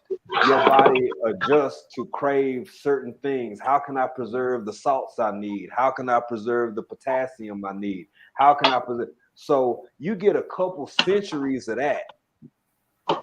And then you get into 1970, 1980, and because my wife's grandmother is 100 years old, she went through things in life that I'll never have to encounter the specific way she did, right? Yeah. But all of a sudden, you start putting all this corn syrup in food. All of a sudden, you start putting all these additives and preservatives, and then bam. And then bam. So it's not so much that we just fat lazies that sit around. No. No. And I'm not saying you were saying that, sister. I'm just saying this for clarity's sake, because that's how much of the world tries to treat us. That we look, especially if you're from the South, man, I don't think nobody should eat pork chop sandwiches 7 days a week. That's out the window. You shouldn't do that, right? That's not what I'm promoting. But what I'm promoting is the understanding of our history and our lineage to know how epigenetics plays a role in our DNA. How, can I cut you for 1 second? Because I think please go ahead. You said something, and it's I didn't know what the word was, ethnogenetics, because I was calling it basically. Sorry. Epi. Okay, genetics. Yeah. I was calling it PTSD because I was talking with some friends even before the pandemic, and it's we're discussing behaviors and feelings culturally, how we feel without even knowing why we feel it. And I was saying to them, it sounded crazy at the time, but basically it's in our DNA. It's PTSD from past generations that have been passed down, and I'm feeling feelings of anger and frustration against society, not even knowing why. And that's exactly what you're talking about. So I'm glad that it has a name, it has a category, because I was just saying, okay, I think I have PTSD from generations past, but it's a real thing.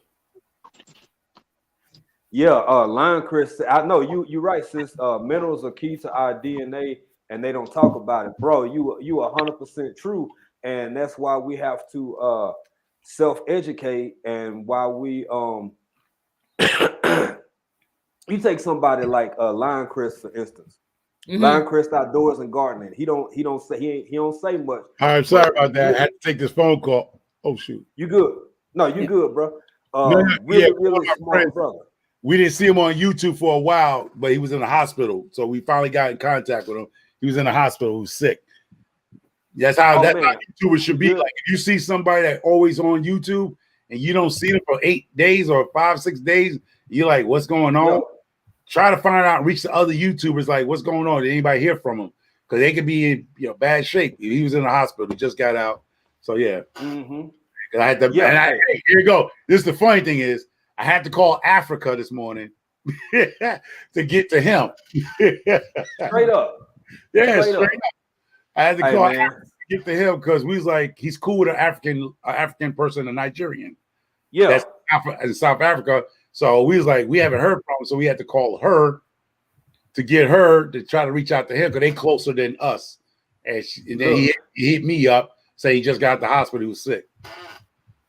That's what I'm saying, y'all. Look, this YouTube thing is close. It means more than people give it credit for. And I've grown and I've matured and I've become more open because back in the day, I would always, I was kind of thinking, man, because I've never been a big social media person. So I was like, man, this ain't really my jam. Like talking to these strangers and this and that. Look, man, if I don't hear from some of y'all, if She Digs is still in the chat, that's exactly what happened with her. Me and my wife were sitting over here thinking because we hadn't heard from her in, about 2 weeks. And this is one of our first followers and one of the first people that like was always in the chat, always in the live. It's like, where's she at? And then when she popped up, it's like, girl, we worried about you. So this YouTube thing is real, man. This is real. These are people who are really good people and seem to really care about each other. But Microfarmer, while you were gone, we was having a conversation about eating health. And you know what? If you remember a few weeks ago, Microfarmer, you had made a point and you were saying, which I get why, but you remember maybe 2-3 Saturdays ago, you were kind of talking about like what people eat and how us as black folk, we hard on each other and everything should be in moderation and all of that. Well, in your absence, we kind of got into that conversation a little bit. And what we because Urban Gardening Chronicles has said something that really struck me, and I try not to get too far into my education or whatever, because I don't want y'all asking me my GPA and all that shit. But look here, y'all, epigenetics, the stressors that have been locked and placed in our DNA for generations is crucial and critical. You can be the healthiest person in the world. I have a cousin who still got a name for running track in Texas, right? Has some health issues that you wouldn't expect somebody in his health condition. My cousin, 14, 15 years older than me, dude in his late 50s, still look good, still walking around semi-swollen, old man sexy, what they call it, I think. So he shouldn't have never got sick. My mother, who passed away, 60 in her early 60s, never drank, never smoked, never seen my mama with a cigarette. She trying to be cool 2 times in my life. I remember her walking around with a Balls and James with her pink out. Y'all remember the wine cooler? Balls and James. Yeah. Never drank. She was Cisco's. I mean, I drinks. Yeah.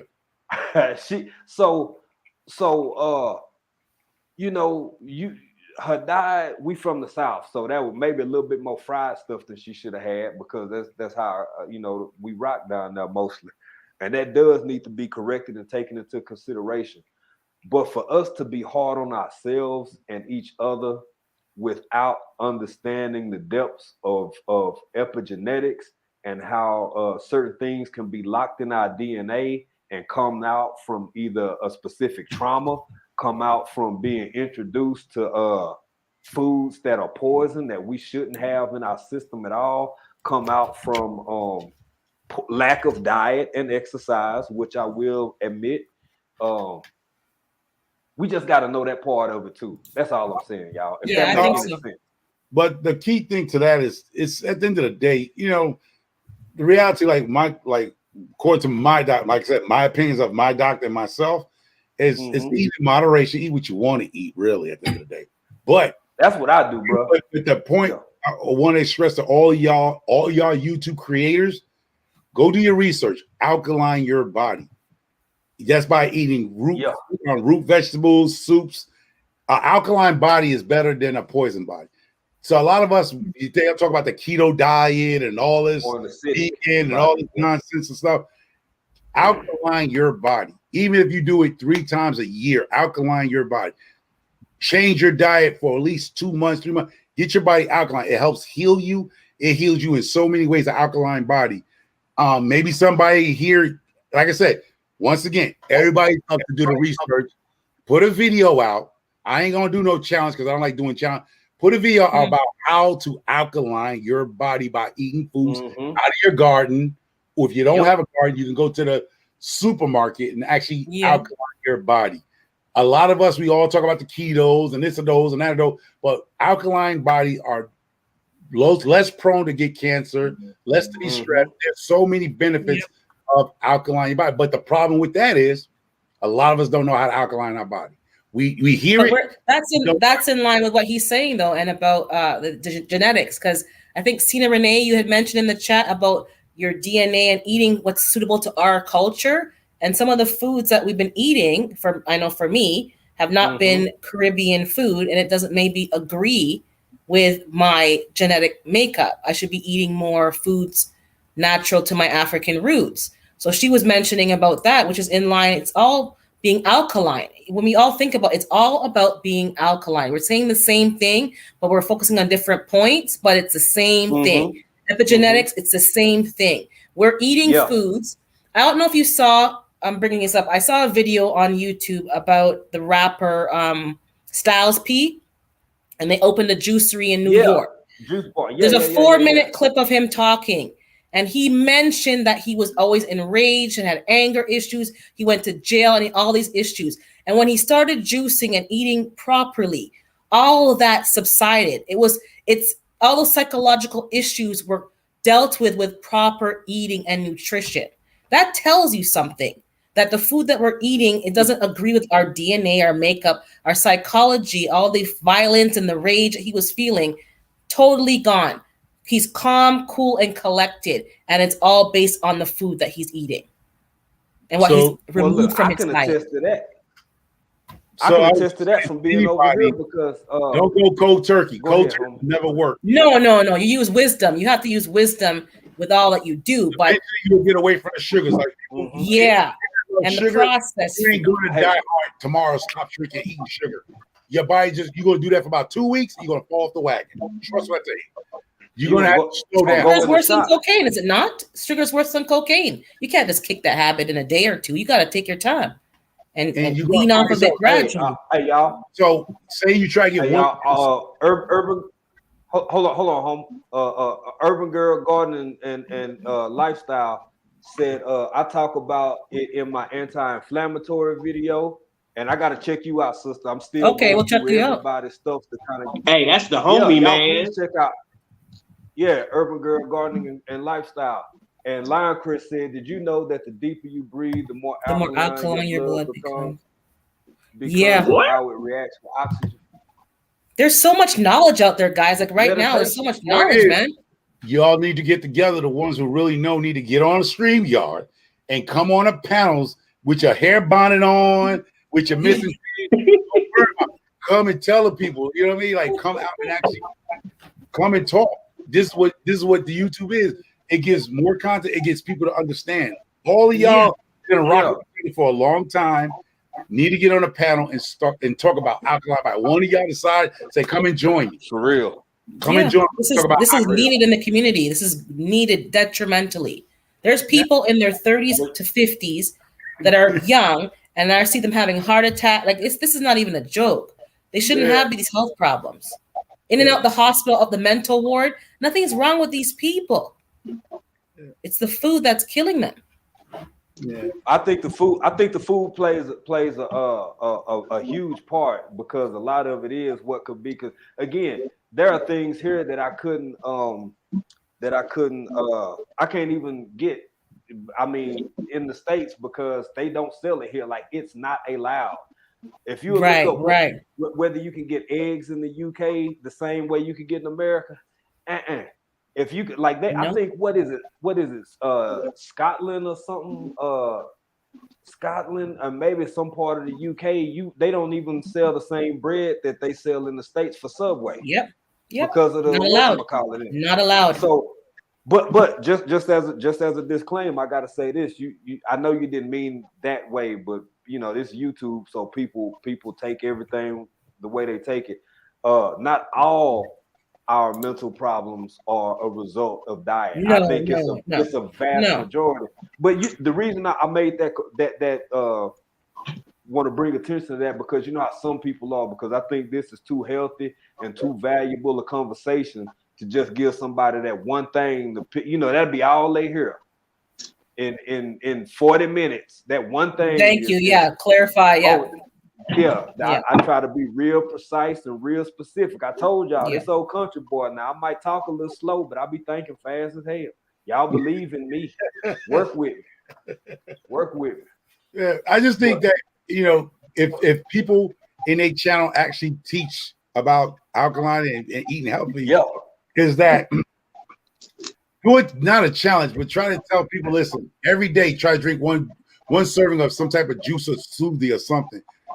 So your body will wean off the sugar dependency, the bread dependency. Instead of eating white bread, go get you a piece of cracker or something.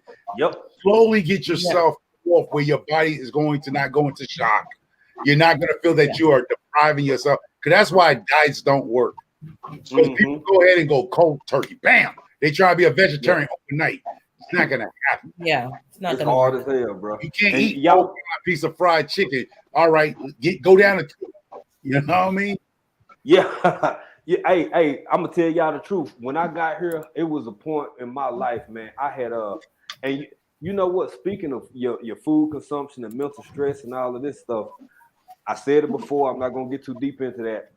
My wife and I lost 5 relatives off just my side before we moved over here. When this is messed up, this start messing up bad, right? I already got old injuries. Y'all, I was hitting them ibuprofen a little bit harder than I wanted to, because I needed to move, right? Like your boy was doing bad. Somebody who was it, Drops Family Garden, put turmeric is also the main ingredient in motion sickness. I know about that, but somebody said turmeric and ginger are great for inflammation. Do y'all see our turmeric and ginger tea video? Bro, this is real life. I don't hardly touch. We got ibuprofen. We done had enough for forever, because I don't have to touch it anymore. This food is medicine. This turmeric, this ginger. I got fresh lemongrass. I mix lemongrass with mine because I like to taste lemongrass. Add to it, y'all. When I say that my joint, man, I look, y'all. That's why.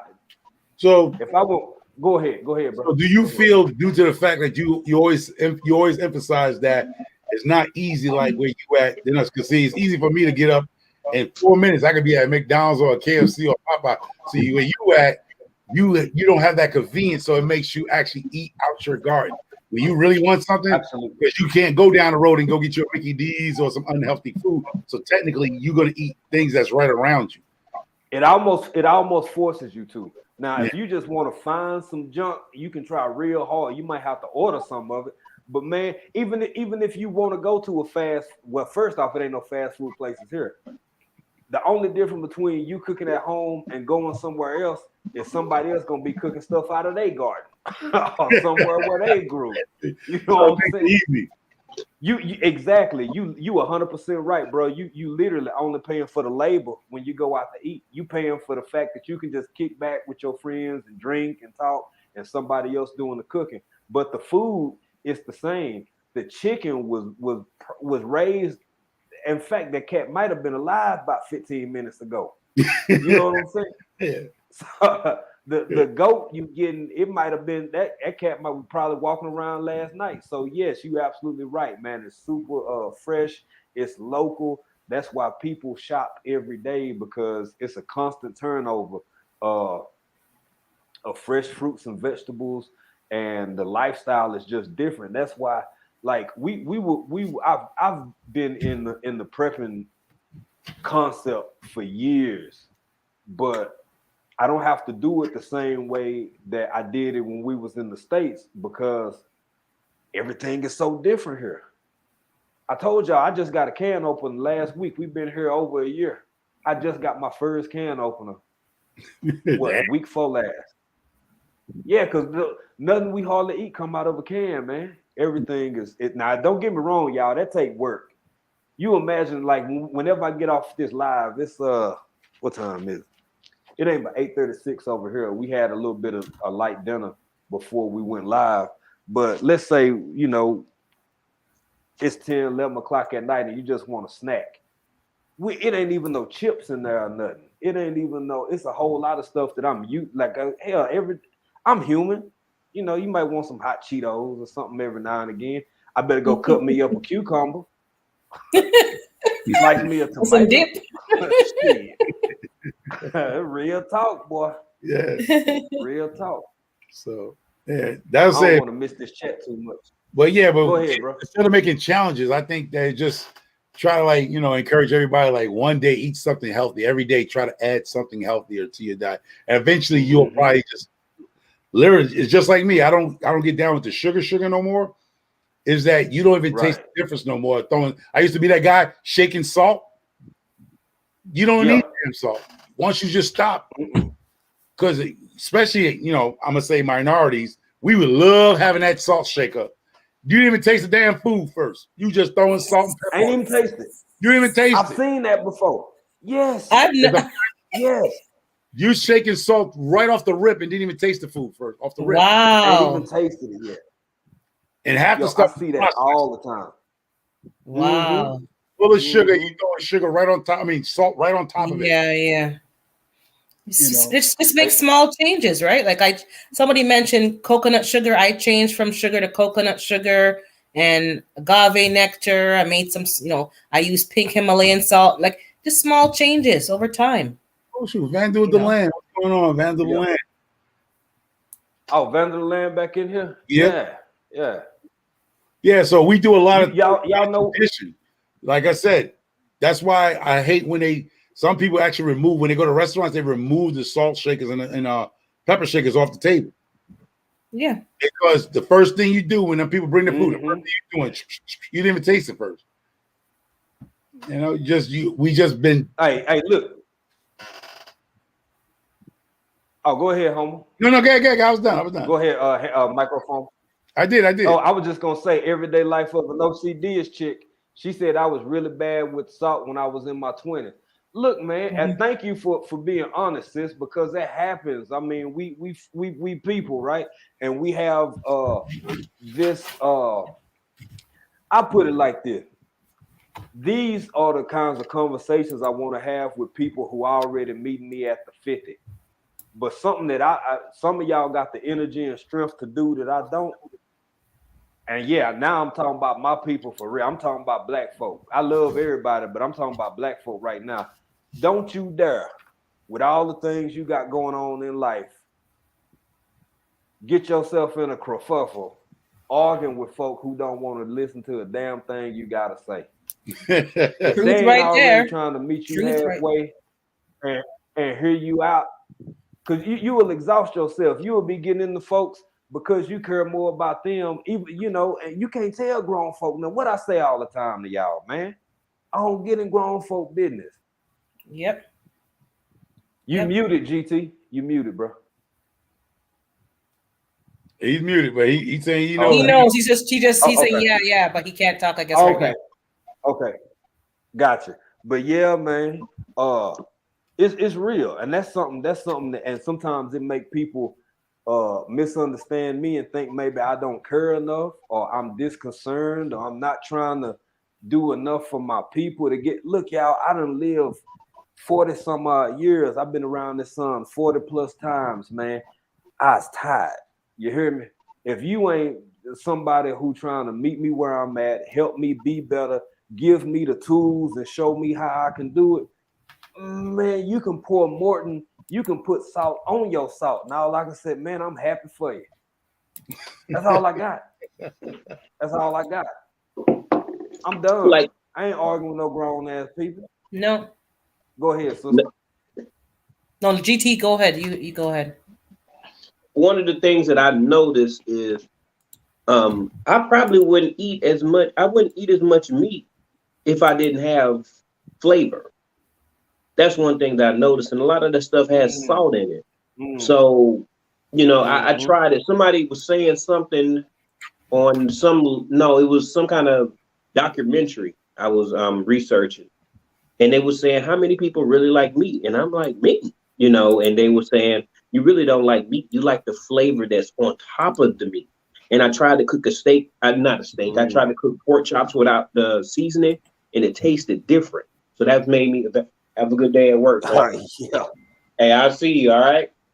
Bring your appetite when you get off. All right. All right, then. Have a good day. Sorry, y'all. Sorry about that. You all right, bro? Take your time. But yeah, so I've been trying to adjust different things as far as my health, and I felt really bad. My son had came home about 3 months ago, and he said, Daddy, that water's good, but can you get me some alkaline water? And I looked at him like, what you know about alkaline water? Wow. All right. What you know about that? Yeah. Like they don't teach you that stuff in school. You ain't around you in middle school, so where you get that from? Oh, I don't know.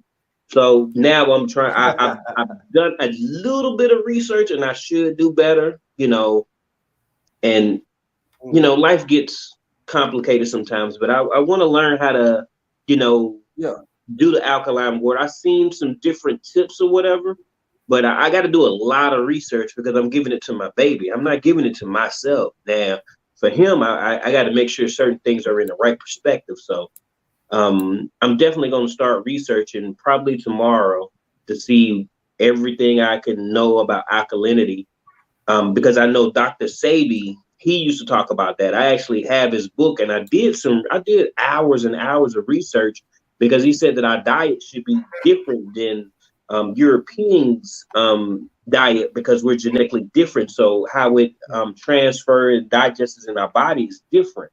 So I need to get back to that instead of, just being unmotivated. Yeah, that's all I had to say. Well, yeah. Life is hard, man. Well, life is hard and life keep happening, bro. And you got to do what you got to do to survive, because life gonna keep happening to you. So, everybody don't know everything about alkaline water. Everybody don't know thing about reducing the acidity in your body. Everybody don't know everything about a whole lot of shit. We are here to learn and to learn from each other. And don't be too hard on yourself, man. I'm not a pity party kind of guy, but tonight that's a theme centered around why the hell I'm celebrating just having 200 something people is because we already hard enough on ourselves. We got to celebrate ourselves, man. Be proud of all the things that you do know. The fact that you got Dr. Sebi book and you reading it and you learning and you educating yourself. So yeah, that's good. We all got a starting place, but Nikki said the everyday life of an OCD is chick. Y'all be sure to check out her channel. Said I'm 51 years old and my peace means everything to me. I would not allow anyone to disturb my peace. I have learned to ignore people real good. Fam, 100%. Look, man, I don't be playing with y'all when I say, because look, just to touch on what she said and kind of piggyback off of what brother said a little bit. Y'all, you have certain expectations when you a Black American living in especially in Africa. I was gonna say abroad, but especially living in Africa, and here's how, and here's why. Sometimes there's a level of expectation that you should indulge in the diaspora and build this and build that and do all of this shit in all these different ways. And I done said it before, I say it again. I don't know you. I don't know you. If I ain't know you over there, I don't know you here. Now we can try to get to know each other a little bit, but man, I'm not finna just click up with you in that way to that extent until we get to know one another. And it's also okay for people to have independent goals. There's sometimes people when they relocate to Africa, because we get more questions about Africa, diasporans have different expectations of what their idea is the right way to be over here. And it's complicated, y'all. You know what? I'm gonna say that for another video. I don't want to go too deep into that. I'm gonna stick with peace. Preserve your damn peace at all costs. Yeah. Preserve your peace at all costs. And sometimes that means stepping away from people for a while. Sometimes that means taking family members too. Yep. Family members, everybody, ain't nobody. 100%. Hey, thanks, Van der Land. Yep. Use the block button. Use that block button. Oh, sorry. Oh, go ahead, bro. What you say? Go ahead, GTs. I have 2 cousins. I love them to death, but I can only deal with them in doses because the amount of now I'm a certain breed of man. I've been indoctrinated, and there's certain things that I hold very prideful to myself, and it's the way that I talk to people. I try my hardest to give people their respect before they even, I always try to do that. Mm-hmm. And when I see that you are a certain type of person and you don't know how to conduct yourself in a civilized manner, then I try not to deal with you because you're gonna make me act irrational. And I don't process, my process will start running at full capacity, and logic doesn't hit me when I feel like I'm being offended. And and my 2 cousins, I love them to death, but sometimes they say things and I'm like, I used to have girls jump on y'all because I couldn't hit you. But now you think you can talk to me like that? So I can only deal with them in doses on only every other family occasion. Hey, what's up? We have a good time. I stay around for about 2 hours. And then I just see you in the streets. That's about it. If I see you in the store, hey, what's good with you, cuz? And then I'm out. That's it. I can't deal with you. Because you're going to make me do something I'm going to regret. I don't want your mama calling me, telling me so you had my... I like to be who I am. Right. I love my mentality now. And I'm not going to let you take that away from me. Yep. So that's why I don't go in the street. I go to work. I go to the stores to go get my little preps, my little food and stuff like that. I get on YouTube. And when there's too much drama in certain people's lives or their their channels and stuff, I click out. I go back to it because most of the time they have a message that they're trying to promote and you got to watch out for them. You got to weed through that mess to get the message. Right. Because I still want it. But I can't let you have my joy. That's mine. That was built into me. So I be damned if I let you take it from me. You ain't got that much power. I don't care who you is. You could be my mama, my wife, my son. You can't take it from me. It's mine. I don't allow it. Talk, bro. There you go. That's 100. I had a few did it to me, man. That's what I said. I'm learning. I'm a work in progress. You and me both. Because I'll tell you, when you say the wrong thing to me, or it comes the wrong way to me, I'm woo woo woo woo woo woo woo woo. Yeah, I had to bring it. I'm in a work in progress. I'm a work in progress. Hey, y'all. Hey, Micro. It's been a short time. I'm still getting to know y'all. I'm still getting to know you and all this little YouTube family. Y'all seem like good. What's up, SA Lagari, for jumping in the chat? We appreciate it. I'm good, man. Sometimes you gotta. It could be family. Everything GT just said. Look, man. Sometimes the people we love flat out just toxic. Period. Yep. Sometimes they don't respect boundaries. Sometimes. That exactly. The family, because So they're too familiar with you, so they think they can just cross all these boundaries that strangers would never cross. And it's like, exactly. you know, and you tolerate it, and maybe you kind of train them to keep doing it because you keep tolerating it, and then one day you just explode and say, no, like enough is enough. Yep. So you really have to, and which it's amazing how all of this goes back and ties in and go full circle.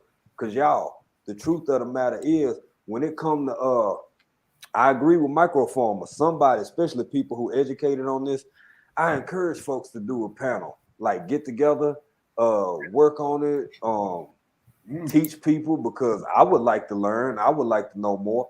But I'll also say that don't exhaust yourself with people who you know finna be the first ones to either say something crazy like, well, what the hell you know about it, or why are you doing it, or what, it ain't gonna benefit me, or that's, look, man, especially when it comes to health, one of the dumbest shits I hate hearing is I heard a lot of people saying that back when people who look like me first started eating kale. I hate to hear that healthy shit is for white folk. That's some of the dumbest shit I ever heard in my life. That's some of the dumbest shit I heard in my life. You eating kale? Oh, why y'all why you know what I'm saying? Where you pork chop sandwich? Why you gotta get a salad? You ain't gonna get full off no salad. You know, it's just, I've heard some really insane shit, man. Yeah. And it's frustrating, it's disappointing. I never called it white food, want to say, but I call it rabbit food. Guys. Rabbit food, yeah. Well, see, that's a dip. That's different. That's different. That's different. That's different saying rabbit food. I get you. But you know, if you, it's like anything healthy. If you decide to go to, maybe it was just some of the people I grew up around. No, that's all over the world. You want to go? I heard that saying back in New York. You know what I'm talking about?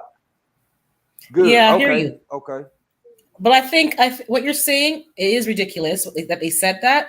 But from another view, it's like that just shows you their mentality. They've racialized food, and it's been that way because it's a class system. So rich, quote unquote, Caucasian or other folks who do yoga eat salads and eat kale. They associate the food that you're talking about with a certain lifestyle and a certain class.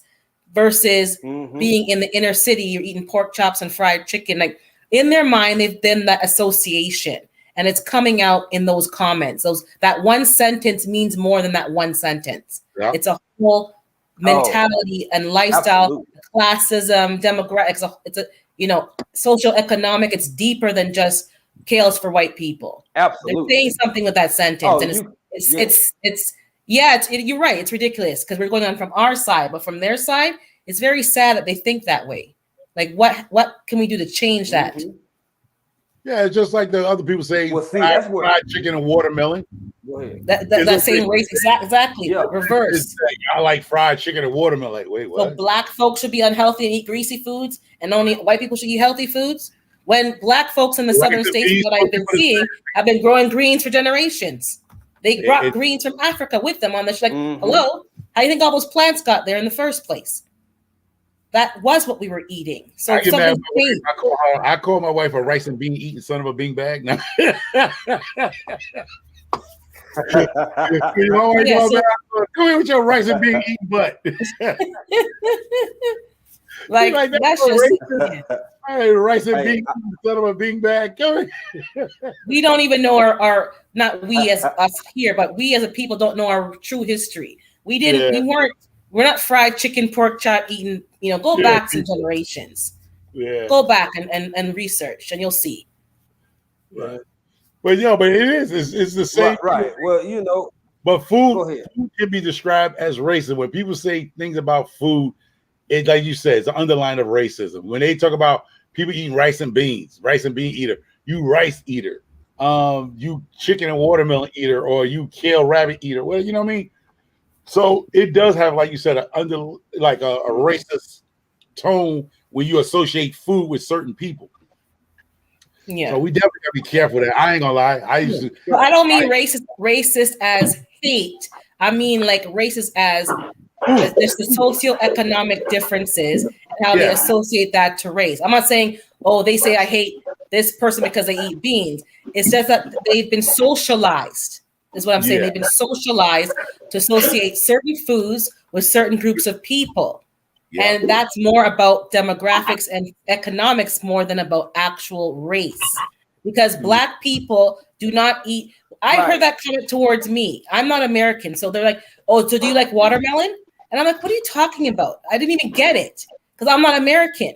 So don't you guys like watermelon? Who's you guys? I said, if I eat watermelon, nothing to do with me being Black. It has to do with I actually like watermelon. And watermelon was eaten because it was easy to grow and it was available. Not about being Black. So when you start talking about that whole fight, you know, I'm not Caribbean. I'm Caribbean. I'm not American. But I get that same kind of talk. Like, oh, so do you like fried chicken? So because I'm Black, I eat fried chicken? I do eat fried chicken on occasion, but that's not my complete cultural diet. And as soon as you hear those comments, you just go right at them. So what? You like this? You like that? Like to make a general blanket statement? Yeah. Food is a cultural thing. It's not a racial thing. Yeah. We're all Black on the panel right now, but we're all of different cultures. I can tell you that right now. Right. Yes. Absolutely. And there we go. Absolutely. She said, we shouldn't let go for it, GT. Go for it. That stereotype of watermelon affect us because that brought us prosperity. And back in the days, we made money off of watermelon, and there's a lot of great things as far as us being Black men. It gives us a lot of vitality. So don't everybody in the chat, I can't see the chat because I ain't turned on my laptop. Don't let nobody criticize you or put that negative image about watermelon. Watermelon is good for the body, point blank, period. Exactly. Go ahead. But don't make it about, oh, poor Black people. Like that's where they're going with those comments. Yeah. And it's like, what are you talking about? Like, you know what I'm saying? Fruit is fruit. How is a fruit tied to a racial group? Like, I don't understand the concept. Doesn't make sense, but it's stereotyping. It's backhanded insult. Hi, Lion Crest. Hey. He's a brother that eats a lot of kale. You know what? What, Micro Farmer? I don't like kale by itself unless it's cooked. But I'm getting better about eating my raw vegetables and stuff like that. I like any vegetable that's cooked, but just this past weekend I was actually challenged to start eating some more raw vegetables, so I've been doing that. Yeah. Hands on dirty. Every time he gets around, it's good to see you, man. You always cut and eat some raw vegetables. It's good to see. It's good to see you too. It's good to see everybody up here on this panel. I was like, when I was listening to y'all earlier, and I was like, I can't wait to get to a spot to where I can just come up and join y'all because I can feel y'all's presence is strong and I love it. Yeah. Oh, thank you, bro. Thank you, man. Thank you. But this is what I want. I think I was talking to Lion Crest the other day about this. I would like a lot of more of y'all guys. You don't have to have a whole big crew, but like the younger version of the Gardeners, like GT and Lion Crest and the young, is to get together, not as a panel, but do like what me and Hands and Dirt doing. Like if you go live, GT, Lion Crest will back you up. He go live, you back each other. You saying support each other. It gives a younger person perspective, even though you're 40, he's 20, but it just gives an idea. You have old men and old women talking to the younger one. Let the younger people know that it's okay to garden. That's what I'm saying. I mean, I'm older now, but we do need a lot of other little teams, what I call teams, not big groups of people, to come together and support each other. If he go live, you'll go over there and support him. Like Hands and Dirt. I supposed to went live today. Hands and Dirt more likely we've been in my live and we've been cutting it up. Tomorrow he's gonna be his live on Wednesday at 7:00 doing the Wednesday wind down Wednesday. I will be there. That's what I'm saying. Because you don't want to get stuck in a niche. You don't want to get stuck. I don't have nothing to talk about.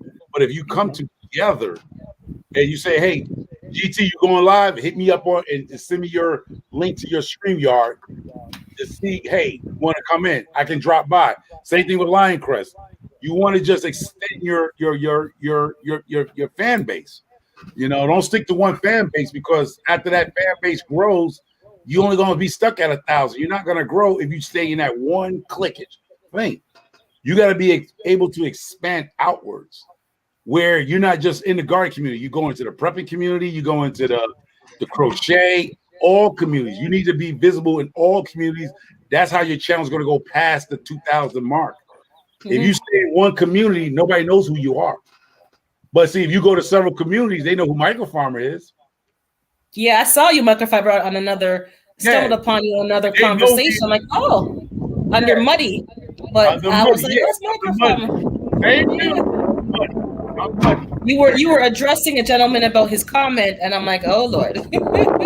But conversations like this, something different outside of the gardening per se, is what's going to enhance that. Like, we need to have conversations, and that's what we can bring to the table. You know, well, you said that because if somebody called me a certain name, I know what community they're from. If they call me Muddy, they're from that community you're talking about. I saw you. I'm like, that's Micro Farmer, but yeah, Muddy. Somebody said they seen him one time over there. That's out of that community. They saw GT out of there.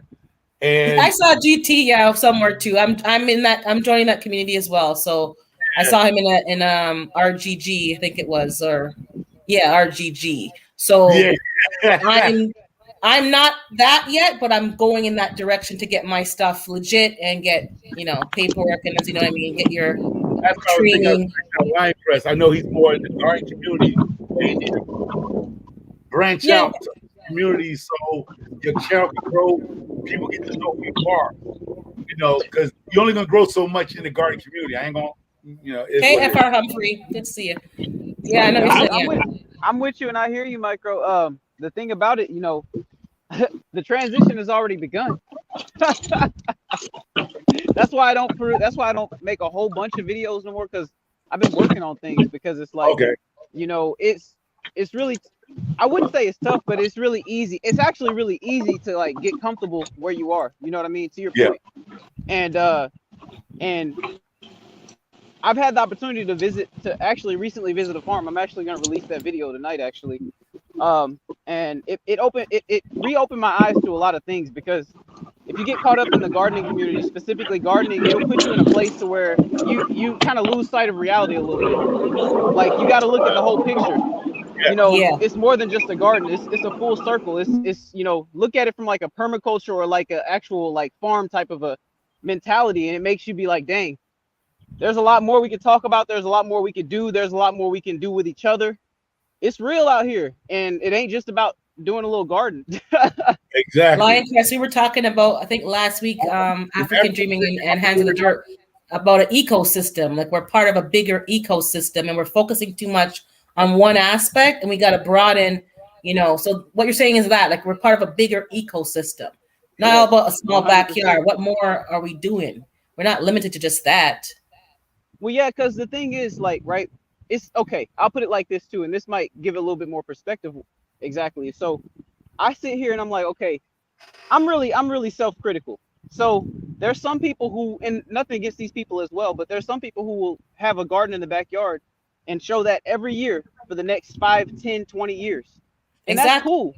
But the thing about that is, what's the purpose? Like, what's the point? You know what I mean? And that's kind of what I was saying to myself. It's like, yeah, I got a garden. I can grow stuff. I can sufficiently grow things. But what am I doing beyond this? How is this really applying to the bigger picture? And it's not to put myself down, but it's to make myself grow, because if people aren't asking me these questions, I got to ask myself these questions. And Micro Farmer did ask me this question. That's what made me kind of start asking it even more. Yeah, for sure. It's not a put down. We all got to grow. We all got to grow. SA Lynn, African Dreaming, put the link in for you to click in to come up. SA Lynn. Yeah, but that's what I'm saying. You have to grow, and what happens, some of us are getting stagnated where we have no contents no more. You have to like find other avenues to go. Like what me and Hands in the Dirt do. We talk about a little garden, we talk about certain things, and then we just cut up and just kick it and just having a nice time. Because believe it or not, a lot of people want to laugh. A lot of people right now, they forgot how to laugh. And when they come on Hands in Dirt on my channel, they know they're going to learn a little something. They're going to learn a little trivia, and they're going to laugh. Something's going to be funny going on here. And that's what I'm saying. Anybody can do it. You have something to offer, Micro. You have a broad. Yes, but nobody has a patent to nothing. You know what I'm saying? No. All y'all YouTube here, nobody has a patent to nothing. It's just you're gonna have to go out and find what the people want, and that's what we found. We found out on Fridays or Saturdays, People want to kick back and unwind it. Like GT, he coming off of work right now. He want to unwind. He done had a full day of work. If he could come to a live or somebody's chat and have a good time, they're gonna have a good time. Exactly. Oh, yeah. And but I mean, I think I'll even. Oh, you go ahead. You go ahead. No, you go ahead because you're working, so you got limited time. Yeah, I'm on my little lunch step away. But basically, like to Micro's point, I'll say this: every content can get views. Sometimes people, and let me finish this because it's gonna sound like one-sided. So every content can get views, but the thing that I find that is common amongst all those videos that give, and it's not about the views necessarily, but it is. So, but the thing that's common amongst these videos is the fact that you always see positive body language, laughter, love. You know what I'm saying? You see, like, in the moment, people are laughing, people are loving. And it's, bro, like, people, yes, Micro, you're right. People need laughter. People need love. People need, like, to see that happening because it uplifts your spirit to see that happen. And if your content is anything, whatever it may be, like, if you're actually looking like you're having a good time doing it, other people are going to want to watch and do it. Yep. You're 100%. Yeah. 100%. And bro, if I can piggyback off you real quick, Lion Chris. Oh yeah. Oh yeah. Fam, you 100%, man. And I'm gonna tell y'all something else. I won't go down the rabbit hole of like Nielsen and talking about ratings and this and that. But if you will look at your main, everybody on this panel is aware of what's going on in the world, right? If you will look at the numbers are the lowest that they've been out of any tragedy in the past 20 years because people are exhausted. People have completely, especially with the technology. Look, my man GT Jr. is in Alaska in his car, and we having this conversation. My man up there in Connecticut, you over there in Texas, bro. I'm over here in East Africa. She up there in Canada. Look here. Why would you watch some downtrodden shit? Now, I'm not saying you can't go to those platforms to absorb the necessary information, chew up the meat and spit out the bone, find out what the weather gonna be like and all this, that, and the third. But people need and want this. Yep. To just build on what Microfarmer said and what you said, man. People are tired. People like this man on his lunch break. People sometimes look. I look forward to y'all. I'm serious. I look forward to y'all. I look forward to these Tuesdays. I look forward to the Wednesdays. I want to see my people putting out content. And this is where like a huge majority of my media absorption comes from is the communication with other people, like-minded people, because people are in fact building their villages, bro. And this is a village. If I come back to Texas, when I come visit, if I can link up with you, I ain't no guarantees, but if I can, I'm gonna try to get at you. If I'm in Alaska, you gonna have a place. Hey, if you gonna have a place, you gonna have a place to crash. You gonna have a place to crash if you need to. If you come to Texas, that's how it is, and that's why we're building these relationships, man. That's what. Look, see y'all. For everybody in the chat, for everybody who listening, this is what it is about. This is what it's about, man. Teaching, learning, growing, sharing. Look, being over here ain't always easy. I love it, but man, sometimes everybody miss home a little bit sometimes, right? You miss certain parts. Seeing you, hearing you, having these conversations, man, this is what it's all about. This is where the world is going. And I feel like a whole lot of us are ahead of the curve in that regard because people don't just, I'm old. I'm gonna age myself. I'm old enough to remember when it was 13 channels. You watch what they gave you. Yep. Yeah. Oh yeah. TV went off at 12 midnight. The American the little eagle flying, the American flag, the eagle flying. I remember all of that, bro. TV wasn't 24 hours. It wasn't. Neither was cable news. Look, people are self-electing not to subject themselves to 24-hour-a-day tragedy anymore, even when tragedies exist, because they've always existed. So, but that was my little two-piece, man. I'm gonna sit back and just continue listening and learning. Y'all go for it, man. Hey, you the host, man. You got the floor for as long as you want, whenever you want, obviously, man. But what I will say is, man. Go ahead, bro. You go ahead. Okay, well, shoot. What I'll say is, it's a shift. It's a shift happening in the world, and and I will say that it's positive and negative. You can be on whatever side that you want to be of it, but it's like this. I got like a really strong urge to completely give up video games completely, and since I did, God's opened up so many doors for me. It's like ridiculous in the last 3 weeks, and it's like these sacrifices. I sacrificed that time partially so I could be amongst the family more often, the YouTube family, because it's like, you know, we get in our downtime and we think that we want to do certain things, and then you have to sit back and reflect sometimes, and it's like, dang, how much of my time is going towards this, or how much of this time could go towards something else that I would have the same positive feelings about. And it's like, you know, deception comes in many forms, and we gotta pull away from it and go towards our purposes. You know what I mean? Our purpose is big, and we got a job in this world, and it's like, if you wanna be a part of that caliber where you're completing your job and you're actually fellowshipping amongst these beautiful brothers and sisters like we're doing right now, shoot, we got work to do. Yeah. Hey, I had to catch y'all a little later. I had something to say, but I gotta go. I got 6% battery. Oh man, GT, you can't say that one last thing. Come on now. Go ahead. I forgot again. Hey, it was about y'all should know by now. I forget a lot. That's just who I am.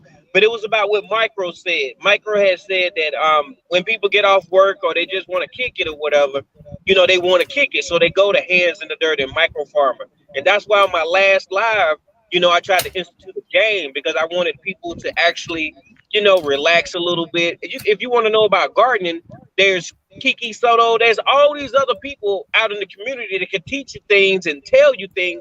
And my videos, as well as all these other people. So I just wanted people to come there and just relax. And I'm going to do the same thing. The next time that I have a live, I'm going to have because I'm doing it by myself. You know, I don't have, you know, it makes it a little different when you have the type of personality, like when Micro Farmer and Hands in the Dirt get together, they you know, they bounce ideas off each other. But when it's just me, it's a little different, you know. So that's all I wanted to say. And I'll catch y'all on the next one. I got to try to keep on this 6%. All right, y'all have a good one. All right, y'all have a good one. All right, take care. We appreciate you. Take care, fam. Yeah, but that's what I was saying. Like, you know,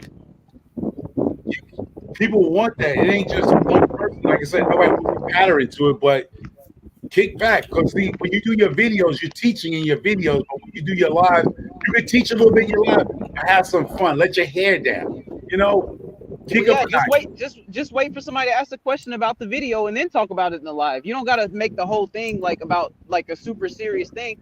It's called dancing, right? You put one foot in, you put one foot back, right? I mean, yeah. But a lot of people don't have that. Like JT, it's hard when you're by yourself. But if you have somebody to come support you, y'all backing off like ping pong. Y'all working off each other. You can have one. But I would say the magic number is 3. Yeah. The magic number to me is a 3-person type of team. Where if you notice, I'm the wild card in the chat. I'm the wild card. Nikki is the more sensible person, and Hands in the Dirt the conservative, basically. And I'm the wild card. You don't know what you get, and most people are waiting to hear what Micro Farm is about to say, because they know off the chain. I'm about to say, and that what you got to have, where one person is going to be the more logical person, the person that's going to be on the fence about certain things. Then you're going to have the one that come and bulldoze the whole damn house down. That's me. Yeah. That's me. I want to hear what he got to say about it. You got done right. I'm gonna talk about it. And that's what I'm talking about. You got to find that. And there's a bunch of good people in the chat, in the community, right? That can bring that. Even African Dreaming, right? He's a funny brother. When he gets comfortable around people, it comes out. And that's what you're talking about. If y'all haven't seen the other live with the freezer and the oxtails, everybody was just kicking up, man. He bringing out the funny, and everybody that was in there, even in the chat, was funny. It was just everybody was saying something, having a nice time, and that's what I'm talking about. And there's no pattern. That's what I'm saying. Nobody owns the copyright to nothing. So That's what I'm saying. So don't let nobody say, well, they started it first. And nah, there's a bunch of comedians out here. They're all funny. You know, you don't have to be serious 3 million times a year. You know, don't get to a certain age and act like you cannot be funny and cut up a little bit. That's another thing, Micro. That's another thing, Micro. You hit another point just then. I don't mean to interrupt you, but you hit another point right then. Like, bro, like I'm in my 20s, man. Like, and I be acting so serious, and it's not like I'm not serious, but like, it's like, God, dog. And I felt what that was doing to my psyche, bro. Like, because when you get in front of people and you're like always so serious, it's like you put a weight on yourself that's just like not supposed to be there. Yeah, yeah, you can't do that. It just brings a vibe. But you know what though, bro? If you a young man and you in your 20s and you that serious, then a part of you is a serious cat. So, you know, we need all of everybody ain't gonna be a micro farmer because this cat right here, man, I'm telling you, this my man's a wild dude. You only need one, right? And yeah, Micro farmer said if there was a 3-course meal. Oh, you go ahead. No, go ahead, bro. Go ahead. I was just saying because I know we got a delay, so I'll go ahead and say it. But I was just saying if it was a course meal, Micro farmer, he would be the pineapple upside down cake. Nikki would be the greens on the side, and then Stacy would be the steak. It'd be the ribeye steak over there. Yeah, basically. Yeah, absolutely. And believe it or not, is people in this chat and people that was in the chat and all y'all are in it. There's a micro farm in all of y'all, man. Y'all just it comes out around your friends and your family or your close loved one, but there's a micro farm in all of y'all. Just y'all gotta let them out.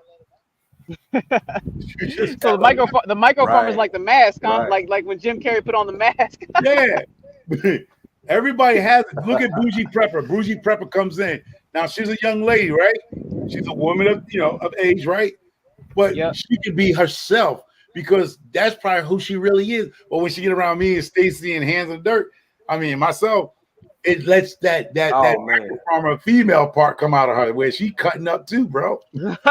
Yeah. Yes, I love it. Yes, she do. Hey, but shoot, hey, I'm about to go ahead and hop up off here, because my little break is pretty much over. But all right, I just wanted to come up and hang out and be a part of greatness for a little bit, you know.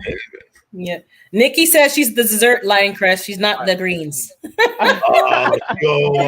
Dessert. Hey, before you go, she's a dessert. She could be the rhubarb pie. Okay, Nikki, nobody eats that rhubarb pie. Who eats that nasty ass pie? Hey, what are you talking about? Rhubarb pie is amazing. That stuff is amazing. What's wrong with you? Rhubarb itself is disgusting. Yeah, but the pie tastes good. Because it got sugar in it.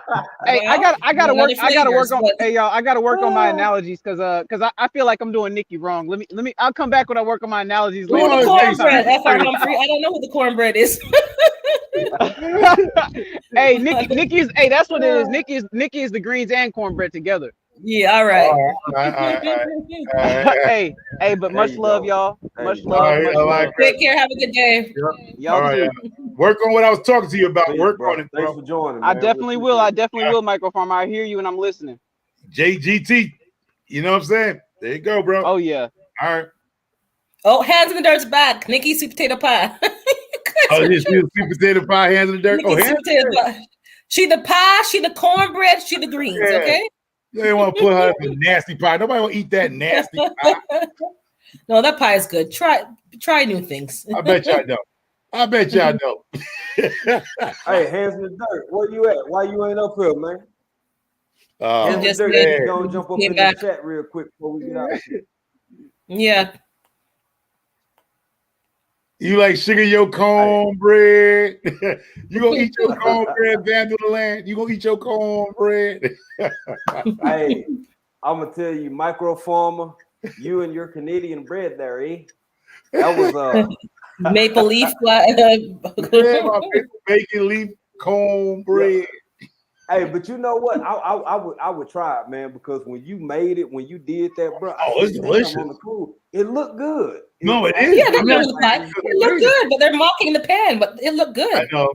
Yeah, that was hands in the dirt. I was calling my thing an ash. I watched your oxtail video. I was a little like, "Where's the browning?" I'm sorry, but I need the browning. But it was good. We don't like the browning. I mean, no, too much is bitter. Just a little tip. That's the but we don't Jamaican like it. So we tend to go with the tomato paste. We do a tomato base. Yeah, I do that too. Oh, okay. Yeah, so that's why tomato paste. I do a little tip of like a teeny tiny for the color, and then you were right. You had the butter beans. That was good. So I'm like, okay, he learned. He knows. Bell pepper, the onions. I mean, I didn't put time in it because. Look, where's the sticks? Where's the sticks? Yeah, the time. I was looking. No, I have time, but you know how you're a person in your house. You put the time somewhere and don't know where you put it. And then move it. Yeah. And I was and everyone adds their own flavor to it, so that's Yeah. And then the cabbage. I tell people, don't put salt in your cabbage. Just use a little of that chicken broth thing. The bouillon, the bouillon. Yeah. Oh, that makes don't go crazy on it because I don't put salt. Same reason you do. I don't put salt, so I just use like natural flavorings. And if the meat's salty enough, anyways, you'll have a balance of flavors. So that's what I was saying. You're gonna have a balanced meal. You didn't have to put a lot in the rice because the salt from the season of the oxtails, when you put the sauce on top of the rice, that's going to give it the salt. You're going to have Exactly. Because a lot of times, I can tell you, people go crazy that salt, boy, they salt and everything. You don't need all. Have you been cooking on your channel all the time, or is this like a recent thing? Yeah. Okay. I'm not going to lie like other people say. I was cooking since I was 4 years old. Bullshit. I was cooking by the time I reached 12 when I had a single father. I grew up with a single father, not a mama, dad. So he worked. Okay. So when he came home from work, he taught my sisters and myself how to cook because he wasn't coming from a hard day's work, jumping in that kitchen. He was a Southern man, but on the weekends when he was off work, he cooked. But if we came in, like my sister was in college and worked, and I was the only boy. So when I came in, I could cook for myself, and then I cooked for everybody who came home from work and school. So I reached the house first than anybody. So that's where I got the cooking skills from. Because I reached the house. Yeah, because a lot of Southern men know how to cook. Yeah, we do. So a lot of people, they learn from their mama. I learned from my dad how to cook because my dad learned from his mama. Yeah. I was asking, was you the oldest? Because No, I'm the baby. No, I'm the baby. You the baby? My sisters are 10 years older than me. That's okay. So it was in college or the workforce. So I was gotcha. I was the first one to come home from school. You get out of school at 3 o'clock. Yeah. I was home by 3:20.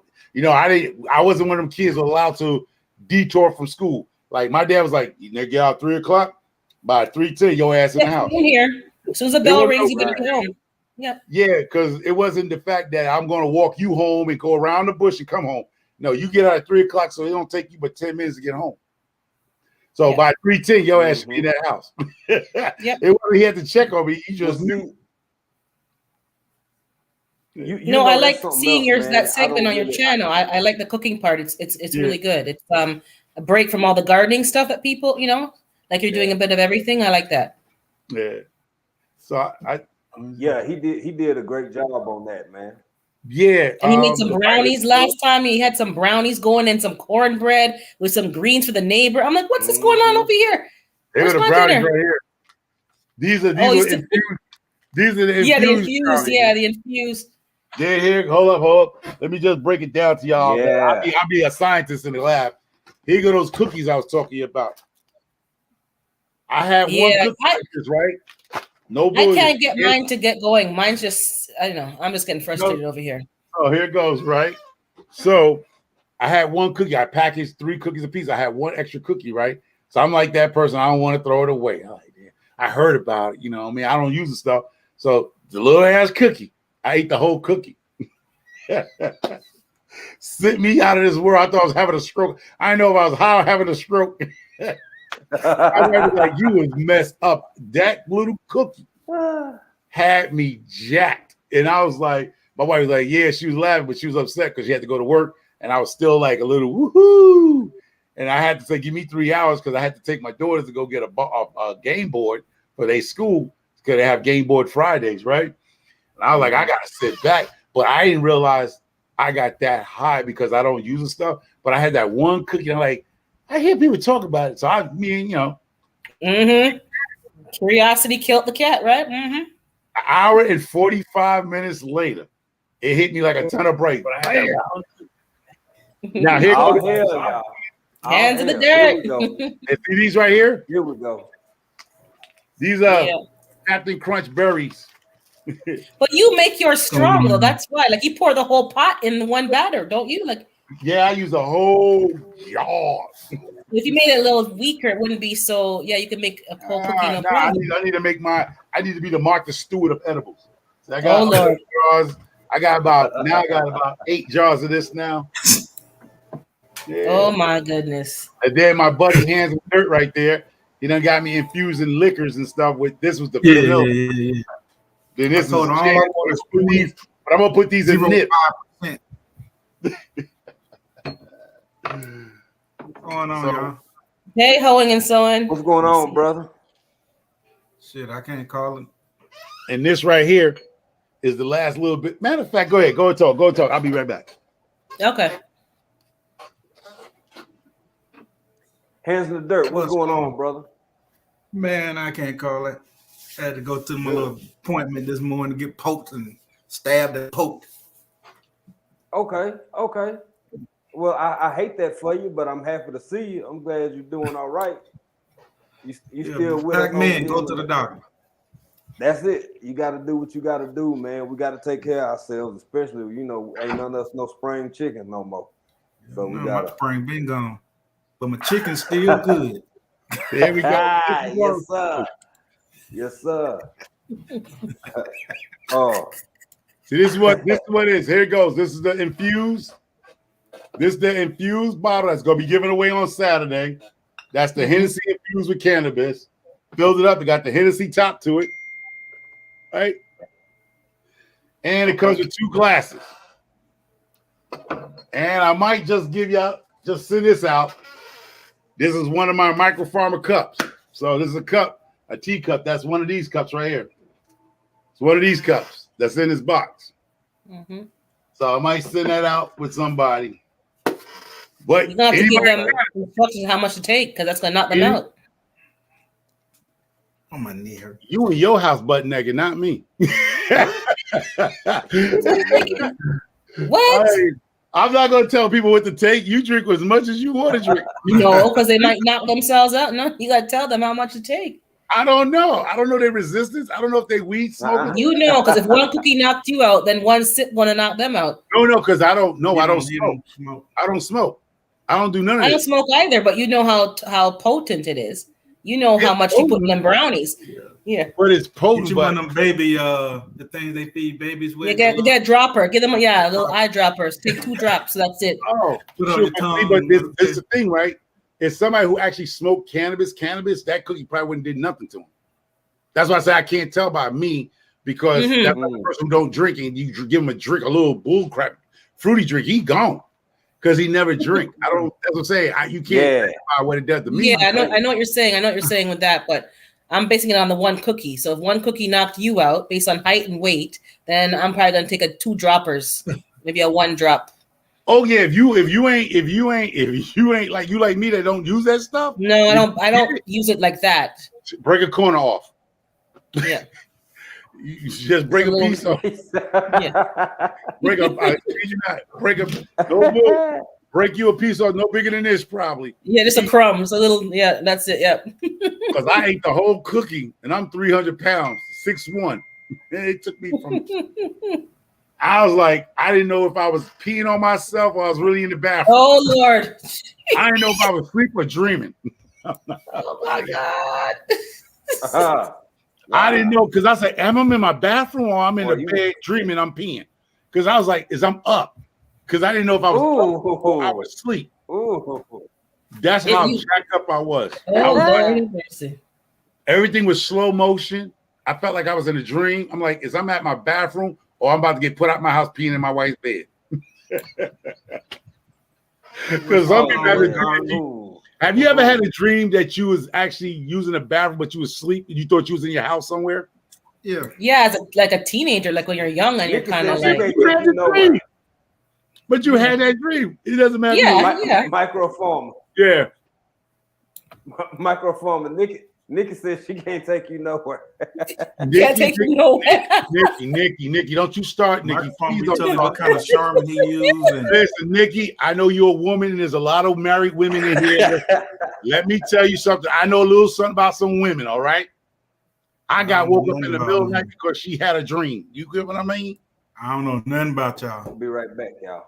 Yeah. I had dreams where the wife had a dream. Right back, y'all. And I got woken up, had to do my husband duties. Because she done had a dream. I done got looked at.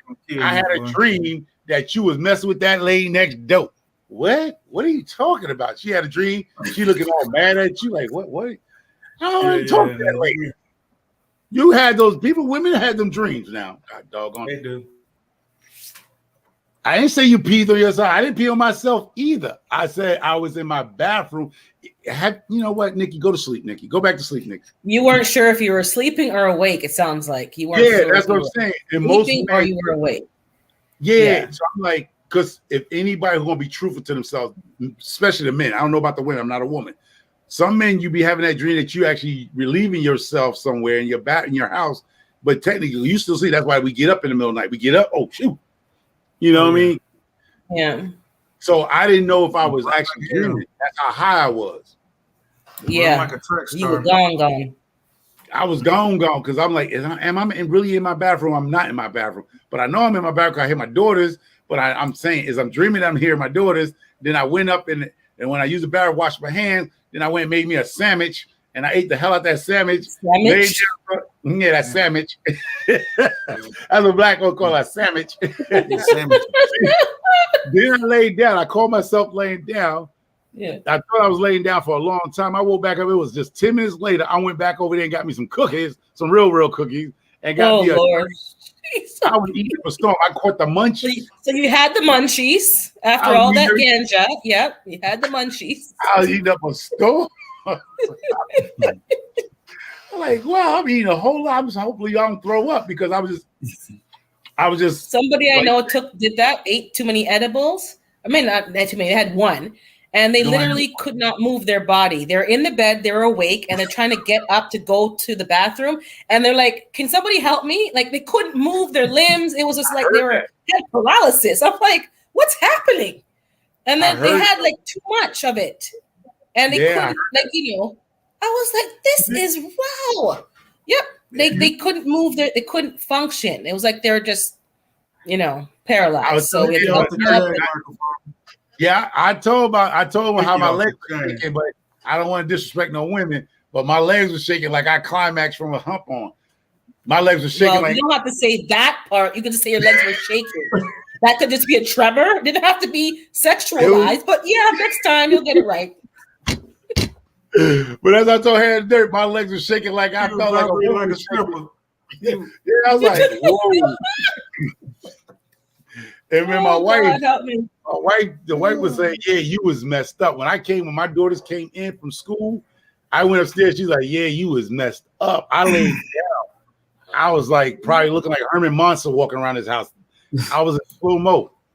And it hits you later. It doesn't hit you right away. It hit me like an hour and 45 minutes later. It hit me like it creeped up on them and knocked them right out. I ain't know. But the pain was gone though. The pain was gone. That's why they took it in the first place. So that part worked. You ain't feeling what Nikki wrote. What Nikki wrote? What'd she write? Now about those train tracks in your drawer.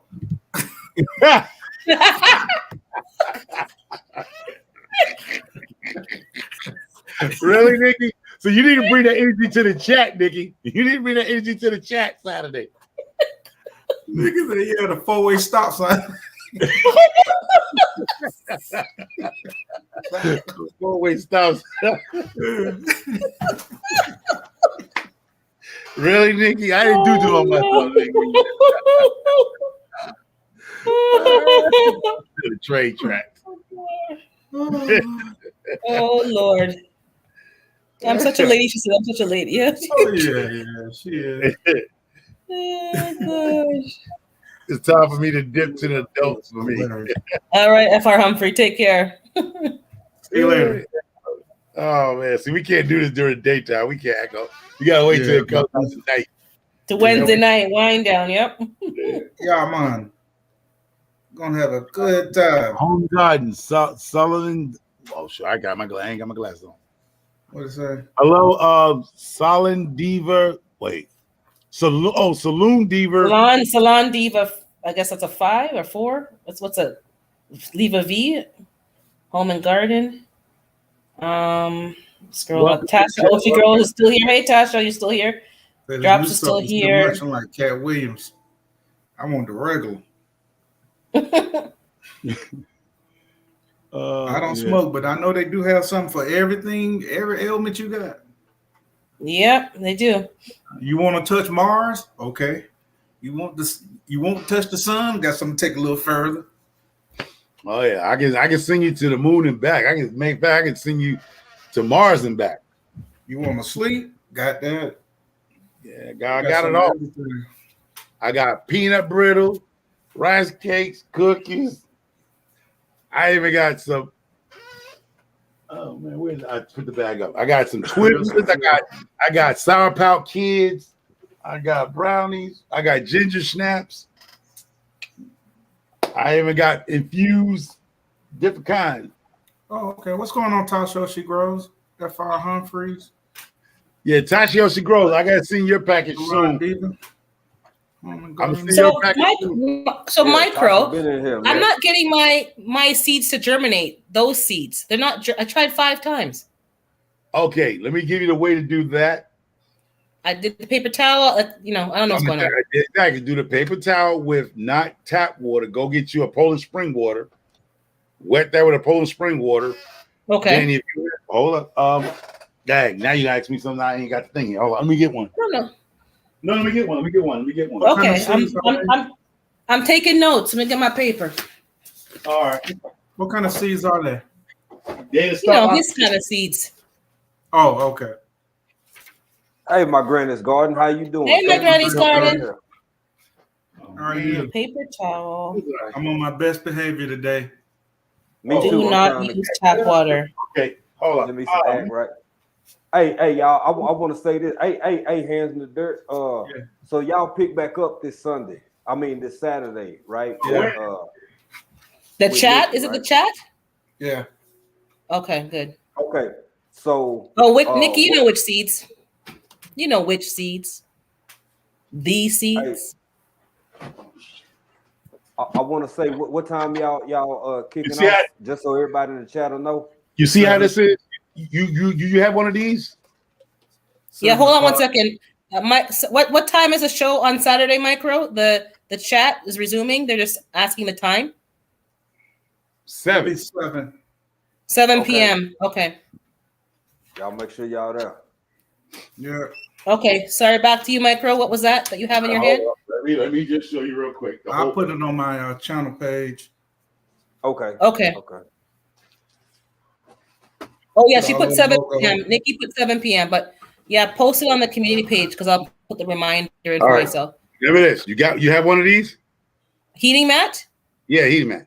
Yeah, I can tell it's all rolled up. So heating mat. Yep, I got that. You have one. You see how it's rolled up? Yep. Okay. Take your paper towel, do what you gotta do with the seed thing like this, whatever. Put the darn thing in a plastic bag like this. Mm-hmm. You know your basics of what you was doing, right? Yeah. Seal it up, slide in the rabbit hole. So you don't put it on top, you put it it's heating all around. Okay. In the rabbit hole.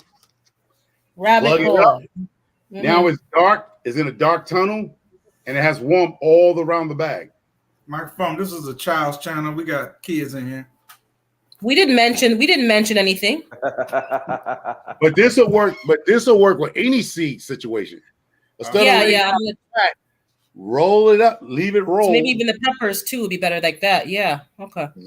And stick the plastic bag like I did, stick it in here. It's gonna have a dark tunnel and it's gonna get warmth all around. All around, yeah. Like it's in a warming tube.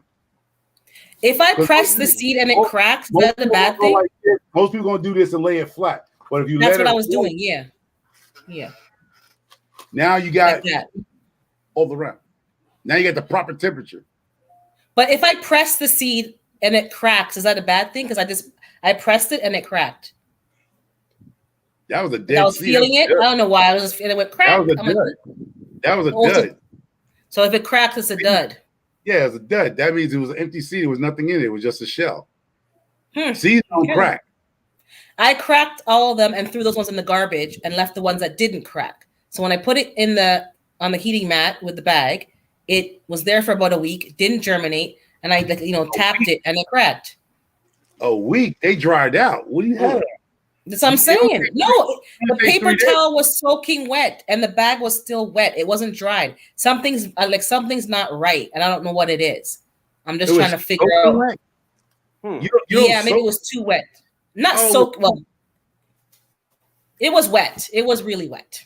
Yeah, you just like missing with a spray bottle. So maybe I'm like, you don't saturate the towel. You just give it a little spray with. Dang, man. Okay, so maybe I'm over. Like I'm putting too much water. Just a little. Yeah, I think I have a problem with overwatering, as I mentioned before. I was drowned. Most first-time persons do. That's their problem. That's how they kill their crops. They overwater plants and stuff. And that's the way you go, because I have some seeds. I have some seeds right here. Oh, where I put my seeds at? What I got? Well, seeds don't normally crack. That's what I'm saying. When you say you mash down, oh, there go one seed right there. Seeds normally don't crack. It's just like thank you, my granddad's garden. I appreciate it. I don't know, Micro. Something's just. The seed will be so hard. You can't crack that. You push down. That's what I was surprised. I was surprised when I pressed it because it's a thick seed, but I don't know. Unless it was a dud seed or something. Maybe it was a dud. Because you're getting these from people. You don't know what they're giving you. They're giving you garbage. Oh, well, I can tell you right now how much it cost you. Nothing. If it didn't cost you nothing, you was getting what they was just giving away. Well, they brought it back from the place, from the island, so they brought me back. So I don't know. Could have been just a dead seed. It could be a dead seed. Yeah. So I can start off. It's just like you'll get a box of ammo from the store. 2 or 3 of them is duds. Yeah, that's probably what happened. First box of ammo, you go in there, you got some duds, some they ain't gonna fire. Okay. If you're a gun owner and never caught a dud in your life, you ain't a gun owner. You're gonna get some duds. Yeah, man. I ain't never caught no dud. Gotta stop buying that ammo from buying ammo behind the grocery store. They have a good deal. They have good prices behind the store. Here you go with the bull crap.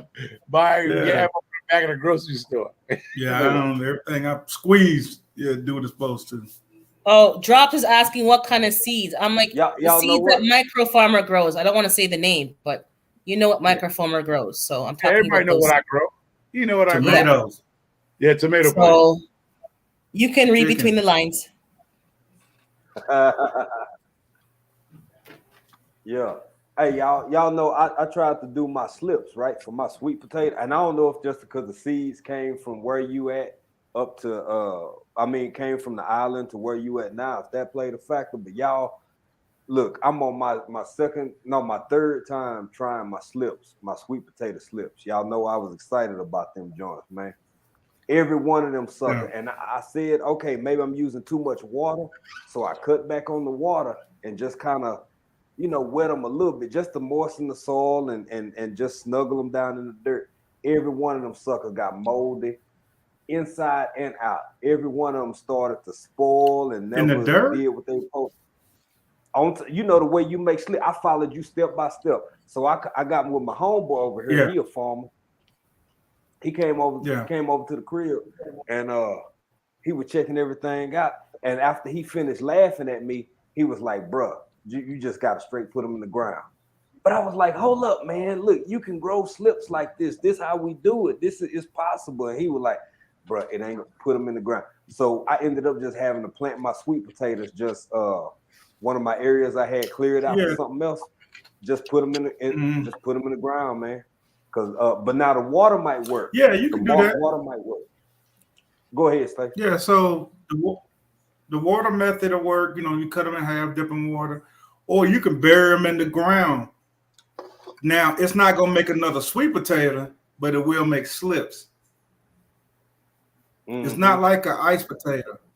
You know what I'm saying? How you put an ice potato in the ground and it makes more ice potatoes. That's not how sweet potato grow. In fact, sweet potatoes and ice potatoes not even in the same family. One is a morning shade, the other was an evening shade. But it will grow your slips. Then once you get your slips, you can either put them in some slips in some water so they'll root, or you can plant the slips directly into the ground and they'll still root. Yeah. Yeah. I did the same method as hands in the dirt, but mine still got full of gnats. So I had to just put it outside. I had to kick it out. The gnats just took over all the soil, and the potatoes are just overrun with gnats. I don't know what happened. I used fresh soil and everything, but they just took them over. The gnats was already in the soil. It was already in your soil. Yeah, like, you know, I sprayed it with neem oil first before I planted it, just to make sure. And the thing, it's growing, yes, but it's in the garage. I had to take it out. Yeah. Thank you, Nikki.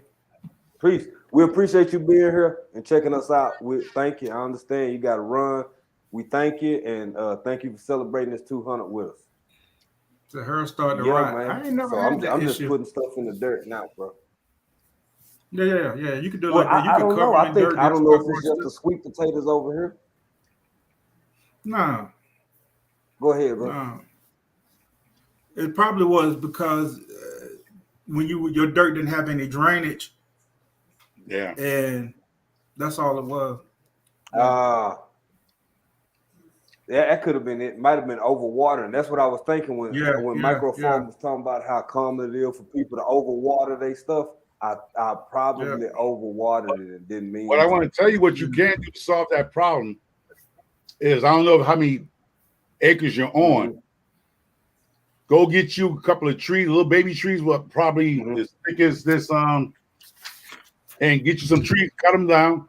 Some probably like 8 feet long, 4 feet wide. Stack up and make you a raised bed, and then fill that stuff in with some sand on the bottom. It could be for the drainage, and then you have some good soil from the native soil that you have. Go on a part of your lot, and then bring that soil down to that. Then you will alleviate the problem with overwatering, underwatering, because the sand is going to let the excess water go out. You know what I mean? So you don't have to worry about if you underwater. I think that's what I might do. Yeah. If you got some trees on your property that's, way in the back down there that you ain't never going down that piece of the property, go down there with some boots. Go down and cut you about 2 or 3 of them down, 8 feet long or 10 feet long. Cut them down deep. You don't have to debark them if you don't want to. If you want to debark them, debark. Get you some nails, nail them together, make you a small little raised bed, probably no more than 10 inches high, and throw your slips in there. Yeah, you know what I'm gonna do, Microfarm, is get some. I've been seeing some galvanized buckets. Like when I was little, we used to. My grandma and them used to use them for washing and doing other stuff and stuff. And because termites are so bad over here, the only thing about a raised, them tubs, hands in the dirt, is building a wood. It can work, but termites is so real over here, bro. All they'll see is a ribeye. Now here it goes. T-bone. Now how you fix that termite problem? I'm a drill though. Okay, hold up. How you fix that termite problem instead of spending a lot of money? Go get you some old car oil and some diesel fuel and mix that mixture of car oil and diesel fuel, and treat your wood with that. It ain't gonna poison your plants. I know somebody gonna say it's gonna poison your plant. Man, they got termite mounds big as taller than my house. Straight up. But they're not gonna eat. They're not gonna eat that. But they're not gonna eat that processed wood. That's what I'm saying. That motor oil and wood with that. Yeah. You're right about that, Microphone. Well, we hope you are. Yeah. Okay. Them termites might be different. You might like all. I get at a shot. You know, so they might like the damn oil. But you know, but what you're gonna treat. Matter of fact, another way of doing it. If somebody gonna say something about the oil in the burn the damn wood. Get a torch and burn the wood. It's called kadopi. It's a Japanese thing. They burn the wood to preserve it. So if you strip the bark up and you go back and you burn the wood, you'll actually literally burn the wood that will preserve from termites. I'm looking at SEK's video. Yeah. See, she does hers the same way I do mine. How? Right. In the soil. That's the way you did yours. Yeah. But she put it in a tin pan to get the slips. Yeah, that's what I'm saying. Yeah. But he's saying that his was rotting. Why was yours rotting? Because I put too much water. I was putting too much water, man, and I don't think that I made my holes enough. I don't think I had proper drainage. I don't think I had adequate drainage. Yeah, it will mold because it's just sitting there. It will mold. Yeah. But I had some sitting outside last year after I planted all my slips. I still had the potatoes still growing slips the whole summer. I left them outside in the rain and everything. I didn't do nothing to them, and they just grew slips all summer. All summer. Yeah. I ain't nothing else to them. Yeah. It wasn't nothing I could do because I wasn't trying to grow that many sweet potatoes. Yeah. Well, I sure be happy to have them because of the actually a friend of ours, the same one that got those first couple for me. She and her husband, they came across some more and came through with a bag, man. And I tell you, we sweet potatoes just good for you. You eat sweet potatoes in every other meal for about a week or two.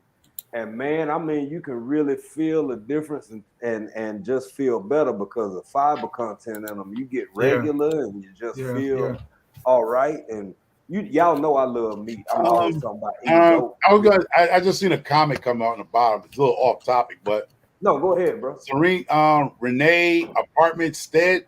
She says she gets a strange look trying to explain how a cow is not a true animal.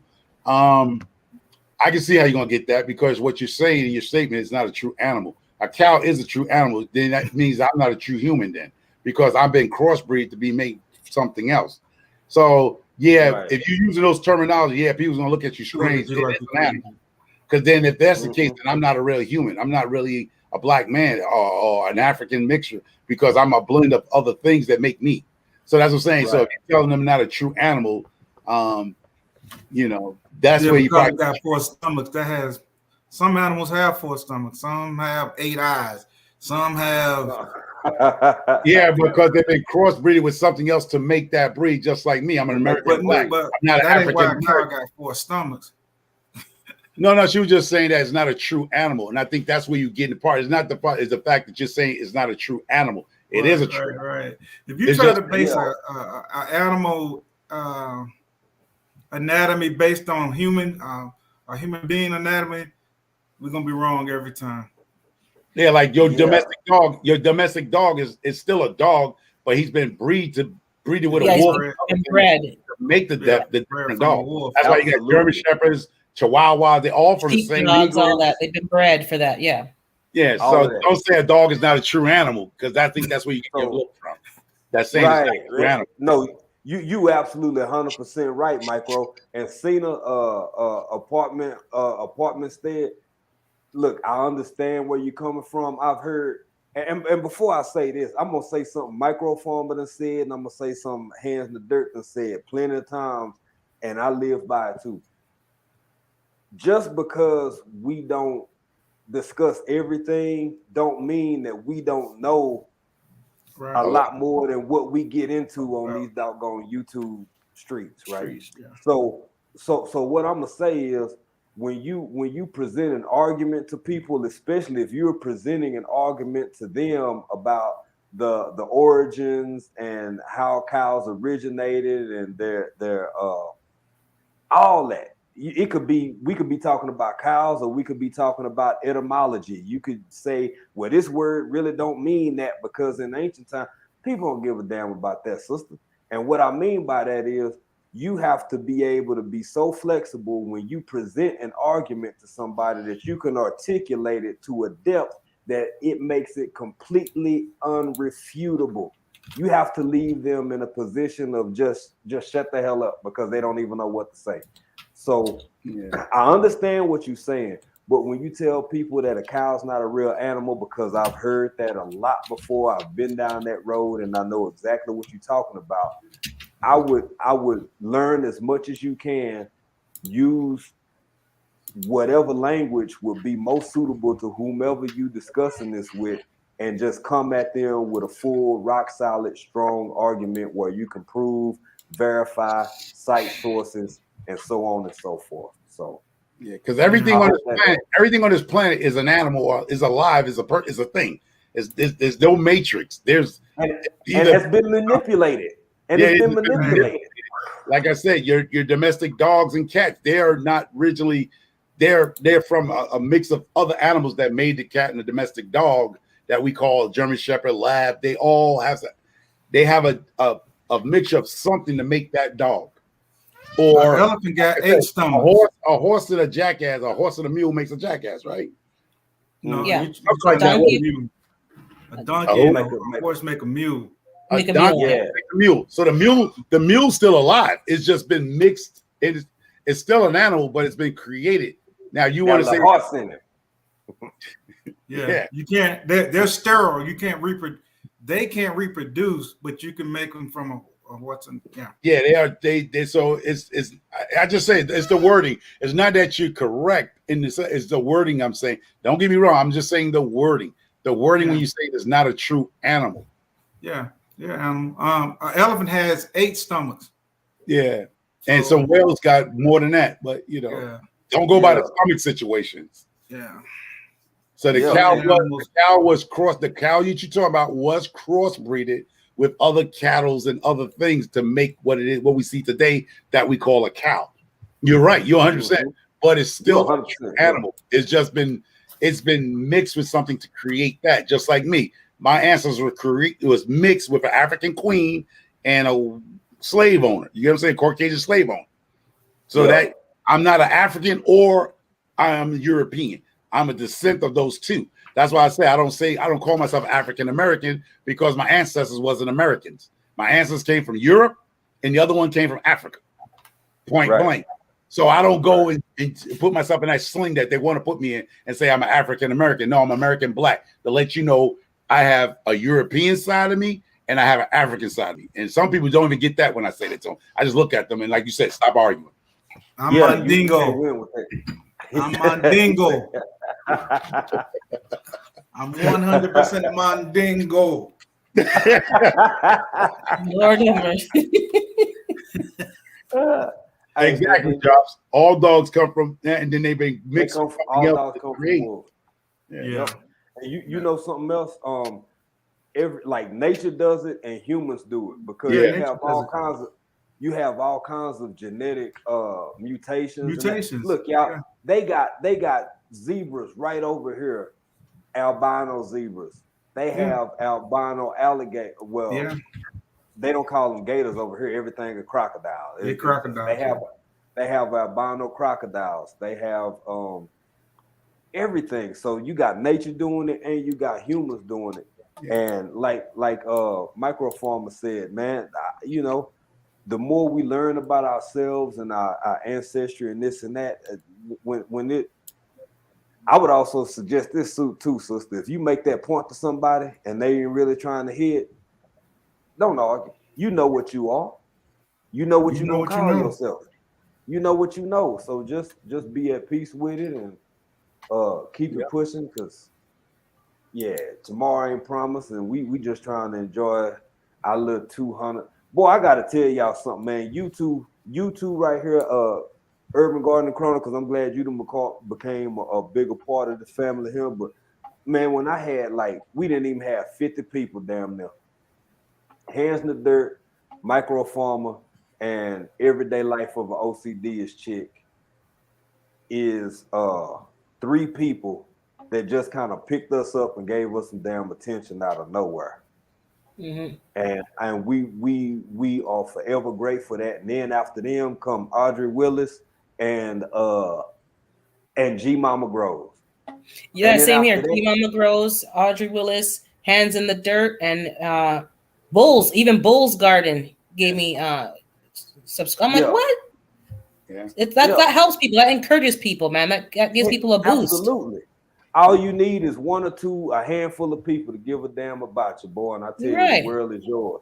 Because a little bit of attention, when you out here doing lives and you making content and don't nobody say nothing, don't nobody pay you no attention, it can be discouraging. But when you just got a handful of people that'll take the time to lift you up, man, we didn't even have 100. Well, my wife in the other room, and I'm not kidding, y'all. Y'all seen how fast, and we still ain't got a whole lot, but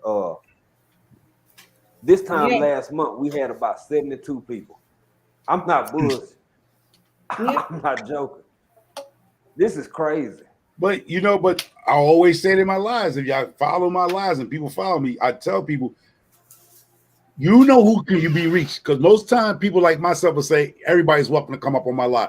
Come up, get yourself exposed. I'm not that phony YouTuber be like, I ain't gonna let her, I don't know her, so I'm not gonna let her up. If I put it out like anybody want to come up. This is how you gonna get yourself out there. You sitting there, I'm too scared. Me and Hands of Dirt, we could talk enough for you. You just stand up there like Urban Chronicle up there. You can just stand right there. People gonna see you. You know? People gonna see you, and then they're gonna recognize that you do come up on these people's lives, and they will. But the same thing I was telling Lion Crest, you have to expand. Even if you're a garden channel, you have to go out to the prepping community, the fishing community, the crochet community, the knit. Do not stick with one set because your name is just gonna be stuck. And I'm gonna tell you right now, in this community, ain't but probably 1,000 of us, no more than 1,500 of us, right? You make that 1,500, you're done. You're done. You're right. That's right. Yeah, at least you guys have been welcoming. So that's that's a skill in itself. People who are welcoming and kind and accommodating. Because trust me, not everybody's like that. So kudos to you guys, because some people are just, mean and selfish. But you guys are welcoming and open. You're sharing because you understand that when we grow, you grow. When we're blessed, you're blessed. It's all connected, not just hug it all for yourself. So kudos to you guys. And you're right. Broaden your spectrum. Don't be stuck in one box. Take advice from other people. You're not a know-it-all. Take advice and humble yourself. Learn from somebody else. Homer. Yep. That's Homer. right. Homer. And start. Oh, I forgot one more. I don't mean to cut you off, Hands of Dirt. I forgot about it was one more. And what's her name?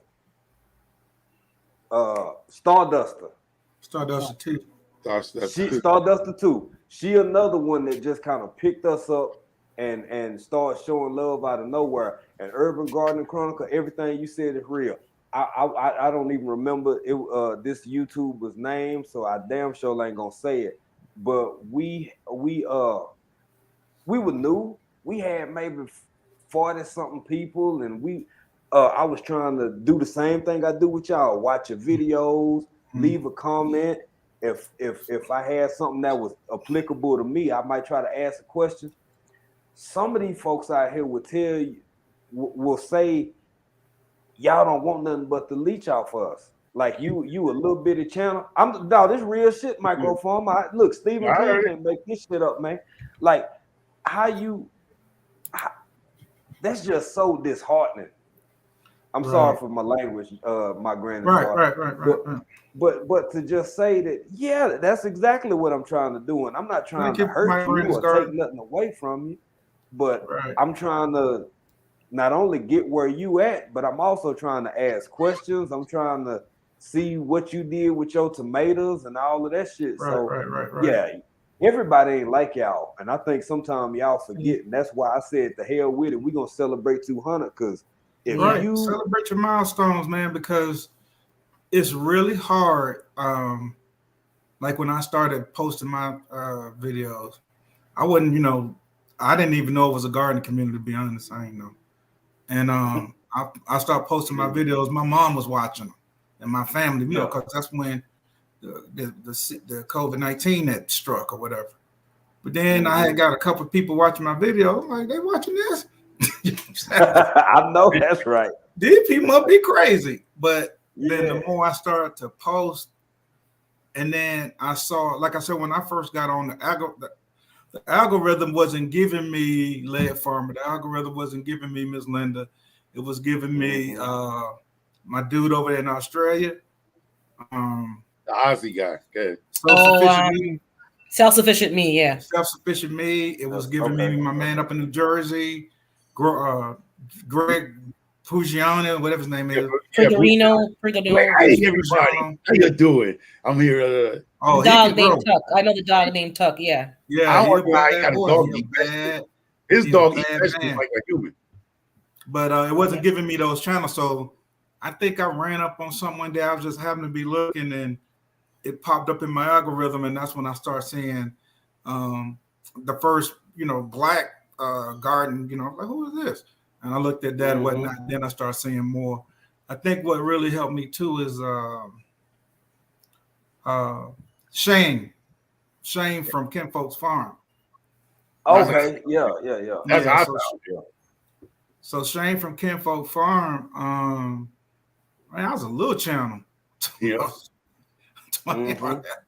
He just had to be like, that's Hands and Dirt. He's a Georgia boy, blah, blah, blah, blah, blah. He grows muscadines and, oh man, this dude killed some of the biggest deer you ever want to see. He just was carrying on and cutting, about my channel. I'm like, and I didn't know Microfarm at that time, but Microfarm was on that live. And my man was talking about my channel. I was like, wow. And then Lady Cheryl, she, really helped push my channel. She talked about my channel a lot, after she watched some of my videos. So it was some people that helped me along the way. Miss Linda really helped me along the way. Led later on, after I started making some ground, Led came in and he said a couple of things, here and there about some of the stuff that I was doing. But but Lady Cheryl, Miss Linda, Shane, and then, like I said, Led came in and, once I started gaining, because, he's a big channel. Once I started gaining around, mentioned my channel a few times, but then that's when me and Microfarmer hooked up. Like, I didn't really know him, but he was doing a live or something going on. Craziness. I think I was in the chat, right? And he was talking about cornbread and collard greens or something. And I told him how I make mine. Hey, that's not how you make no collard greens. You ought to be ashamed to say you from the South. Blah, blah, blah, blah, blah. That ain't the way you do it. So the very next day, this fool wouldn't have made collard greens. That's Microfarmer. That is my. Every time you cut up on him, he cooks the next day and does a video. I love that. Hey, man, I didn't know this man from a potato chip except for, and I was like, this dude right here, fool. Yeah, man. Yeah. But after that, we connected. I think he had a live one time. I jumped up on it. I had never been on a live. I think I jumped up on one of his lives or something, and me and him chopped it up, exchanged numbers and whatnot. And and then Nikki, she came into the fold, and so just me, him, and Nikki, we just decided, somewhere down the line, hey, let's try to put something together. And help each other, and try to help other channels. So Microfarm, his main deal was to help smaller channels grow. That was one of his main deals. Like, I want to help these smaller channels grow. I said, me too. I don't have no issue with it because my channel is small. And I was like, if we all can help each other, then we all can grow. Yeah. Because we all learning from each other. If you're not learning something then something's wrong. Just want to piggyback what you said, that because a lot of people don't know me from the first Microfarm when I first started. It was funny how I know everybody talk now, because YouTube has become bigger. When I came in the game, I had more fame than subscribers. People knew me, but they wouldn't subscribe for whatever odd reasons. They knew because everybody think of one or two, but go ahead. I was famous, but I was famous. Seriously, I was famous because people see me in Walmart. They're like, "You Microfarmer." They see me in the local nursery here in Connect. You Microfarmer. I follow you. Some people, they say that, but they knew me. I'm like, God damn, YouTube that small. Like people in my community see me and they like, and somehow I had the fame, but I didn't have the number count, I want to call it. So people knew me, but they just didn't whatever reasons. Like I said, for whatever the reason was, they didn't subscribe. But they know you now. No, they knew me. But yeah, they know me now. But what happened was I got into the homesteading community, and I grew from there. And the homestead community just took off, and then, like I'm gonna say, so people here understand what I'm saying. The first black subscriber that subscribed to my channel was Lead Farmer 73. Wow. But he wasn't as big as he is now, but he was bigger than me. I think you mentioned that before, didn't you? Yeah, but then you got people that don't know nothing. But the reason why I got fruit trees in my backyard is because of Lead Farmer 73. But I know I'm a little ace in the hole. I'm a wild card. People think I'm like no. I always give homage to him because the only reason why I have fruit trees in my backyard right now is because of Lead Farmer. And the next family, the black person family, it came across my world when I was small. EDB, I probably had 23 subscribers. No lie. Was Grow Family Network, the young man in Louisiana with the Philippine wife. Yeah. He was a second big channel as minorities, as black channels. That's what I got. Then it was GG Naturals, TT Pantry at one point. Yeah. There was another lady, Homestead, Healthy Homestead, something. The sister from Africa, I think she whatever. And then it was Nikki. And Nikki, when things got rough for me, that's why I always gonna love Nikki, OCD's chick. When things got rough for my black chops, bro, she was the only sister. She hung in there. Yeah. Because of I was being prosecuted by certain people, she hung in there with me. She let me know she was a true sister. She was my Angie Stone, my black brother, love. Every time I think about Nikki, Angie Stone, black brother. It was in my head because she stuck with me. That's what I'm saying. Ain't nothing I would do for it. That's good. Hey, Micro, you know, I think I seen Stacy in that live after we finished up that night. Last time we was all together. You know that I got on Lead Farmer Live. I took me a little break, got something to eat, refresh. I had no clue that cat was in here. Yeah, he was watching our live the whole time. He was watching our live the whole time. Said he had meant to send a message, was wondering why we wasn't responding, but he forgot to hit the send button, right? So for all of these little YouTubers out here, you hear everything that man just said. You heard what Micro Farmer just said. You heard what Hands of Dirt just said. Look, y'all, you never know who's paying attention, man. Yep. You don't know who's out there ready to live. Hey, Urban Gardening Chronicles, sister, what you just said, it all ties together. You never know who is out there watching and willing to pick you up. That man gave us a huge shout out in his lives. Told people to go check us out, told subscribe, all that kind of stuff. Like, man, I had no clue. We sitting over here in East Africa with 100 and some people. And barely 200, and then something like that. So he did. People feed off energy. Go ahead. Hands of Dirt. Yeah, no, I say he did. He did give you a huge shout out. Was talking about Africa Dreamer channel, and that was a good look. But that's letting you know that you got good content. You're touching the right people. Everybody knows when we first start out.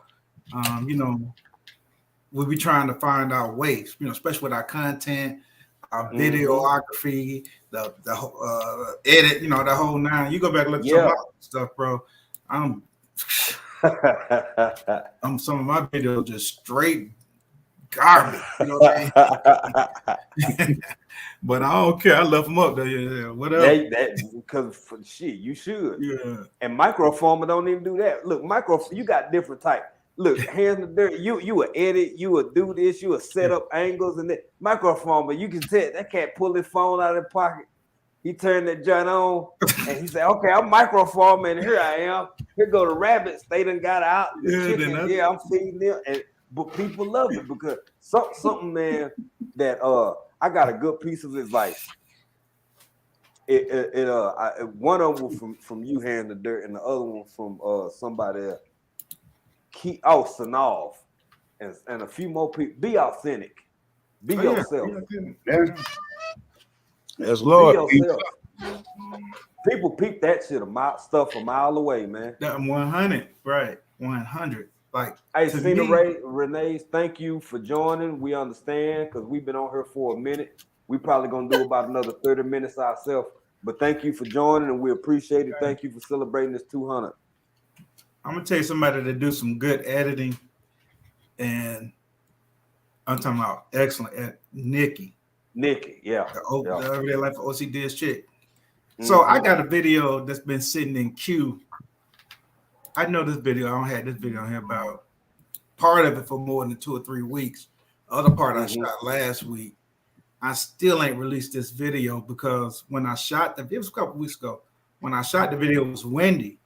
So I'm gonna have to go and do the voiceovers on this video. And I don't like doing voiceovers. Me neither. But because the wind I don't know how to do it, so I can't say I don't like it. The wind was blowing so hard, I'm gonna have to do a voiceover. And then I had to go shoot the intro to the video, like me saying what I'm gonna do. When I shot it, I had my camera set like this instead of having it like this. Right. You'll see it like this. It's gonna be a mess, but then, hey man, I don't shot that video. I don't put in the work. Y'all gonna eat it. Put some hot sauce on it. If it don't taste good, put some hot sauce on it. That's it, bro. That's it. Yeah, but hopefully I'll do the voiceovers today and go ahead and get that video out. We definitely gonna check it out. What's so funny about videos? Where I'm at right now, I think if I change anything about my videos, it'll devastate me. Devastate you? Yeah, because it'll make people think I changed. You know what I mean? Man, start editing your video. Nah. Because people come and get with the real deal. That's why they're looking at it. It's the real deal. There's no big word. Real deal. I just splice it.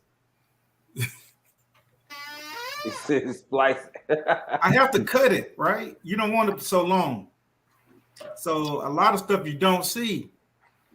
Or then I'll speed it up. Like nobody sitting here trying to watch nobody repeat the same process over and over.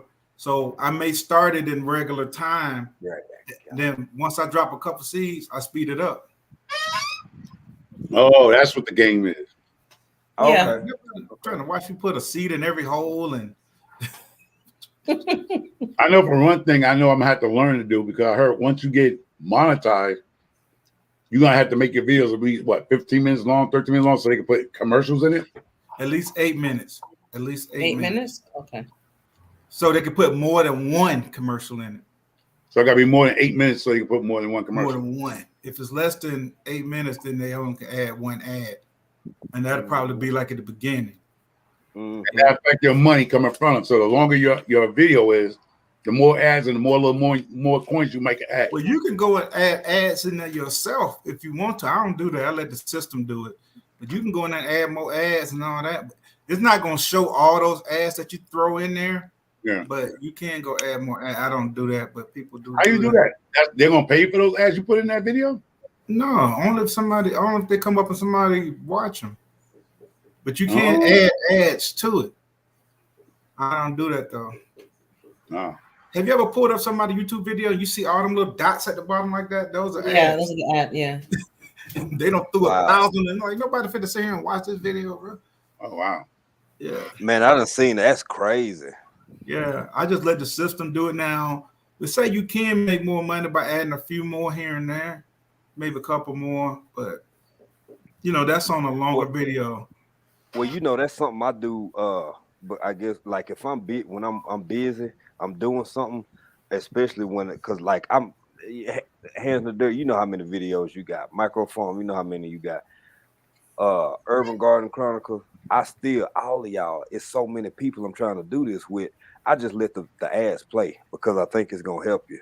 Oh so yeah. If I got my phone, I play them.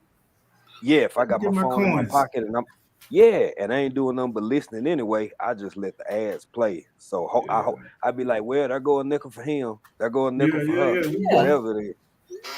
17 cents, 30 cents, it all add up. You go back to that video, you're like, oh man, this video done made $12. Yes. You put in the work, right, to do the video. So I don't mind. I'll play the videos just to get you guys some support. So it's a lot of effort in making videos, man. It's a lot of effort to make a video.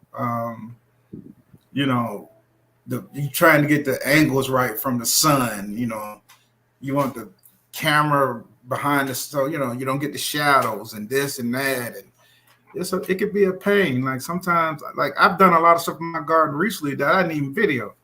I don't plant herbs and all kind of stuff, wildflowers. That's what like that's my problem too. Is like you don't have time to put the camera, and you got to get these stuff done. It's like, oh, that could have been content. Oh, that could have been, but yeah, it could have been. You got to sometimes move forward. You got to keep living. You can't keep running to the camera every time. Yeah, but yeah, I find some of it, but I ain't like how it looked. Like, oh man, I can't even patch that up. But, you know, that's what they won't see that. I ain't like the angle that I had the camera. You know. Oh my goodness! Come on. I enjoy your videos, so I don't know what you're talking about, but yeah, I enjoy your like, who is that? only one time you had an issue and you had to put a happy face to block something. I saw that, boy. That took the yellow face to cover. The little wardrobe malfunction. Underwear. But that was funny. That was hilarious. I do that. That made the video. The wardrobe malfunction, but everything is enjoyable. Right. I like it. I do that because even if just the top of mine showing, nobody trying to look at nobody in underwear, man. Cover that up. No. Right. Well, you know something else. I always appreciate my wife because if I'm trying to film something, you know, usually when I'm out by myself, I got a whole lot of content I haven't put out yet. But when we film at home together or out together, I got help from her. So for those who do it by themselves, the content creators who just do it, man, and then you doing all the editing by myself. Because I told y'all I type about 10 words a minute. All my papers was my hardest part of trying to get education with writing papers because I type slow as hell. But you know, kudos to y'all, man. And I don't really think people, and I've noticed something now that I'm actually a content creator, I can speak on it. People who sit back and have a whole bunch of opinions have no clue just how hard it can really be when you really try. Like you said, man, the sun, you've been a shot 15 minutes worth of stuff and realize the sun been glaring over it the whole time. It don't look worth nothing. You know what I'm saying? So you got to redo it or try to make it look better or something, man. It ain't easy. No, it's not. Yeah. I realize that now too. So all of my comments, I keep my mouth shut. I'm like, okay, when you're on the different side of the thing, now you realize, you know, stop nitpicking and bothering people. They got enough to worry about. Yeah, it's crazy. Hard. Or you think the camera's recording and it's not. Oh, I did that too many times. Yep, and you can't relive that. You're trying to capture. Hey, I just have to let that part go. Like they'll see it when it start growing. Like when once I get everything planted, probably be by May. I'll get everything, you know, hopefully everything will be tall enough to start going in the ground. Probably like late April, going into May. Yeah. I have to put mine later because I have a feeling we're gonna have another snowfall. So I would put things out earlier that can handle it, but I'm gonna put them in the garage. Yeah, something's off with the weather this year. It's not the same. Yeah, our weather crazy as a bed bug out here. I'm talking about it is crazy. It was raining so hard today. When I got home from going to my appointment, it looked like a river running down my driveway. It was terrible, man. It done washed all my topsoil out of my grass. You know, so that stuff is coming here, man. It's bad. Hey, y'all be careful with them storms, man. Y'all know I'm always trying to check on my people back in Texas and all over the U.S. Y'all be safe in them storms, man. And I know everybody on here pretty much prepped up. I ain't worried about no storm. I'm on a hill. All that shit go down that hill. I'm down here. My house comes, my yard and driveway comes down. Yeah. See, that's why you gotta listen to your wives, guys who about to get married or been married. I didn't like this house that we in right now, but then the wife liked it, so you just go on with the wife, right? She saw some things you ain't see. This house is sitting on a hill, like it don't look like a hill, but When the water goes, it goes that way. Yeah. We don't have to worry about drainage because the water goes down the hill. Because the water goes downhill. So we up. And it's like, oh wow. All right. So you don't have to worry about the other people down the hill who get flooded like hands of dirt. They yard is saturated. Shut up, man. At the bottom of the hill. No, they're at the bottom of the hill, like hands of dirt. His house you walk down to. So that means the water is going down towards that house. Come down. Yeah. A lot of people don't realize that if your house going down, that means if the water in your house is below you walking down to your driveway, the water that's on top is coming down. And if your house down there don't have a drainage system, decent, basements, garages, or a yard that you can't do nothing until the sun come out for 4 days to dry it out. No, it'll dry Yeah, out. that's real. You know what I'm saying? I mean, I'm talking about people buying homes. Like you just look. Some people buy homes in the summertime. It is not raining. They don't know that yard is going to be a swimming pool. Check everything. Hey, mine run off, but that's the problem. I don't like. Thank you for joining, bro. It runs off into my driveway. Okay. Yeah, it comes across, comes down. So the yard has a swoop in it, what we call a swoop. Like when we get the Bobcat and we're doing your it goes like that. It's a swoop, okay. There's a swoop where when the water comes, that's going to come down and swoop that way and go that way. And then my sidewalk coming up to the house, it looks flat, but it's not. It's at a slight angle to make the water run in a certain direction. But it's terrible, man. The way I know it is. We get some comments about this weather now. I want to give a big shout out. Stephen Lewis then jumped in the chat. Who was that? GT Junior. GT Junior back, and Salon Diva V said Houston doing good. Said Houston H-Town doing all right. They got a little bit of rain, and I'm gonna say first I'm gonna open up one of these bottles. Then I'm gonna try to open up one of these bottles. Y'all don't know nothing about that. Candy paint on my ride. Come on, man. That's the H-Town stuff right there. I just had to throw that in. I got, you know, GA, we got our own swag. You know, I know y'all got y'all own swag, but it ain't like that Houston, man. I'm so Houston. You know what, man? Yeah. Atlanta and Houston is the same to me. They a lot alike, bro. They're very much alike. Yeah, very much alike. All right. Yes, sir. Before y'all start ragging on my shit, I'm out. I mean, I'm going to go ahead and put my camera on. And hold on. We're going to do our Connecticut. You had a fast car. I knew you must start. Tracy Chapman mouth. Oh, Lord. You're a pot stirrer. Up in Connecticut, Houston got a vibe. Atlanta got a vibe. I'm from New York, so I'm from Bronx. Oh, yeah, Connecticut there. You had a fast car. And Don't knock on Tracy Chapman. That was a hot song. Hey, it was a hot song. I'm gonna take it out of here, something like that, man.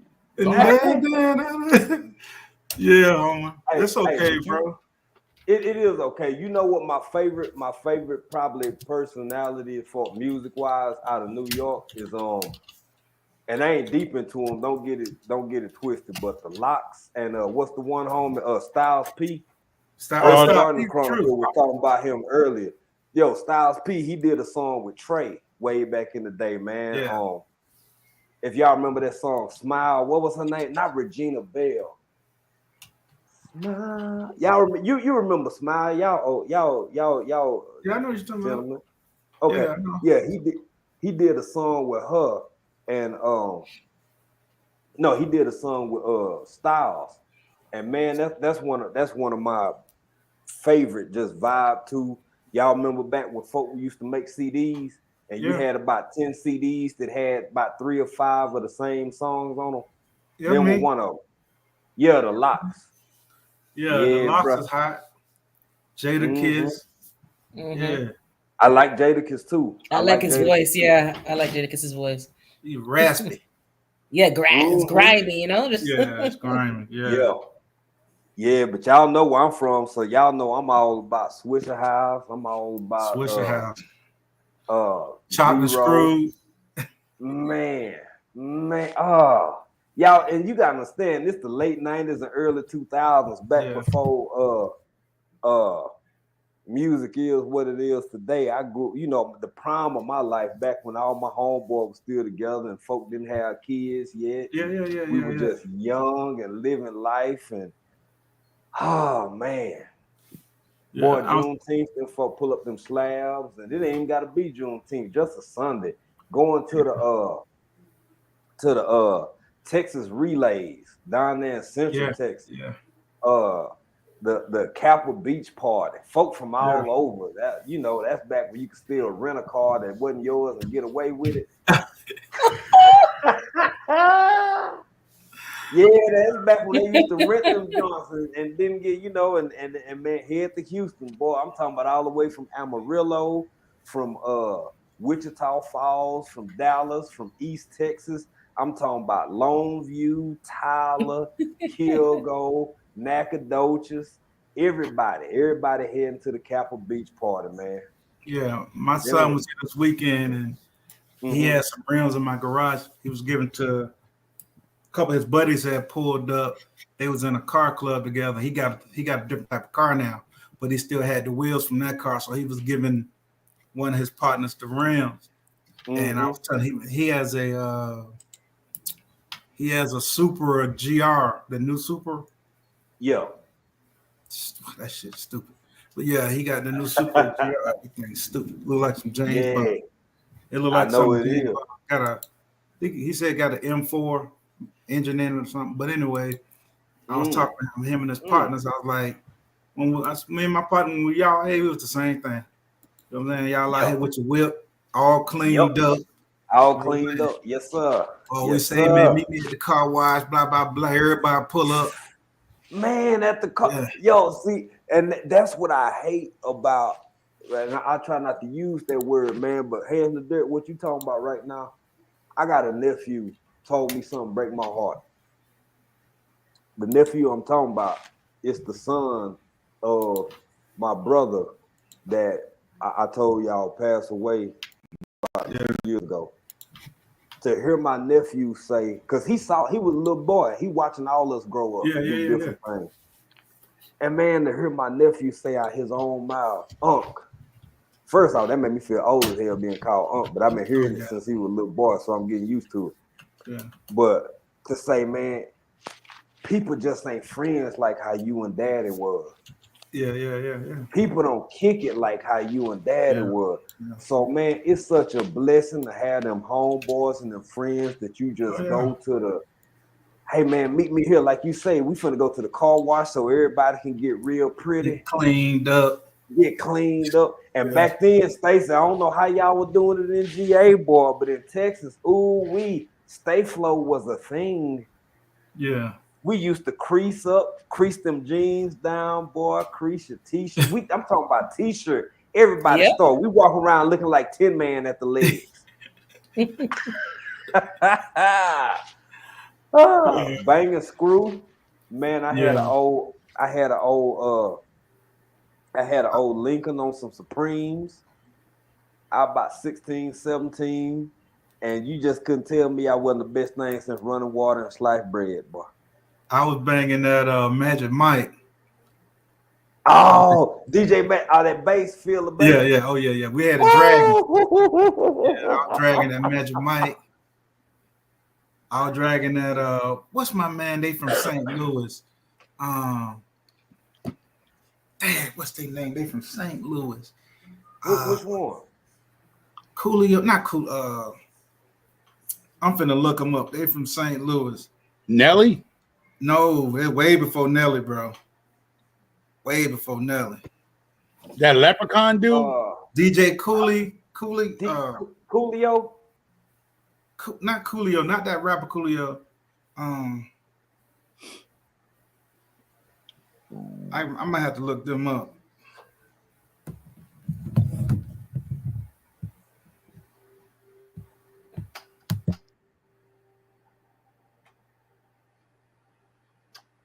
Damn. Hey, Sunday Backyard Garden. Farmer.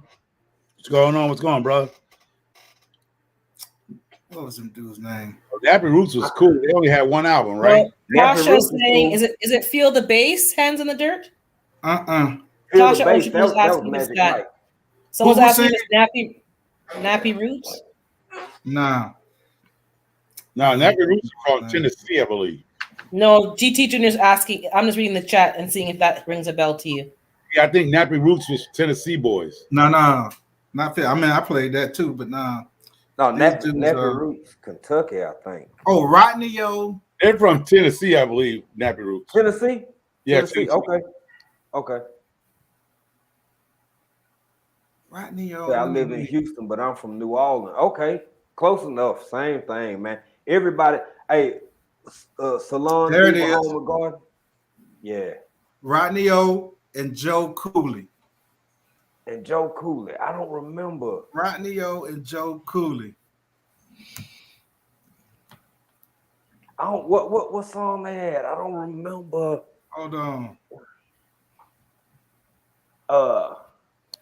Yeah, GT, you're right. Kentucky. I want to say Tennessee. So who's from Tennessee? What was it? Okay, a quick snippet. Go for it. That came around that time was from Tennessee. Hold up. Because I thought they were from Kentucky. Nappy Roots from Kentucky. Kentucky, but from Tennessee also. Around that time too, Nappy Roots and Tennessee had a group.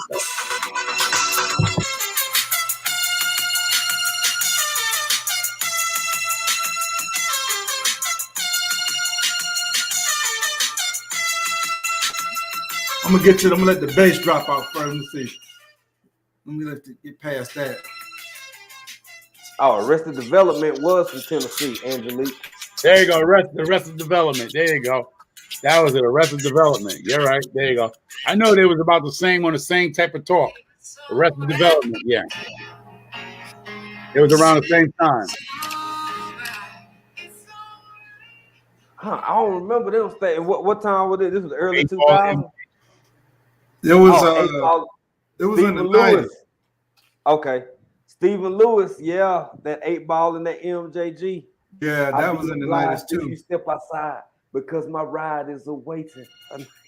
Yeah, bro. I'm with you. Hold on. That sounds familiar, Hands in the Dirt. I'm gonna find another one you're gonna know by them. When they played on the radio. But they played the Everlasting Bass. Okay. And they were some cornball looking dudes. But that's how it was out in the Midwest, though. I used to live in Oklahoma, man. Them jokers would have feeding waves and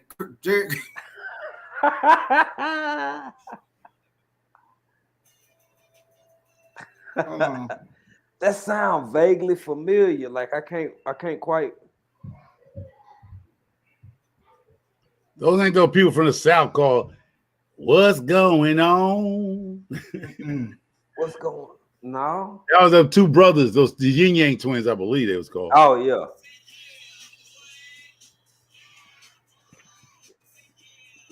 Hey, Hands in the Dirt. Hey. Let me hit you with this right quick. Now I can't all I can play is the intro, but right. No. Yeah. On the run. Y'all don't know nothing about that, man. On the run. Come on, Jack. No. When you were younger, if you my age and you from TX, man, come on. Hawk, Pokey, Mo, Lil Young Zero back then. Who else? Even Tennessee were coming over, 8-ball and MJG. And this was my fun time stuff because y'all know I'm an R&B cat, man. I was even before I went on live today, I was playing that Glenn Jones again. Y'all don't know nothing about that. That's for y'all time.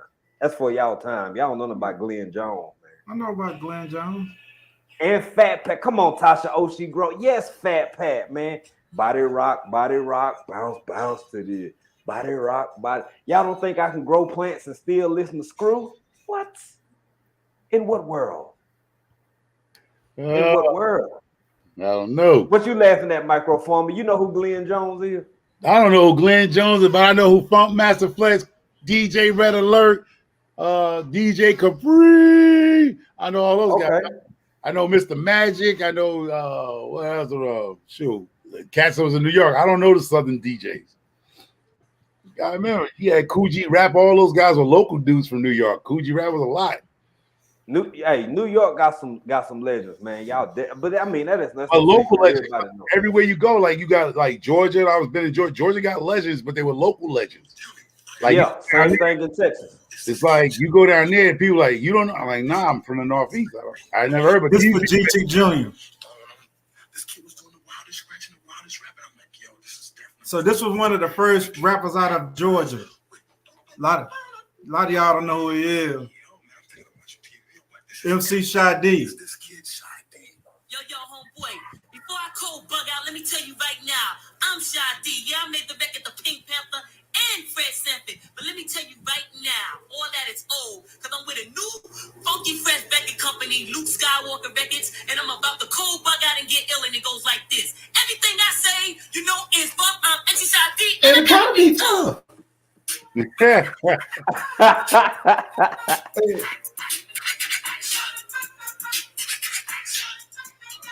Hey man, keep that man shut down. Your hand dirt 132 seconds. Hey man, that was Shy D. I told y'all. Wow, that's early rap. This is the 80s, bro. Yeah, that's the 80s, man. When I think of 80s, man, I remember my cousin. Hey, hands in the dirt. You talking about Germany and them Beamers, man? My cousin came home. And doggone man, I'm a little fella. We riding around bumping that Too Short. Oh yeah, back in 80s, the Too Shorts and the 2 Live Crew. Man, one of their first. I don't even think it was an album. It might have been like 2 songs, something like that. I remember I see you walking down the street and I had to stop, turn up the radio and drop the top. I see you look so good and look so fine, young tender. Would you be mine? Yeah, man. Yeah. That's that old Too Short. Boy, y'all, I'm telling you, boy, ooh, keep living. You mess around, keep living if you want to, boy. Too Short had so many cold ones. Yeah, you know, many cold. After he dropped after that first or second album, he moved to Atlanta. He been down here ever since. Straight up. Yeah. Straight up. Yeah, you used to see Short right there on. He used to be on Camerton all the time at the barbershop. Wow. Yeah, man. He been down here for a long time, bro. That's crazy. Yeah. You know, but you said something a while ago. It really made me think because I was like, yeah, you got a point. So I just agreed. But the more I sit back and think about it, man, I can't think of 2 more southern cities that's more alike than Houston, Texas, and Atlanta, Georgia. Atlanta, very similar. They are. Man, I never really thought about it like that, bro. You ever been to Houston? You ever been to Atlanta? It kind of the swag a little different because the music a little different, but Houston and Atlanta similar. Yeah. Yeah. My granny's garden. Everyone have a good evening. Got to go check on my garden. Mom, I know we done ran you off talking about this here music, but we love you anyway. Yes, you just got to pray for us. Just pray for us. And you know that even after you get out the chat now, we're going to behave and we might talk about some things and some stuff. Yeah, I definitely got to behave. They can speak for themselves. I don't know if I'm going to behave. You're going to behave. You have a good day, my granny's garden. We appreciate you. All right, good night, Greg. My granny. You're gonna be you, Micro. You're gonna be you. I got a reputation to keep. You think I gotta be messy. Hey. Oh yes, that's just who you are. What messy boots? But I gotta say, Tasha Oshie Groves, fam, you've been in here and been in and out like this whole time. So I'm more than grateful. I'm beyond grateful. We got 15 in the chat. We've been up to damn near 30. Now we back. You know, I'm good with where we at. We having a good time. We talking. We chopping it up. Y'all here kicking it with me, celebrating this 200, 300 gonna be bigger, 400 gonna be bigger than that, 500, man. We just, it's gonna be real. And I'm not even gonna talk about a G right now because we just gonna have to see. You're gonna get that G, ain't no problem. Oh yeah. You might outrun me. I don't know about that, bro. My stuff is stalling, man. I'm at 650 like this, stall. Like I'm waiting for a package from Airborne. You know, Airborne went out of business, right? You gonna get there, bro. You on your way to a G in the next month or so. I hope so. You and Hands of Dirt and Lashes been saying that. Ooh, hold on, man. Look, and Tasha Oshie Groves. This is somebody I listen to. Do what you wanna do. Come on, man. I listen to Devin like Tasha. Listen, like, don't ID yourself. Right now, I looked at you as a young lady. Now, if you're an old bat looking young, that's catfishing us. Hey, you leave that woman alone because she got her youthful glow about herself. I'm trying to figure out what she say. She said nobody ever mentions Devin, and you right, but I sit over here and listen to Devin at least 2 or 3 times a week. Zero Devin, then I go listen to Mississippi Mass Choir and come back to some UGK.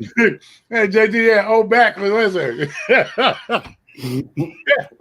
Because Tashi look like she's in her 30s, or maybe just reached her 30s. And if you mentioned Devin, I'm like, okay, is that we looking at an old bat here now? Because Tashi, you looking great for your age. Man, let me take an old man break.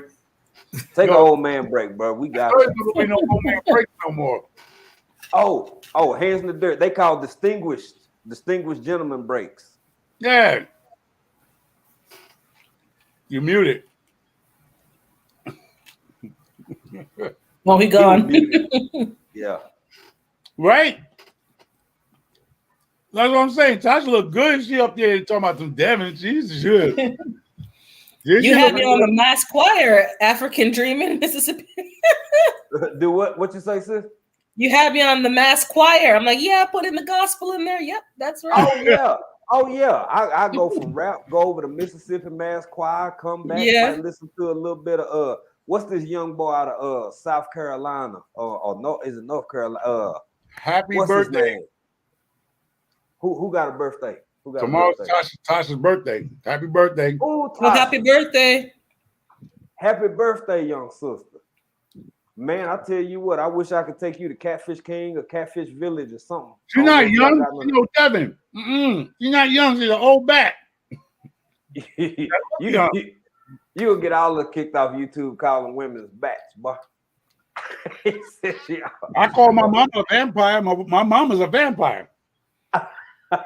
Listen here, don't talk about your mama like that. I talk about her. She raised me. Your mama like that. My mama didn't raise me. She get talked just like a deadbeat dad. She's a don't do it. Nope. Just keep silent on the matter, but don't say nothing bad. My mother's a vampire. She brought you to this world. That's the end of it. Don't say nothing bad. She's a vampire. Don't go up to the Jamaican woman. But you're still talking. You're still talking. I ain't talking bad about her. No insults, nothing. Just don't say nothing about her. If you can't say nothing good, don't say nothing about her at all. That is good. No, it's not good. I got you, Stephen Lewis. That's on you, urban guy. No, you don't talk bad about your mother. Period. I didn't talk bad about her. Okay, maybe it wasn't bad to you. I took it as bad then. Don't say bad. She didn't raise me. I have no loyalty. But that's what I'm saying. It don't matter if she didn't raise you. Just don't say nothing bad. It does matter. That messed up my first darn marriage. Yes, it does matter. Feels like these men out here talk about how they dads left them, and the black women talk about. I'm not saying. Whoa. Because you're on a one-side train right now, sweetie. No, I'm not. You are. Because you put that out to people who have not grown up with a father. This is what he never had a dad. Just like he had no man to talk to and teach him. I never had a mama.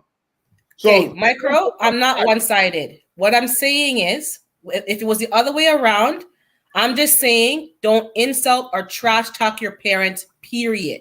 Even if they weren't nothing good to say, just keep silent. talking to her. You Okay. associate vampire with trash. Okay, maybe I took it as an insult. Yeah, you took it as an insult, but at the end of the day, like you said, don't get in grown folks fights. No, I'm not in a fight. I'm not in a fight. My mama is not your mama or your sister. So if I say something bad about my mama, I say you don't like it. But you're not going to chastise me and talk about how I can talk about my mom. Who's chastising? I said don't trash talk. No, it's not chastising. That's not chastising. Yeah, because chastising would be like you're telling me as a grown man. No, I didn't tell you. I said I don't want to hear insults about your mother. If you don't have nothing good to say, just don't say nothing at all. Well, I told you I was not insulting my mother. Okay, that's fine. But still, there's no argument. There's no chastising. There's no. I'm letting everybody know here. If you don't know me, don't get comfortable. I tell you right now, do not chastise me about my life and my situations. But that's what I'm saying. There's no chastisement. Let me get y'all here. I know what both of y'all saying. Both of y'all like just saying. I mean, nobody means any offense, and I know what you saying, sister. You saying, because I heard that a lot growing up. Like, don't, even if they messed up, don't say nothing about your parent. I completely get that. That's your sentiment. On microformer side, his sentiment is coming from a place of, well, this is my mama. This is my experience with her. So I'm gonna say whatever the hell I want to say. So I completely understand both sides. I just want to throw in some clarity. Y'all can get back to what you were both saying, because this is an open discussion, and that's what we do over here. We talk. We ain't got to be all. But I agree with you. What I'm saying is, if I say something to you that I don't agree with something that you said, that's not chastisement. Because right away you're going off as if I can't even say nothing to you or give my opinion to you. Chastisement means I'm telling you, you better not do this. How dare I didn't chastise him. I said you shouldn't insult your mother, say something bad about your mother. Because as far as my cultural background, that's disrespectful. Even if she was a terrible mother, you're in a public forum insulting your mother. I'm just telling him how I feel about that comment. That's not me chastising and getting into grown folks' business. And that's what I'm saying. Just because I don't agree, don't dismiss what I'm saying and say, oh, I'm in grown folks' business. I'm speaking respectfully to a grown adult and giving my opinion. I have not raised my voice or used any demeaning comments to express what I'm saying. You don't have to agree with what I'm saying, but don't say that I'm being dismissive or I'm being I'm scolding you or what that. Call it what it is. I don't agree with your comment, and that's the end of it. I there's understand. No argument. And there is no argument. We just having a conversation. But the thing is, and I'm not glad that this happened, but this is a learning opportunity in my opinion, because look here, just like you said, culturally, traditional Jamaica is very different from traditional like New York. So even when we use certain words like chastising and even something as simple and as broad as respect, right? A word like respect can have a multitude of connotations. So, but I get what you're saying. I don't want you to think I don't understand you. No, you understand. I get it. But his perception of, because when he said don't chastise me, he may not have meant it in the way that you may have taken it, and vice versa. Because when you said like don't say this about your mother, because I've had people say that to me before, and sometimes in some cultures and some subcultures and some subsets of cultures, people feel like, man, I can say what the hell I want to about my. Have you ever heard that? Like, you can't talk about my people, but I can talk about my people. Yeah, I've heard that. Yeah. I think that's exactly what happens here. Now he chose the word, he used the word chastise, but I think more of what he was saying is, that's my mama. I can talk about my mama, but you know what I'm saying? So I think that's what it was. It's all good. This don't even qualify as a misunderstanding. This is family talking. Yes, we on a public forum, and yes, sometimes things happen like this, but look, it's all good. It's all love. Ain't nothing but love over here. So when my mans get back, we're gonna keep on chopping it up. And I want to go back to the chat real quick. Chat came through it. I was here. I was going to explain. Go ahead, go through chat, and I was explaining what I was talking about, bro. Yeah, Blind got his wife their life. What's up, Quita and Mr. Corey? Brother Corey, what's going on, y'all? I just want to say what's up, what's up. Thank you for joining us. I'm off for now, but take care, everyone. All right, yo, yes. I just want to. Now, going back to what I was saying, I know there's some Christian people, Catholic people, they associate vampires with Satan. What I was saying, when we was talking about the chat of what I was explaining about my mom being a vampire is because she didn't age. We was talking about Tashi Groves, how young she looks, and she was given an old rapper's name that's an old rapper, and she looks very young. We was talking about her age. Yeah. When I said about the old bat is because Tashi Groves, if she knows about that DJ, that rapper she was talking about, she's not her age because that's an older rapping person in the rap industry. So if Tasha knows about that person, she looks very young. And that's when I said about my mom was a vampire, because my mom is the same way. My mom is 82 years old and she does not look her age. If you look at her, she looks like she's in her 60s. That's what we call vampire. Now, if you took me calling my mom a vampire as disrespect, that's when I got a feeling when you said, don't talk about your mom. I was not talking about mom in a disrespectful manner. And I thought I made that loud and clear. I was not disrespecting my mom.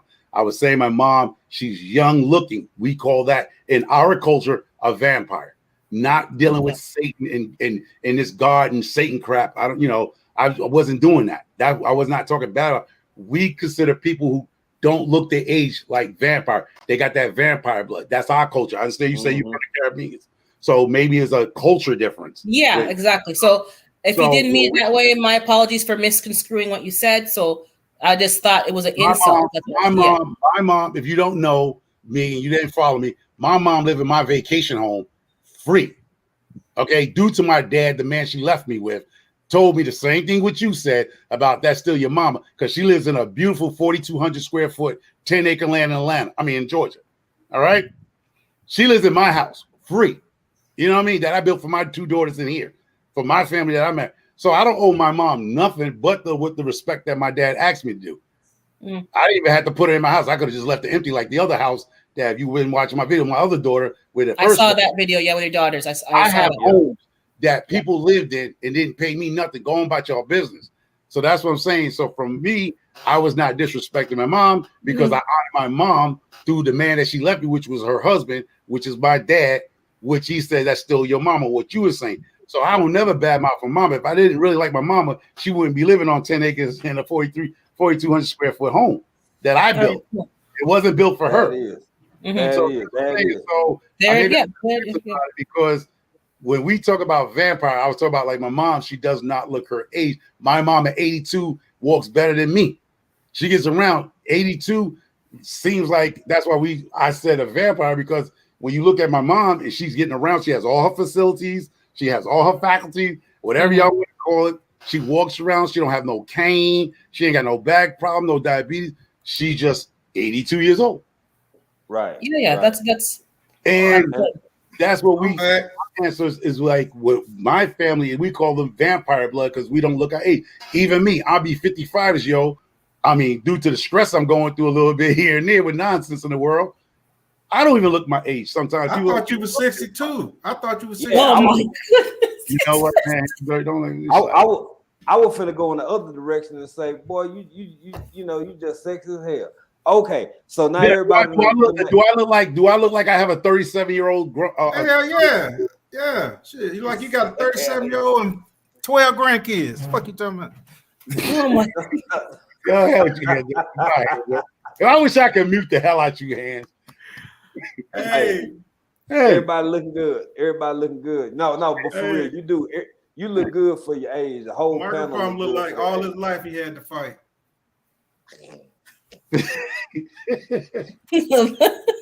hey, hands to dirt. Hey, when I come see y'all from Africa, I'm gonna walk up to you. I want you to pick me up in Atlanta. I'm gonna say, yeah, mama.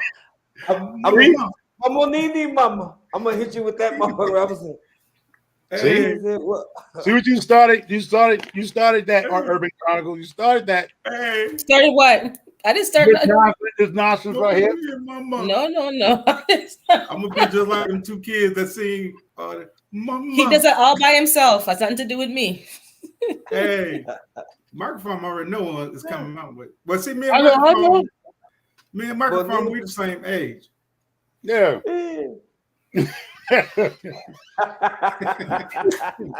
Yeah, exactly. What's your oldest boy? How old's your oldest boy? My oldest son is 34. Yeah, I got a 37-year-old. Yeah. I got 8 kids. I got 4 daughters. No, 6 daughters and 2 boys. See, you started before me. Damn, My boy. microphone was Olympic swimmer. 37-year-old. Baby, how can I change the chat? Just say microphone. Let me put that Nick Cannon.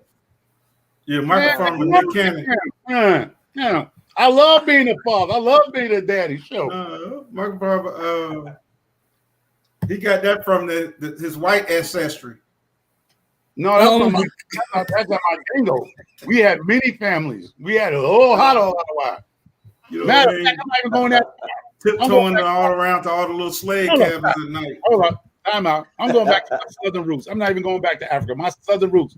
My grandparents and them had 13, 15 kids, bro. Be right back, y'all.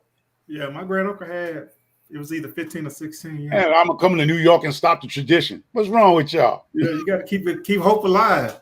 Yeah, keep them big kids, families, you know. I'll come to New York. I'm gonna get all bougie. Come to New York and only have 1 or 2. Hope alive. Yeah, Hey, you gonna be bougie? What the government say? You got 2.3 kids. 2.1 kid. How does that happen? Yeah, 2.3. 2.3 kids. Like what? You know, they're having a problem in Japan right now. The people, they're not having babies. Shit, you keep throwing us black folks in the child support court. We ain't gonna have no more kids either. Yeah, they're not having babies. We ain't gonna have no more either. The women thinking they don't need us no more, so they don't have to have birth control because they don't. Most women don't need us no more. I ain't looking for no man. I'm good by myself. I'm fine with that. Yeah, we gonna be outnumbered. We already outnumbered. We're already outnumbered, yeah. Yeah, we already outnumbered. That's the way. That's just how nature is. We're gonna get really outnumbered then because I'm telling you, our sisters don't mingle with us that much no more. I'm glad I got mine. You know, I got mine out the way. Yeah. You know, I feel sorry for the young sisters and brothers out here because we're not hooking up no more, and they just shacking up, and some of them not they're not having babies, even though we think they have them. But it's a drastic drop. It's a drop. It's a drastic. Watching the special about Japan, they got a real drop in birth rate. See, they ain't gonna give us our real numbers because they want us to drop. So they're not gonna be, you know, y'all black folks need to get out there and have more babies, right? They ain't gonna do that. They're gonna be like, sit back. You know how many black kids that got killed in Chicago today? But how many black kids didn't get born today? You know what I mean? They ain't gonna tell you your numbers are dropping drastically too. Yep, that's true. But they ain't gonna promote that because they're gonna make us get out there and get back in the game. But we're not getting the yeah, you know, you said you said that on GT. Yeah. They're not gonna put that on TV. They're not gonna put that in the book. Whoops, hold on. You know, a lot of our sisters are getting up here, they're not having no more black babies. The men are actually going getting snipped. The men are actually using rubbers now. So they ain't trying to get caught out there in child support court. I'm serious. My 2 boys, they ain't trying to have no babies. My son ain't either. Out of all those kids, man, I got 1 grandson. He's the same age as his aunt's upstairs. Yeah, my oldest boy. 1 out of 8 kids, 1, and he's only 8. He's not. Well, he's 8 years old too. And don't seem to be in the plan or the future either because he's like none. 1 daughter gave me a kid. 1 daughter out of 6 of them. I mean, well, the other 2 is 2 babies, but right now, out of the 4 that can have babies, 1. Out of 2 sons that can have babies, none. 1. I got 2 from my oldest no babies, bro. Yeah, they not having. My oldest son, I'll be asking, he'd be like, 1 nephew getting it all. 1 nephew ain't got to share every 15,000 million toys or whatever he want. He ain't got enough uncles and aunts to where his Christmas is looking like Lil Wayne's daughter's Christmas. I'm telling you, it's just he ain't got to share with no cousins. He ain't no other kid but him. That's right. Yeah. His grandma, his mom, his father's people spoil him. His mama's people, yeah. Christmas is off the chain for him. He's gonna be a spoiled brat. He's the only one. Okay, GT, I just got back. Let me try to pull you up. Give me a second. So yours too? She said her kids, she only got what? She had 4 kids and 2 grandkids. That's it. Yeah, I got 2. So far apart in age. Yeah. We are dropping in numbers. You know, we too occupied on a high value man, a high value woman. We so caught up in that game that he got to make $100,000. Which is the dumbest thing I ever heard in my life. She gotta have a cacao body on her. Boy, that shit crazy as hell, man. She gotta have long hair. That's the dumbest. You don't have. Did you say how many grandkids you had, Micro? Did I miss that? I got one. One, okay. Out of 8 kids. I mean, well, 6 kids. Well, 6 that are of age. I know the twins are young. Yeah. So 1, and they don't look like the ones that can have. They ain't having them. They don't want the headache. Wow. Yeah, my son definitely. I asked him. I was like, "Dad, boy, you in your 30s, man?" He's like, "Nah, Dad, I ain't trying to have no kids." Yeah, I'll help you out. Shit. Yeah, and they're not even taking that. Remember back in the days, you like, I help you the baby. They be like, I ain't having none. Yeah. They got those depot shots that go in your arm, the little things in your arm. Ain't nobody you want a baby now is because you want one. You don't have to have one. I'm gonna tell you something, man. I mean, they have expensive. They have depot shots, they have condoms, they have these shots that they give you. Women, you ain't gotta have no baby, you don't want one. You ain't even gotta tell nobody your business. Act like you sterile. Like, don't even say nothing. Go and get that shot in your arm. I think it's every 6 months or something like that. I think so. I don't know. Yeah, I think they have it every couple of months. Yeah. They got that one they stick in your arm, in your inner arm. Yeah. They have IUDs. They have all kind of stuff that people can do, and you don't have to know that you ain't got to tell them you with for the yeah. Hey, y'all, I'm gonna tell y'all something for real. That I think that from my observation, and I'm saying this as a man, been married, been with my wife 20-something years. We ain't got none. That was a choice for a whole lot of different reasons, but I'll say I'm looking at the chat too because I just got back and I'm trying to figure out how to pull GT up. But I'm gonna say this too, y'all. Like, at being my age, because I'm a little bit younger than y'all, I do understand why so many people in my age group and younger feel that way. But that's a game that's played real strong in the West. Africa got over 1 billion people, and that median age is about 15 to 17 years old. People over here having babies left and right.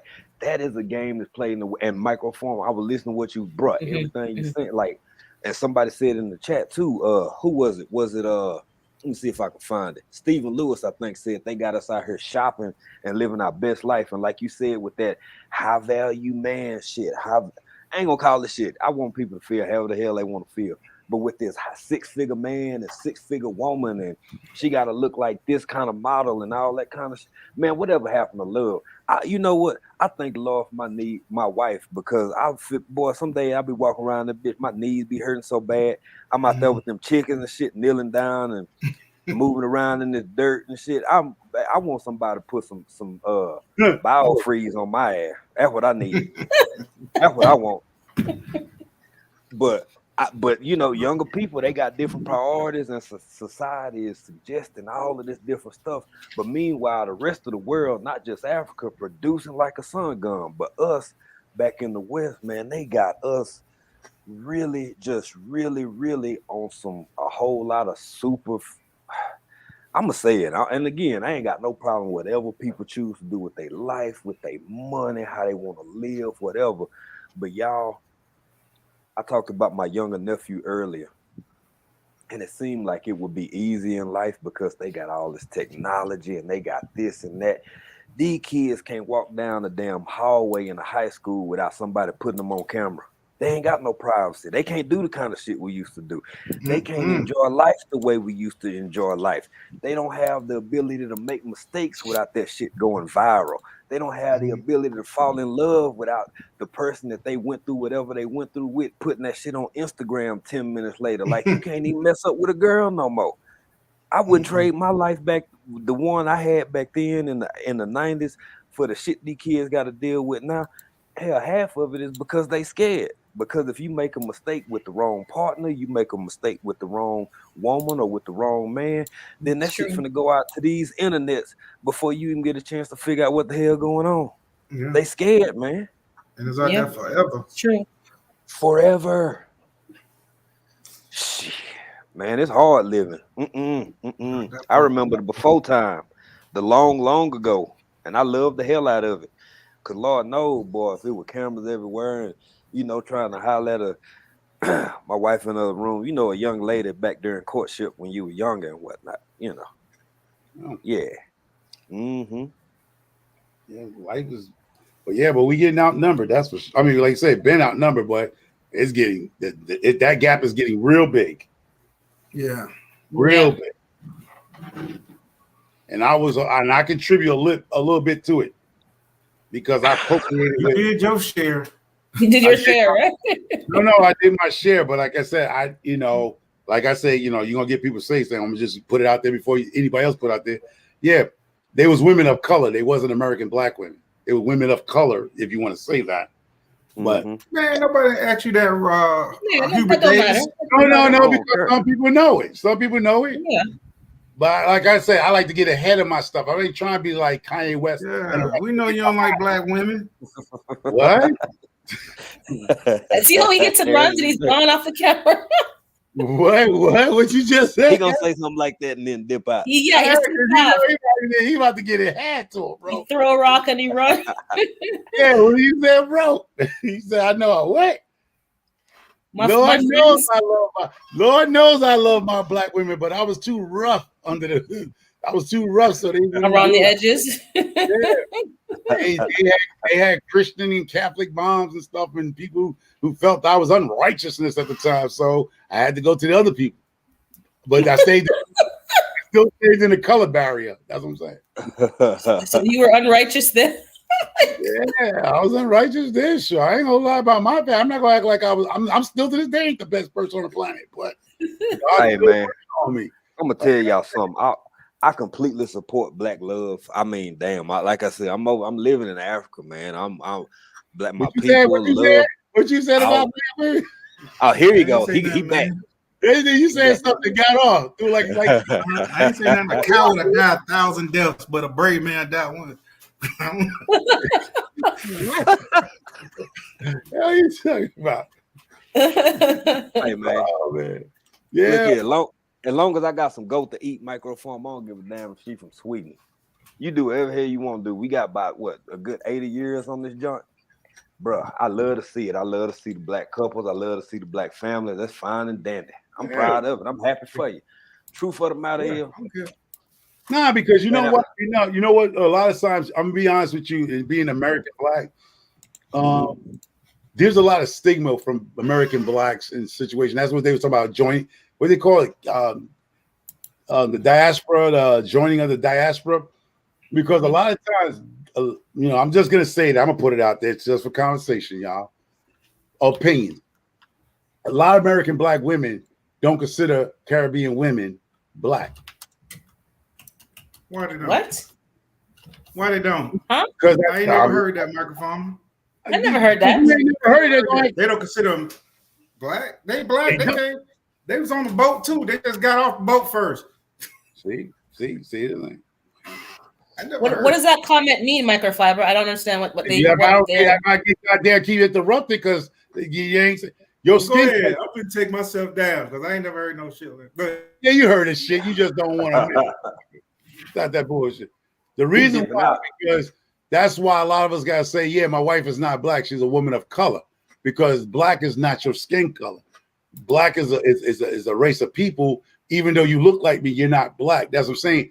That's why I say that's where he made that comment. So I'm gonna give her some culture cult right here. When he made that comment, you don't like black women.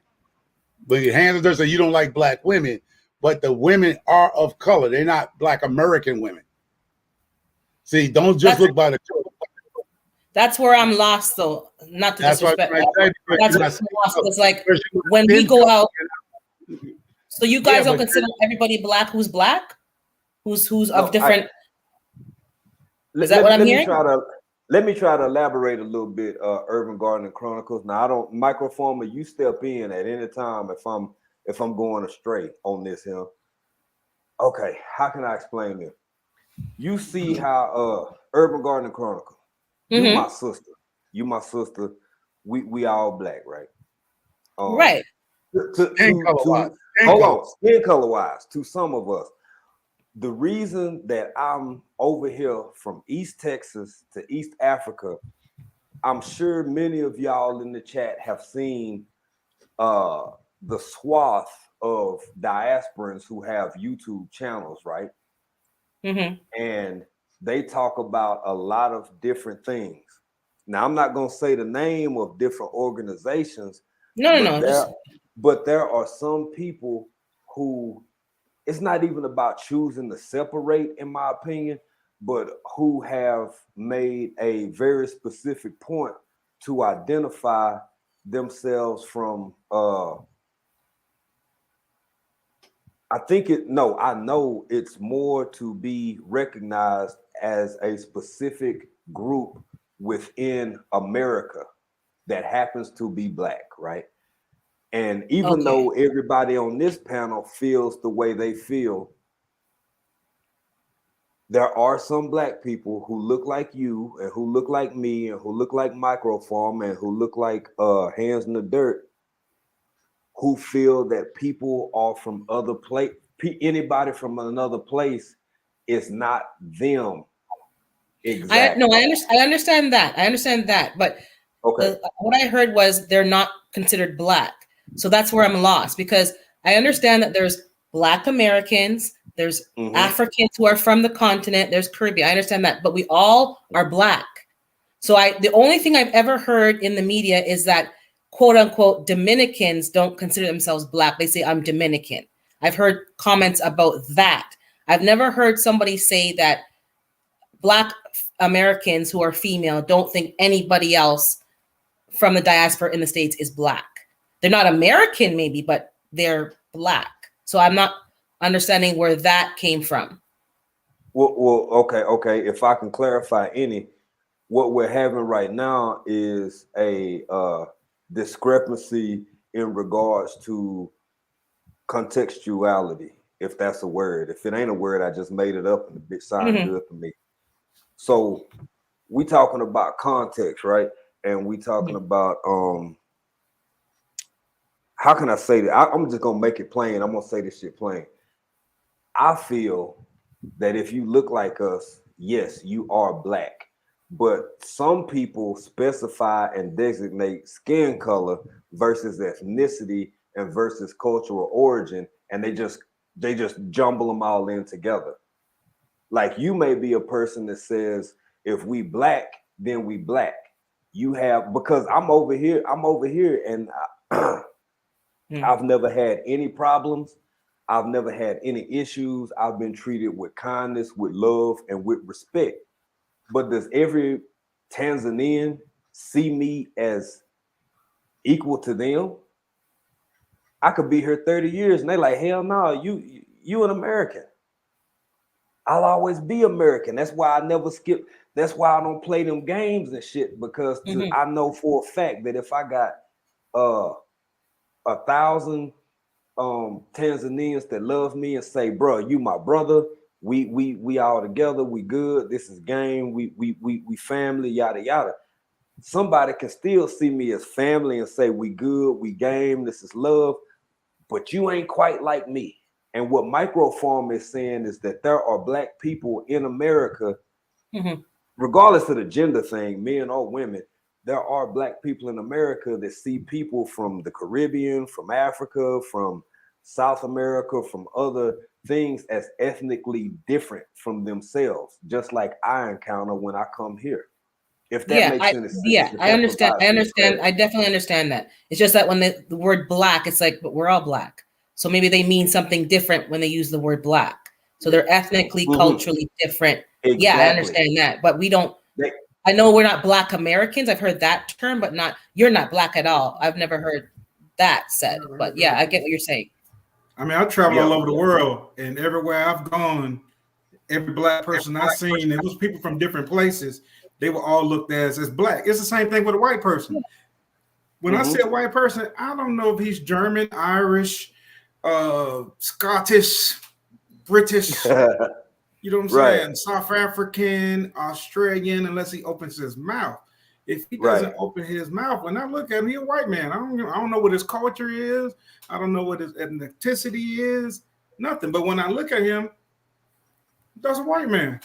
You know what I'm saying? But you see, that's the thing, man. You can have two truths, hands in the dirt, because what you just described is external observation versus cultural internal observation. But you have to know that, Yeah, but just like to you or to I, all people of European descent could be considered European to us, right? Or Caucasian. Or Caucasian. But to them, they know that this person is from Eastern Europe. That person is from France. That person is from Bolivia. So it's just not discussed openly in the media. It's not discussed openly in pop culture, but all the same things that traverse us as a race, as a people, as a collective ethnic group also exist in these other communities. The same thing happens in Asian communities and in Spanish communities, because you could take a Korean and a Chinese person and a Japanese person and have the average American call them Asian. Yeah. But they're not. They're distinctly different. But they're distinctly different. Yeah. And where a lot of this clash is coming from within the diaspora and within the Black community is Black Americans, a large group, not so much saying I hate my Black brothers and sisters from the islands. I hate my Black brothers and sisters. Some of them do. I ain't gonna bullshit. Some of them do, but a lot of them don't. They're just saying we have fought for forever to have a distinction as an ethnic group, as a specific class of people. And once we identify ourselves as this distinct group and class of people, that sets us up to have certain benefits and privileges as a protected class. That's what's going on. That's what happened. Now, some of the fallout and some of the FBA and the Adoshi, these are groups that you might not be aware of. Tashi Shigro might not be aware of the FBA and the fight that's going on between foreign Blacks, which y'all want to call foreign Blacks, and American Blacks. There's a war going on there. Some of y'all, like you said, I never heard of it. I never heard of it. It's out there. Because you never heard of it doesn't mean it don't exist. I ain't said it didn't exist. I just said I never heard of it. That's what I'm trying to tell you. If I'm bringing some information like Jesus was trying to bring to y'all, if I'm giving you some information, don't dismiss what I'm saying to you, because there's a lot of American Black women. I'm not speaking for all of them, because half of them is free anyway. But here it goes. But a lot of, if you came across, I would just give you a game. Now, you don't have to agree with me. It's opinionated. But if you come across like a person like me, personally, I'm one of them. You're not me. Yeah, your skin color look like mine, but you're not me. Do I hate you? No. See, that's what you're taking. I hate you. That's the fight going on. You're not me. I am not you. Even though, yes, my pigmentation looks like you, you are not me. Yes, we all have an ancestral from Africa. Once again, when you hear me talk, don't take pieces. Take the whole thing, and then you come back and lay it out and see what you see. We don't never deny our African descent from the people on the Caribbean island, the person wherever they at of color. We are not saying that we are not Africans. We are all descendants of Africans, right? But like he was explaining, what I was trying to explain, and people saw they never heard that, they must live under a rock in America, because there are American Blacks do not like Caribbean Blacks, period. And if you can go ask your other Caribbean counterpart, they have came across Black Americans that don't like you. You just as worse than the white man to them. And it's Caribbean people feel the same way about us. There you go. That's what I was gonna say. That's one point I want to. You never heard of it? There's a fight going on. You're absolutely right. You're too busy looking at Ukraine, COVID-19, and the bullshit that the little black boy got his knee in the neck.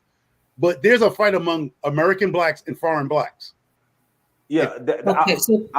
Sorry. Go ahead. Before you say something, sister, I just want to, and I want you to elaborate. I want you to get your point out. So I'm coming back to you, but I want to say, yeah, you're right, bro. I because I live with it, and again, I'm not met with aggression. I just know because I've had encounters. There are people who will always see me as American. Period. So with that being said, I want to address the chat real quick because Angelique said they are Asian. No, Salome Diva V said what I thought Chinese, Japanese were Asian. No, they are Asian. They are Asian. But what I'm saying is, to them, when you go to these places, I've lived in a few of those. They Asian too. Yes, they are Asian, but they have a distinct ethnic cultural difference. Chinese is very different from Japanese. Japanese is very different from Chinese. Thousands of years, people have invaded each other and try to take over this and shit. But from the West, it's just Asian. All you see is Asian. But these people have it's just like here, like I'm in Africa. It's 54 countries. Some of these countries got a couple hundred different tribes within that country. So ethnically, we talking about tens of thousands of different cultural ethnicities. So if that gives any clarity, I hope that gives some clarity. But I ask a question. So I understand what you guys are saying. So now that you've clarified, I have heard this before, but not in the wording that you said. I've heard African descendants of slaves. Yeah, like I've never heard. I know there's an issue between immigrants and Black Americans. I understand that, and that I've heard that, but I did not understand that. Okay, you're not Black, so I think it's just the use of the language because I'm not from the States, so I don't understand those terms. Right. As far as I'm concerned, you're not Black. It's you're not of our culture. It's a cultural and ethnic difference. You're an immigrant. That's what. So Black Americans are don't like some Caribbeans and vice versa. Some Caribbeans don't like Black Americans, but that's a cultural difference. Not that you're not Black, they're not Black. It's just you're culturally different. That's what I'm hearing. You're right, sis. You're right, sis. But people got the word Black, which you're not technically. What you're doing is color. That's what they did to us. They called us, well, yo, brothers and sisters that came across them waters, we would call colored diggers, Negroes, all kind of shit. And the white man gave us this word at one point, blacks. Right. Jamaican always been a Jamaican. Y'all wasn't blacks. They didn't. That's a word that was created in America for the slave people that was here. The African slaves, that's the word we went from color, the niggers, colors, whatever, to the 60s. We've been renamed all the time. Then we had the name called blacks. But somebody in our United States government or the world decided to say anything that has this color is Black, and y'all accepted that. And then they turned around and gave us African Americans. Like they took the word Black from us and said, hell no, anything that looked like this is Black, and y'all accepted that. That's where the fights come. It's just a simple fight, but people making it more than what it is. You're saying you Black because you look like me. The word Black was never used in the Caribbean islands like that. Y'all was How you know? All right, goodbye, y'all. I'm just asking how you know. It's a good question. How do you know? How you make that man leave? Look, this is why I'm just saying this. I'm asking how do you know? Because they had slaves in the Caribbean. Just like they had slaves. Right. Yeah. So how do you I understand what you're saying. Here's the thing. The reason that I like to really, really articulate things and make stuff real specific and get a real good clear understanding is because sometimes semantics, which is what just saying, and I think this is the argument that Microform was trying to make by just using a broad term like Black, right? It reduces and minimizes the appreciation of each ethnic culture, if that makes any sense. Now, that makes perfect sense. That makes perfect sense. Yeah. Okay. So semantically, it's a discrepancy because we have something that's very endearing to a specific group of people kind of subtly being undermined and not being given full appreciation because I'll take it like the white people that I know that I've known for years and we may still keep in touch or whatever. Yeah. They may be from Georgia, they might be from Texas, they might be from Washington up around Seattle, but these cats will throw on the kilt real quick and they want you to know their lineage. Right. They want you to know that they Irish descent. They want you to know that they German descent. Right. There's so much confusion right now because people are really trying to articulate, especially Black Americans or African or whatever. It's so hard to have a conversation because people call themselves different things, and rightfully so because that's why I ask questions because I understand, as you said, there's semantics. So I like when you define the terms. Arguing about Black, African American, that's not the point. I understand there's different names. People don't want to be called this, that, and the third. I understand that concept, but contextually, I'm trying to understand what his point was. So I understand his point. It wasn't about Black as I take Black. It was more about the cultural identity, distinguishing Black Americans and your culture as opposed to Black immigrants. That's why language is very important, and people, get inflamed and upset. I'm trying to understand. Language is crucial. I'm Black, or well, I consider myself Black personally, but I'm not American. So you can't assume that I understand. Not because I'm not intelligent. I'm very intelligent. I don't understand what your meaning is, and I need to be clear before I respond to your comment and understand what you're saying. So as far as I'm concerned, in my perspective, it's a cultural difference. The Black American is a very distinct culture. It's been around for hundreds of years. It's a very distinct culture. I've now come to understand that there's indigenous Blacks who feel that they're not Africans, they're the indigenous Americans. When you start digging deeper, there's indigenous Blacks even in Latin American countries because they were exploring the world from well before Columbus. And they stayed in those places. So that's a whole other layer. But the American Blacks is a very distinct culture. And I've heard comments made that the Caribbeans who go to America, they have a hard time because of the mindset difference. So I think we talked about it in the last live. I can't remember whose live, but there's a difference because you guys as Black Americans have been living in a country who's basically been persecuting you as far as you can remember. There's always been something that hasn't been done fairly or right, and there's still things that have not been made right. Versus people who are coming from predominantly Black countries, who have Black presidents and Black leaders, and they're coming to your country with a different mindset. So there's right away, there's a difference, and they have a hard time because there's a clash in the conversations, in the way they operate their lives. There's a culture shock. But as far as I'm concerned, we're all Black. So when I heard, what do you mean we're not Black? That's the one commonality in the diaspora, as far as I'm concerned, is the skin color, our pigmentation. But culturally and language-wise, there's differences. There's French speaking, there's Spanish speaking, Portuguese. I know Black Portuguese people who've been there for generations. And when we go to soccer, the soccer field, the Portuguese assume that don't speak Portuguese. And when they start trash talking, the person goes back and responds in Portuguese because we're everywhere in every nation. So we have to have these conversations, like just a civil conversation, and to understand, like, I don't know your perspective, but now it makes sense. Make it clear. So when he was talking about this clash, that's what threw me off. So I think what Michael Farmer was trying to talk about is Africans descendant of slaves, which is ADOS, and foundational Black Americans, right? And he's talking about the clash with that. And with that, what's going on is they're trying to get reparations for African Americans that were brought here through slavery. And correct. Okay, I understand. They want to make sure that they separate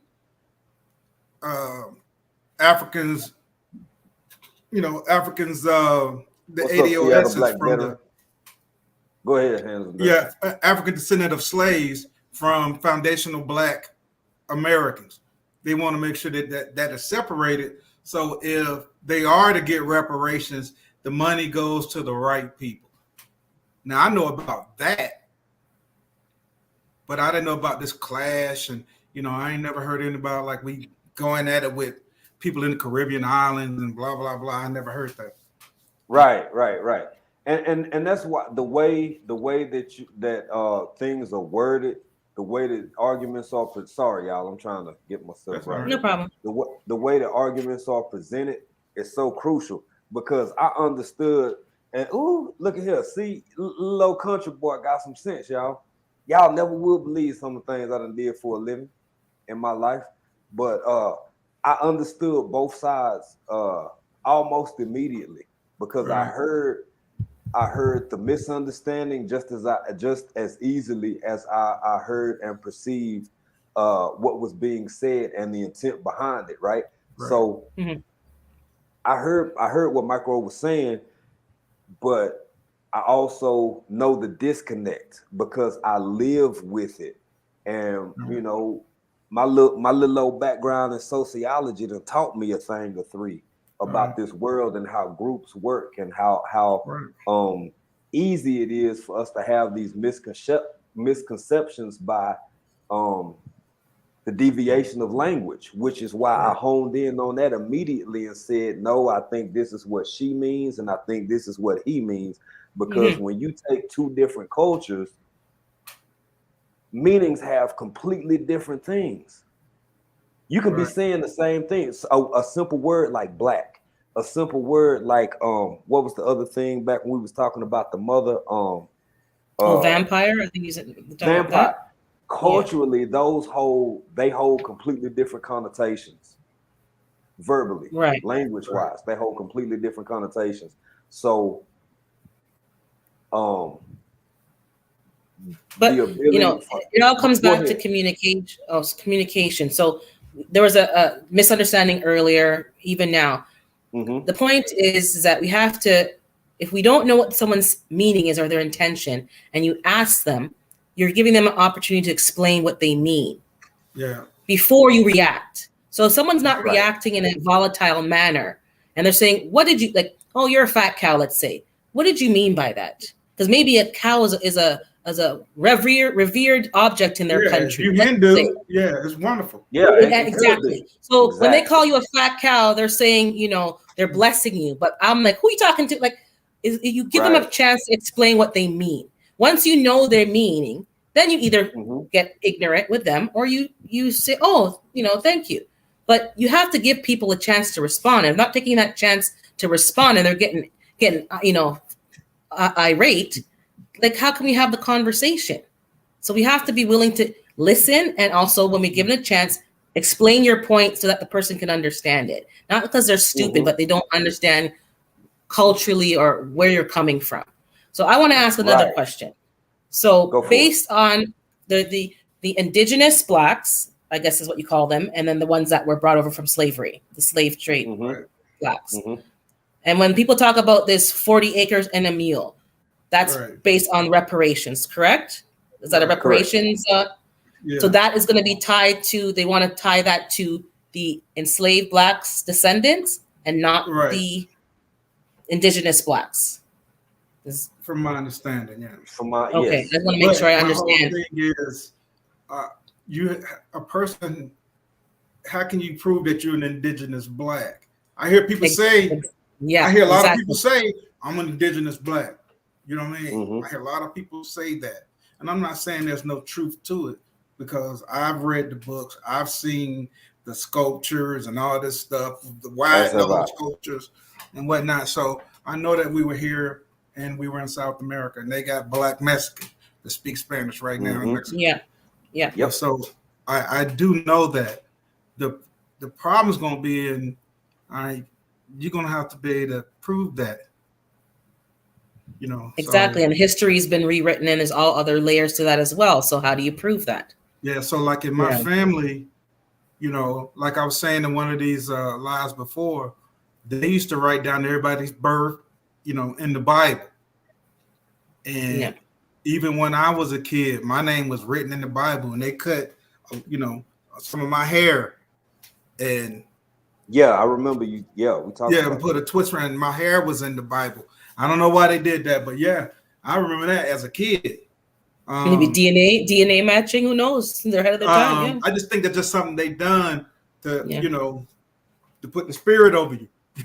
Right. That's just something Yeah. that they done. You know what I'm Yeah. saying? One of the most southern blessings. Yeah, we're gonna bless this baby, and they cut a lock of my hair out and put it in the Bible.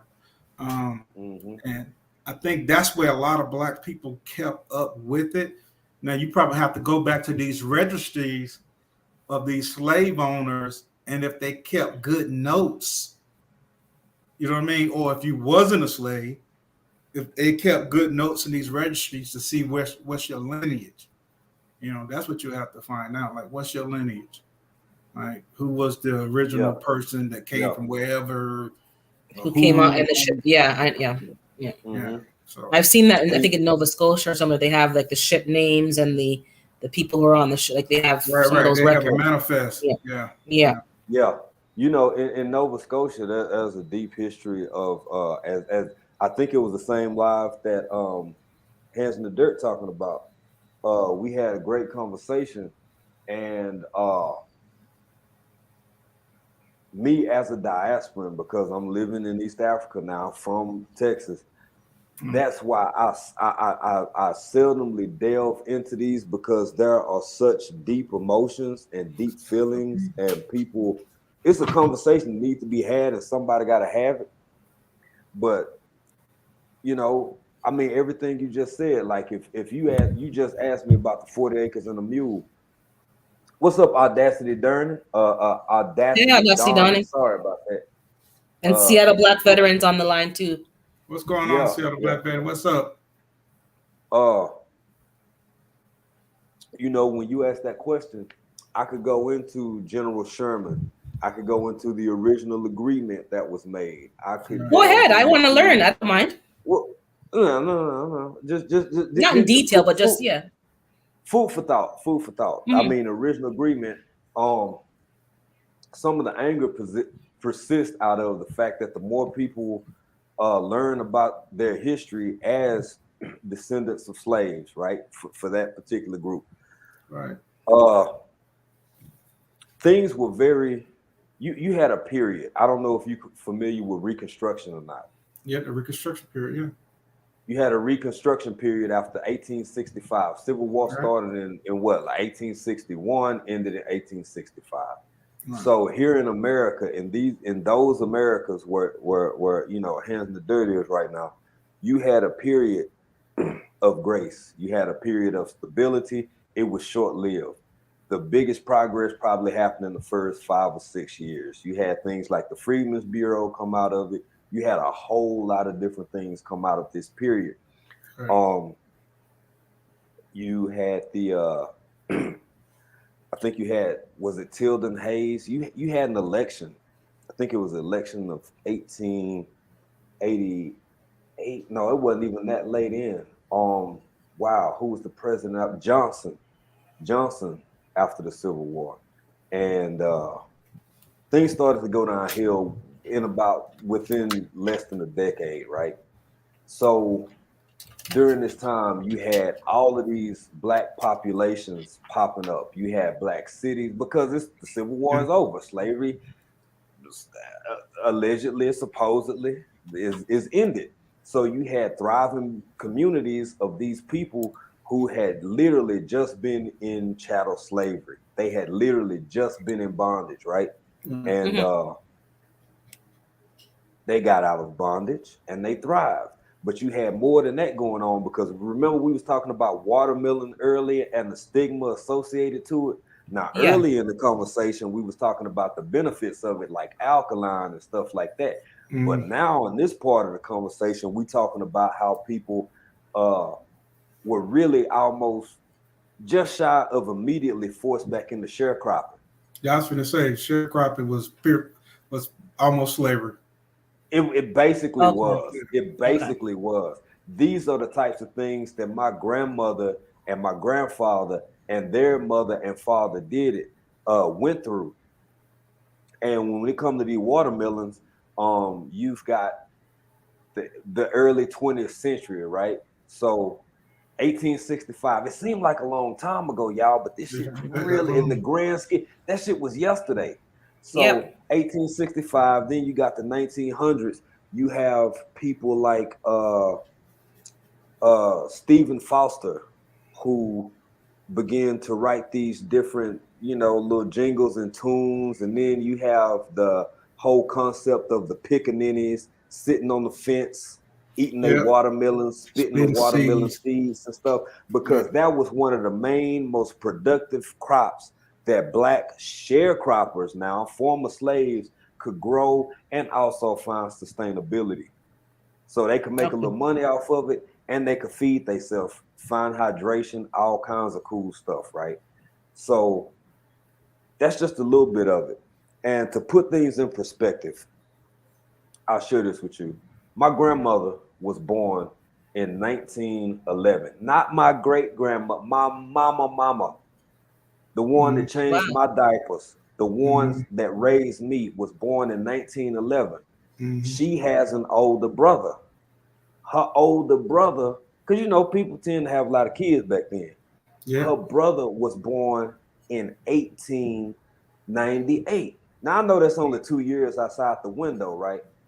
I'm sitting to y'all, talking to y'all in 2022. I have a grandmother with a brother that was born in 1898 who gave birth ultimately to my mama, who had me. It's 2022. Put this shit in perspective, y'all. Right. Both of their parents saw, touched, and tasted slavery. Yeah. Think about this shit. You're only a few generations removed. That's it, bro. Only a few. That's it. Yeah, you're only a few That's generations it.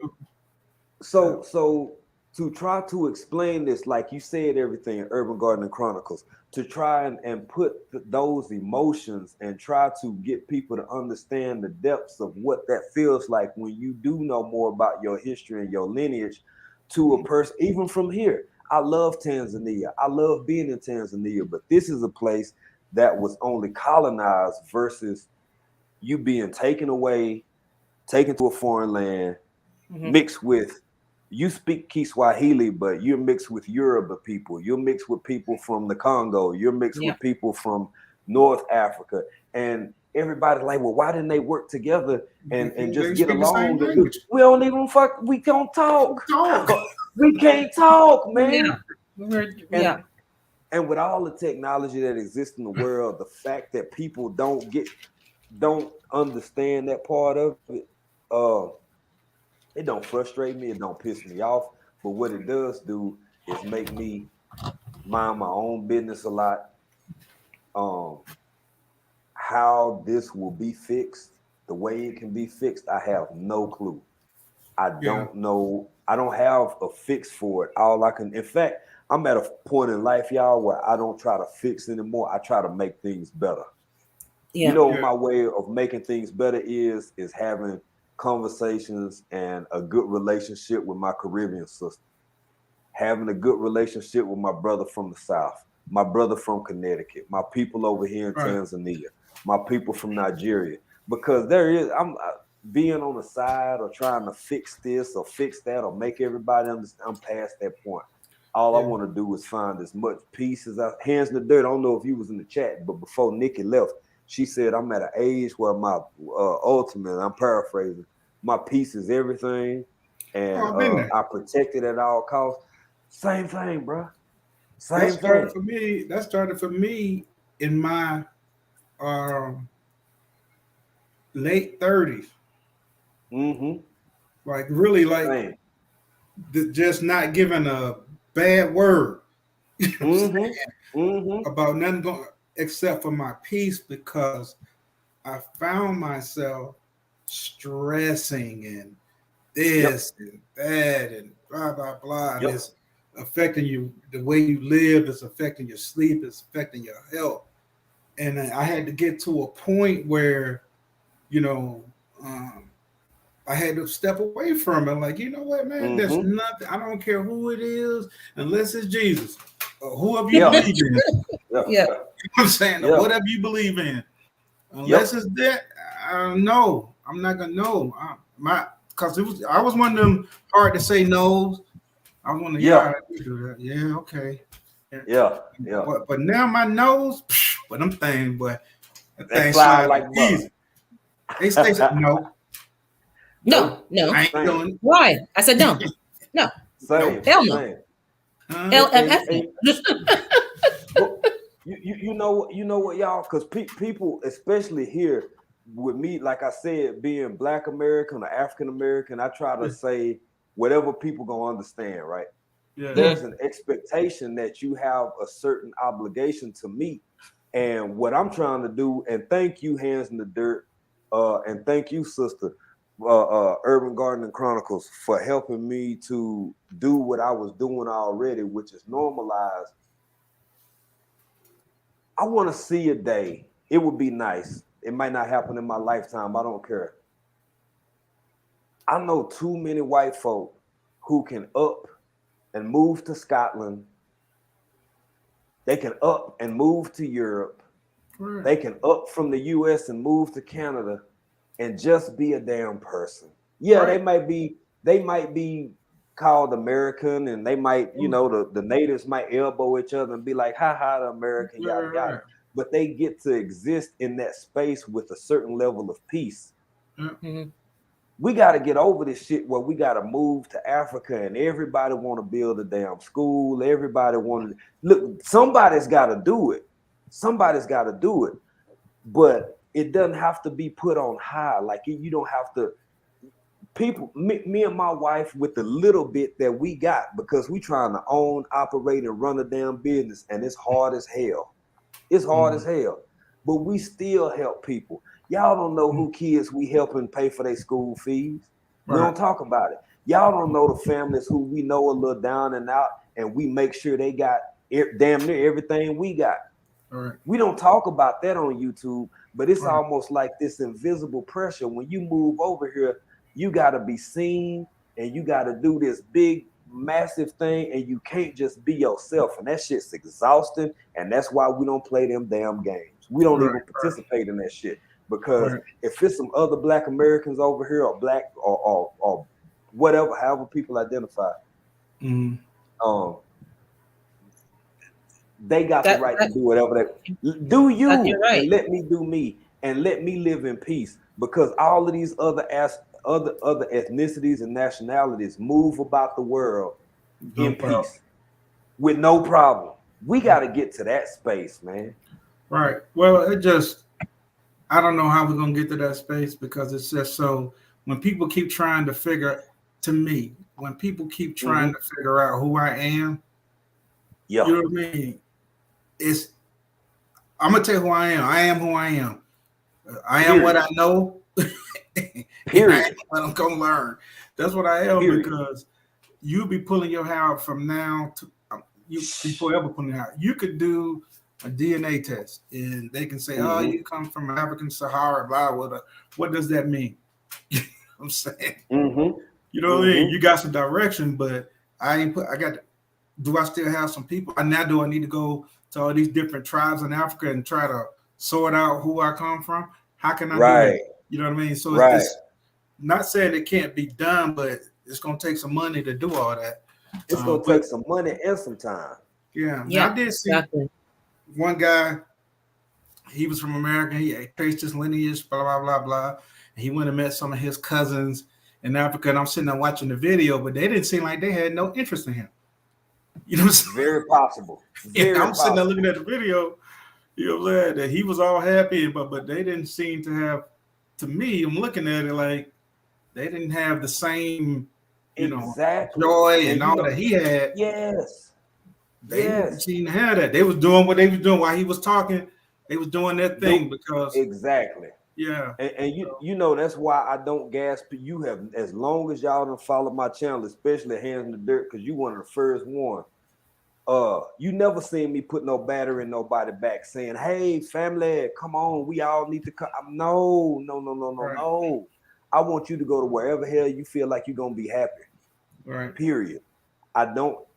You might fall in love in the Caribbean, where my sister from. You might fall in love in Jamaica. I don't mean with another person. I mean with yourself. You might fall in love down in South America. You might but before you can even get to that point, you got to have in your mind that first off, let me tell y'all something. Yeah, I was tired of the rat race. Wife was tired of the rat race. We wanted to experience and feel something different. But I love where I'm from. Yeah. I love where I'm from. I'm proud of where I'm from. Despite all its faults, I'm very proud of where I'm from. Yeah. So that's an important thing to have, in my opinion. And the second thing would be, you don't have to do what I do. It's okay to be you. It's okay to follow your own dreams. This is African dreaming because this is what I dream. This is what we wanted to do. You got to follow your own footsteps, walk in your own footsteps, be your own leader, be your own role model. And look, y'all will never catch me out here in these streets saying, hey, yeah, man, we got to do this. We got to do that. Everything hands in the dirt just said, man, I'm me. That's all. There you go. That's all I can be is me. That's why I'm being country in another country because damn, I'm from East Texas, man. Right. And like you said, I could picture that shit because I kind of seen it before. You all in your feelings and you feel, which is understandable because you feel like you found out your ancestry and you feel like, okay, this is where I'm from, so I'm finna go visit this tribe. And these folk like, who the Yeah. He was like, this is my cousins, blah, blah, blah, man. Them folk, he was talking to people.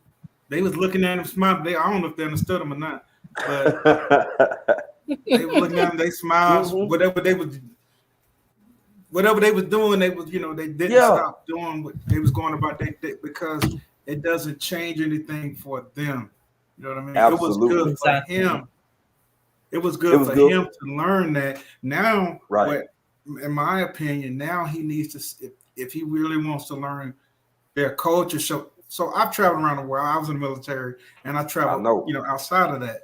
And like I said before, when you try to learn people's cultures and put away all of your American bravado or whatever you bring in, and just get down to whatever they're doing. If they eat with their hands, you eat with your hands. Right. They're sitting on the floor. You sit on the floor. You know what I'm saying? Don't be trying to pull out forks and knives. If that's not what. And people, they really like when you try to learn their culture. One thing I learned about when I lived in Korea, and it's true about the Chinese, the Koreans, and the Japanese. So they were conquering each other. So when I was stationed in Korea, Japan colonized Korea like in 1935 or something like that, 05 or something. While I was over there, a guy that owned a video store that show how long ago this was. He had a video store. He went to the Japanese embassy. This man went to the Japanese embassy, poured gas on himself, and caught himself on fire because he wanted the Japanese to apologize for colonizing Korea. You know what I'm saying? And so it's really deep rooted. Really deep. Yeah, it's really deep rooted. They don't, you know what I mean? They ain't getting along like that. You know what I'm saying? I ain't gonna say they all don't dislike each other, but there's some deep rooted stuff that happened that some of them carry. And I guess it's the same here in America. Some deep rooted stuff. Yeah, exactly. Thank you for that example. Thank you for that example, brother, because that was exactly my point.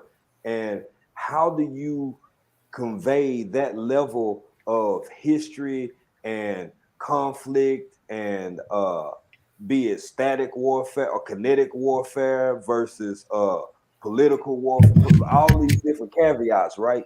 Yeah.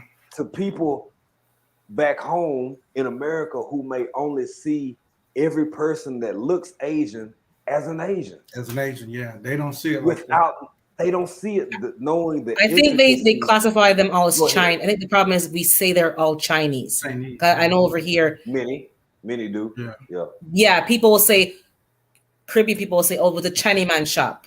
And it's like he's Korean. So everybody is Chinese man in no matter where, Jamaica, here, Toronto, same thing. So I think it's not the Asian. I think it's because you associate they're all as Chinese. And they're not Chinese. Exactly. As you said, they're Japanese, they're Korean, they're Vietnamese. Oh yeah. There's differences. I'm glad you said that. So that's what Michael Farmer was saying. Everybody's not black. I mean, they are, But I'm glad you brought up that example because that's exactly the point I think he was trying to make. But yeah, I understand, but the difference why I didn't get it was because Chinese is a country, China. Yes, a country. But saying you're not black to me is like saying you're not Asian. If that makes sense. Completely understood. No, it makes complete sense. You know what I mean? So black and Asian are the same level of wording. Chinese and American black is the same level of language. That's how I view it. So when you're saying I'm not black, it's like, but they are Asian, but they're not Chinese. That's where the problem lies. You say they're Chinese, they're not. You're right. You are black. You're just not black American black. American. That's why you know. So yeah. So that's why I'm asking, what do you mean by that? I've never heard that, but I know there's an issue with Black Americans, yes, and the immigrants from Caribbean or Haiti or Africa or even Brazil has the largest Black population outside of Africa. So there's a lot of cultural differences. Yeah, I think because Michael Farmer is from, that's just my opinion now, I can't talk for him. He's from New York, and they may have more talk about this kind of things than down here. We got all kind of people down here, but really here we don't give a damn. I ain't never heard that. We don't have. Well, most Jamaicans are in so many of them. Everybody living on top of each other. But New York has a lot of Jamaicans. Texas. I know most people that I know personally. Yeah, they're in all of New York State, somewhere about Texas and Florida is big. So maybe that's where the conflict is really deep. Yeah, because it's not that deep down here.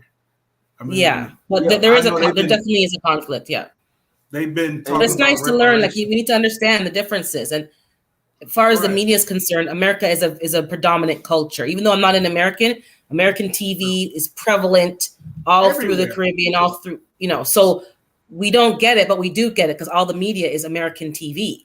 So even over here, all over the world, I think that's the biggest export. Which is part of the problem. Planter Garden TV. Yeah, Hey Planter Garden and Kelly with Cougar evening. I lived in Southwest Asia. I've lived in Northeast Asia, all over Europe, everywhere I've gone. When I turn on the television, go see Fred Flintstone speaking some kind of language. Yep. Y'all talk. I'll be right back. Yeah. So that's sometimes we're on the same page. We just got to make sure because wording means something different over here than over there. And, but I think most people understand and relate to the American because that's what we've been exposed to. And that's what we're striving to be, like the quote unquote American dream. And I think you guys were talking about that last time. I think African was talking, what's the American dream? It's not what it used to be.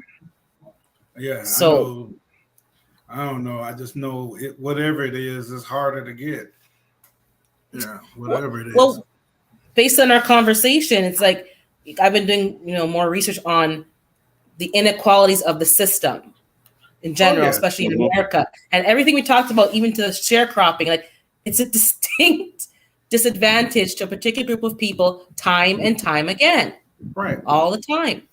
So I worked in management for 30 some plus years, and I've seen the little things that they do at corporate levels, and I try to tell like, say I'm the interviewing manager, right? I'm gonna give you a for instance. I'm the interviewing manager. I got another manager. I might have my assistant manager. We're going through resumes, right? He comes up on Shaquita, right? But he can't pronounce it. He come up on Bonquisha. He can't pronounce it, right? Do you know what they do with those? They toss them to the side. Yeah, because my friend's sister, who has one of those kind of names, Taniqua Shika Laka something, Shaka Shulu. She a long name, and she realized she saw them toss them to the side. So then she was smart enough to change her name to, Samantha, something easy that rolls off the tongue, and she got called back every single time. And this is a 16-year-old girl in our modern day who learned that real quick. It hasn't changed much since I was a teenager. They do that? Do you know why they do that? It's not Stereotyping. It's not all because they're racist. They know it's a person of of color. They do it because because I grabbed them. I said, man, what are you doing? It's like, man, you can't pronounce that. What is this? What is that? They're so embarrassed trying to pronounce these names that they rather not. They just put it to the side. Yep. You saying yeah. Yeah. And tied into that comment is that a lot of the problems is we're seeking jobs where the hiring person or the employer is not one of us. And other cultures come to these countries and they're getting all these same jobs because their employer is in a position of power and is of the same culture as them. So they bring in their people. So it seems like we as Black people are always the ones scrambling around to have somebody else of another group hire us. Right. So I would grab those because you know what I'm saying? I know this. I went to school with a Shaquita. You know what I'm saying? So, right. I already know what this is. And I'm looking at her resume. You know what I'm saying? She has a bachelor in this, blah, blah, blah. She has this certification, that certification. Very smart person. It just her name throws certain people off and they'll put her resume to the side. And it's sad, but it's true. You know what I mean? And a lot of people feel like, oh, they just so prejudiced towards some of it. I ain't gonna say it ain't. It's some prejudice, believe me. Yeah, but for sure. Some of it is they can't be bothered to learn how to pronounce the name. Basically, yeah, they gonna stick that thing. And I have to grab them, and I was grabbing them and like, okay, and going, I go over it with them. Quick, follow me, quick. But they know I'm ignorant. I have been crying laughing, but I'm like, yeah, man, it's just some of these names, we mixing the mama name and the daddy name together. We that's going on. But it, unfortunately, I ain't saying it's fair, but unfortunately, it really does hurt in the workplace when you're trying to, climb this corporate ladder, whatever your dreams are. Sometimes when you run into these names, it's the truth. It's the truth, and like you said, it's not fair. But the truth of the matter is, when that's something that, especially for people out here who listening, who in the chat, who are parents, sometimes they really take that into consideration, and they're seen as a little bit less than, or not being, keeping it real or whatever. But they thinking about their child best interest before their child can think about that. How different is that than changing the diaper and feeding them and throwing back some money for college? You thinking about what's gonna be in their best interest, and that's why I'm at a point where, like, I don't know how you fix this. All I can do is my little bitty tiny piece to make it better, because that's a complicated issue. Like, how do you tell a parent that they ought to name their kid a more, especially in the West, seemingly African name, right? When, truth be told, they might want to name this kid Bobby, or name her Janet, or name her something that's easily pronounceable for the people that's most likely to hire them. And you coming from a place of, you've discussed a few times, man, your prior position and your level in management, and you the ones who you hire people for a living. That's a big deal, man. So this ain't just willy-nilly, fly by night, somebody throwing out a hypothesis. You talking about somebody who actually did this task and this job for a living, man. So these are some deep things to take into consideration, to have to ponder over, to have to decide what you want to do, because until we reach a place where you living in that world, you kind of got to do what you got to do to survive. Look, man, I'm just say this real quick, bro. You know what? We can say whatever we want. I've done it. I'm sure some of the people in the chat done it. Right. Y'all see how I talk, right? This is me being comfortable. This is like how I talk with my family. This is like how I talk at the house. Right. I've had professional jobs. My wife has worked in management and in corporate. Right. Bro, hell, it ain't like we being fake or something. It's so people can understand what the hell we saying. Right. You know Well, what you I'm got to know your audience. You know what I mean? Exactly, Unfortunately, bro. you got to know your Of audience. course. You don't speak slang in the corporate. You speak proper, No, no, I speak don't. properly.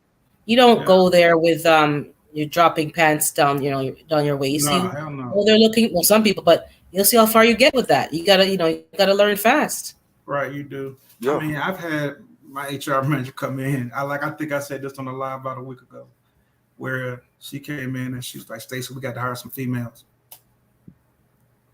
Just like that. So it's so crazy how they do it, they're like, hey, we got to get some females in here. We don't have, because most companies get some kind of subsidy, either a tax break or something from the government. And by doing that, they have to meet certain hiring practices. Requirements have to be met, be it age, gender, blah, blah, whatever. Because, they can't discriminate against all these things. And so they're looking at the numbers, and the numbers on female hires isn't shaking. And next thing you know, the next 20, 30 applicants that come into my office are female. Yeah, that's what they do. Yeah, that's true. Hey, Seattle Black Veteran, if you still in the chat, man, if you want to come up, bro, I'm gonna try to drop this link real quick. I think GT wanted to come up a while ago too. I don't know if you dropped the link. I thought I did. But I'm gonna come down because I've been up here. It's supposed to be a lunch break, and it's been 6 hours. Okay. Hey, y'all go ahead. Y'all go ahead. But I'm in the chat though, so take care. No, that's good. I'm gonna drop down so I can call microphone at home. Yeah. Hey, you know what, y'all? I'm finna go ahead and peace out. If somebody else jump up, in fact, I think I saw a while ago Gigi Natural. She went live a little bit ago. Okay. So I'm gonna try to check her out. And hey, it's been a great live, man. We did 7 of them, dog. Okay. I just, you get caught up in these things, boy, and you get to talking and conversation be good. Yeah. And but look here, man. I want to thank everybody who came through to celebrate this 200 here, and we're gonna keep it moving. We're gonna keep it pushing. Everybody in the chat, if you feel like it and you able, y'all slide over, check out GG, and make sure you check out Hands in the Dirt tomorrow at 7, ain't it, bro? 7. Check out him at 7, and y'all be good. We thank you. Oh, hold on. Let me come in here like I got some sense. I'm outside, y'all. I had to step outside, get some fresh air, man. We've been on here a long time. So well, it's black out there. Boy, it's dark as hell out here, ain't it? You can't see nothing but my glasses and my teeth. Yeah, it's man, almost midnight over here. I can't see my time. But call microphone aggravate him. Yeah, call microphone and y'all get into it and then make up, because he gonna have some things to say. Hell, come on, micro, bro. No, he even took his basketball. I'm gonna take my ball. He done went to the house. Went to the house. We love him though. He good. Oh yeah, that's my dude, man. Hey, but look here, y'all, man. Y'all have a good day. Y'all have a safe, happy, productive, blessed, wonderful. Just shout out day. October. Oprah, you just jumping in. Y'all great. Oh, okay, thank you. I'm glad you enjoyed it, man. Horn and sawing. Microphone is power right now. Y'all chill out. Many blessings to you too, Blacks Tropical. Thank you for being here, man. We appreciate it. We appreciate it so much. Hoeing and sewing, gardening. We thank you, everybody. Look, I'm finna dip out. Y'all know what I'm gonna be doing, man. I'm gonna be over here, being country in another country. Another country. All right. Peace.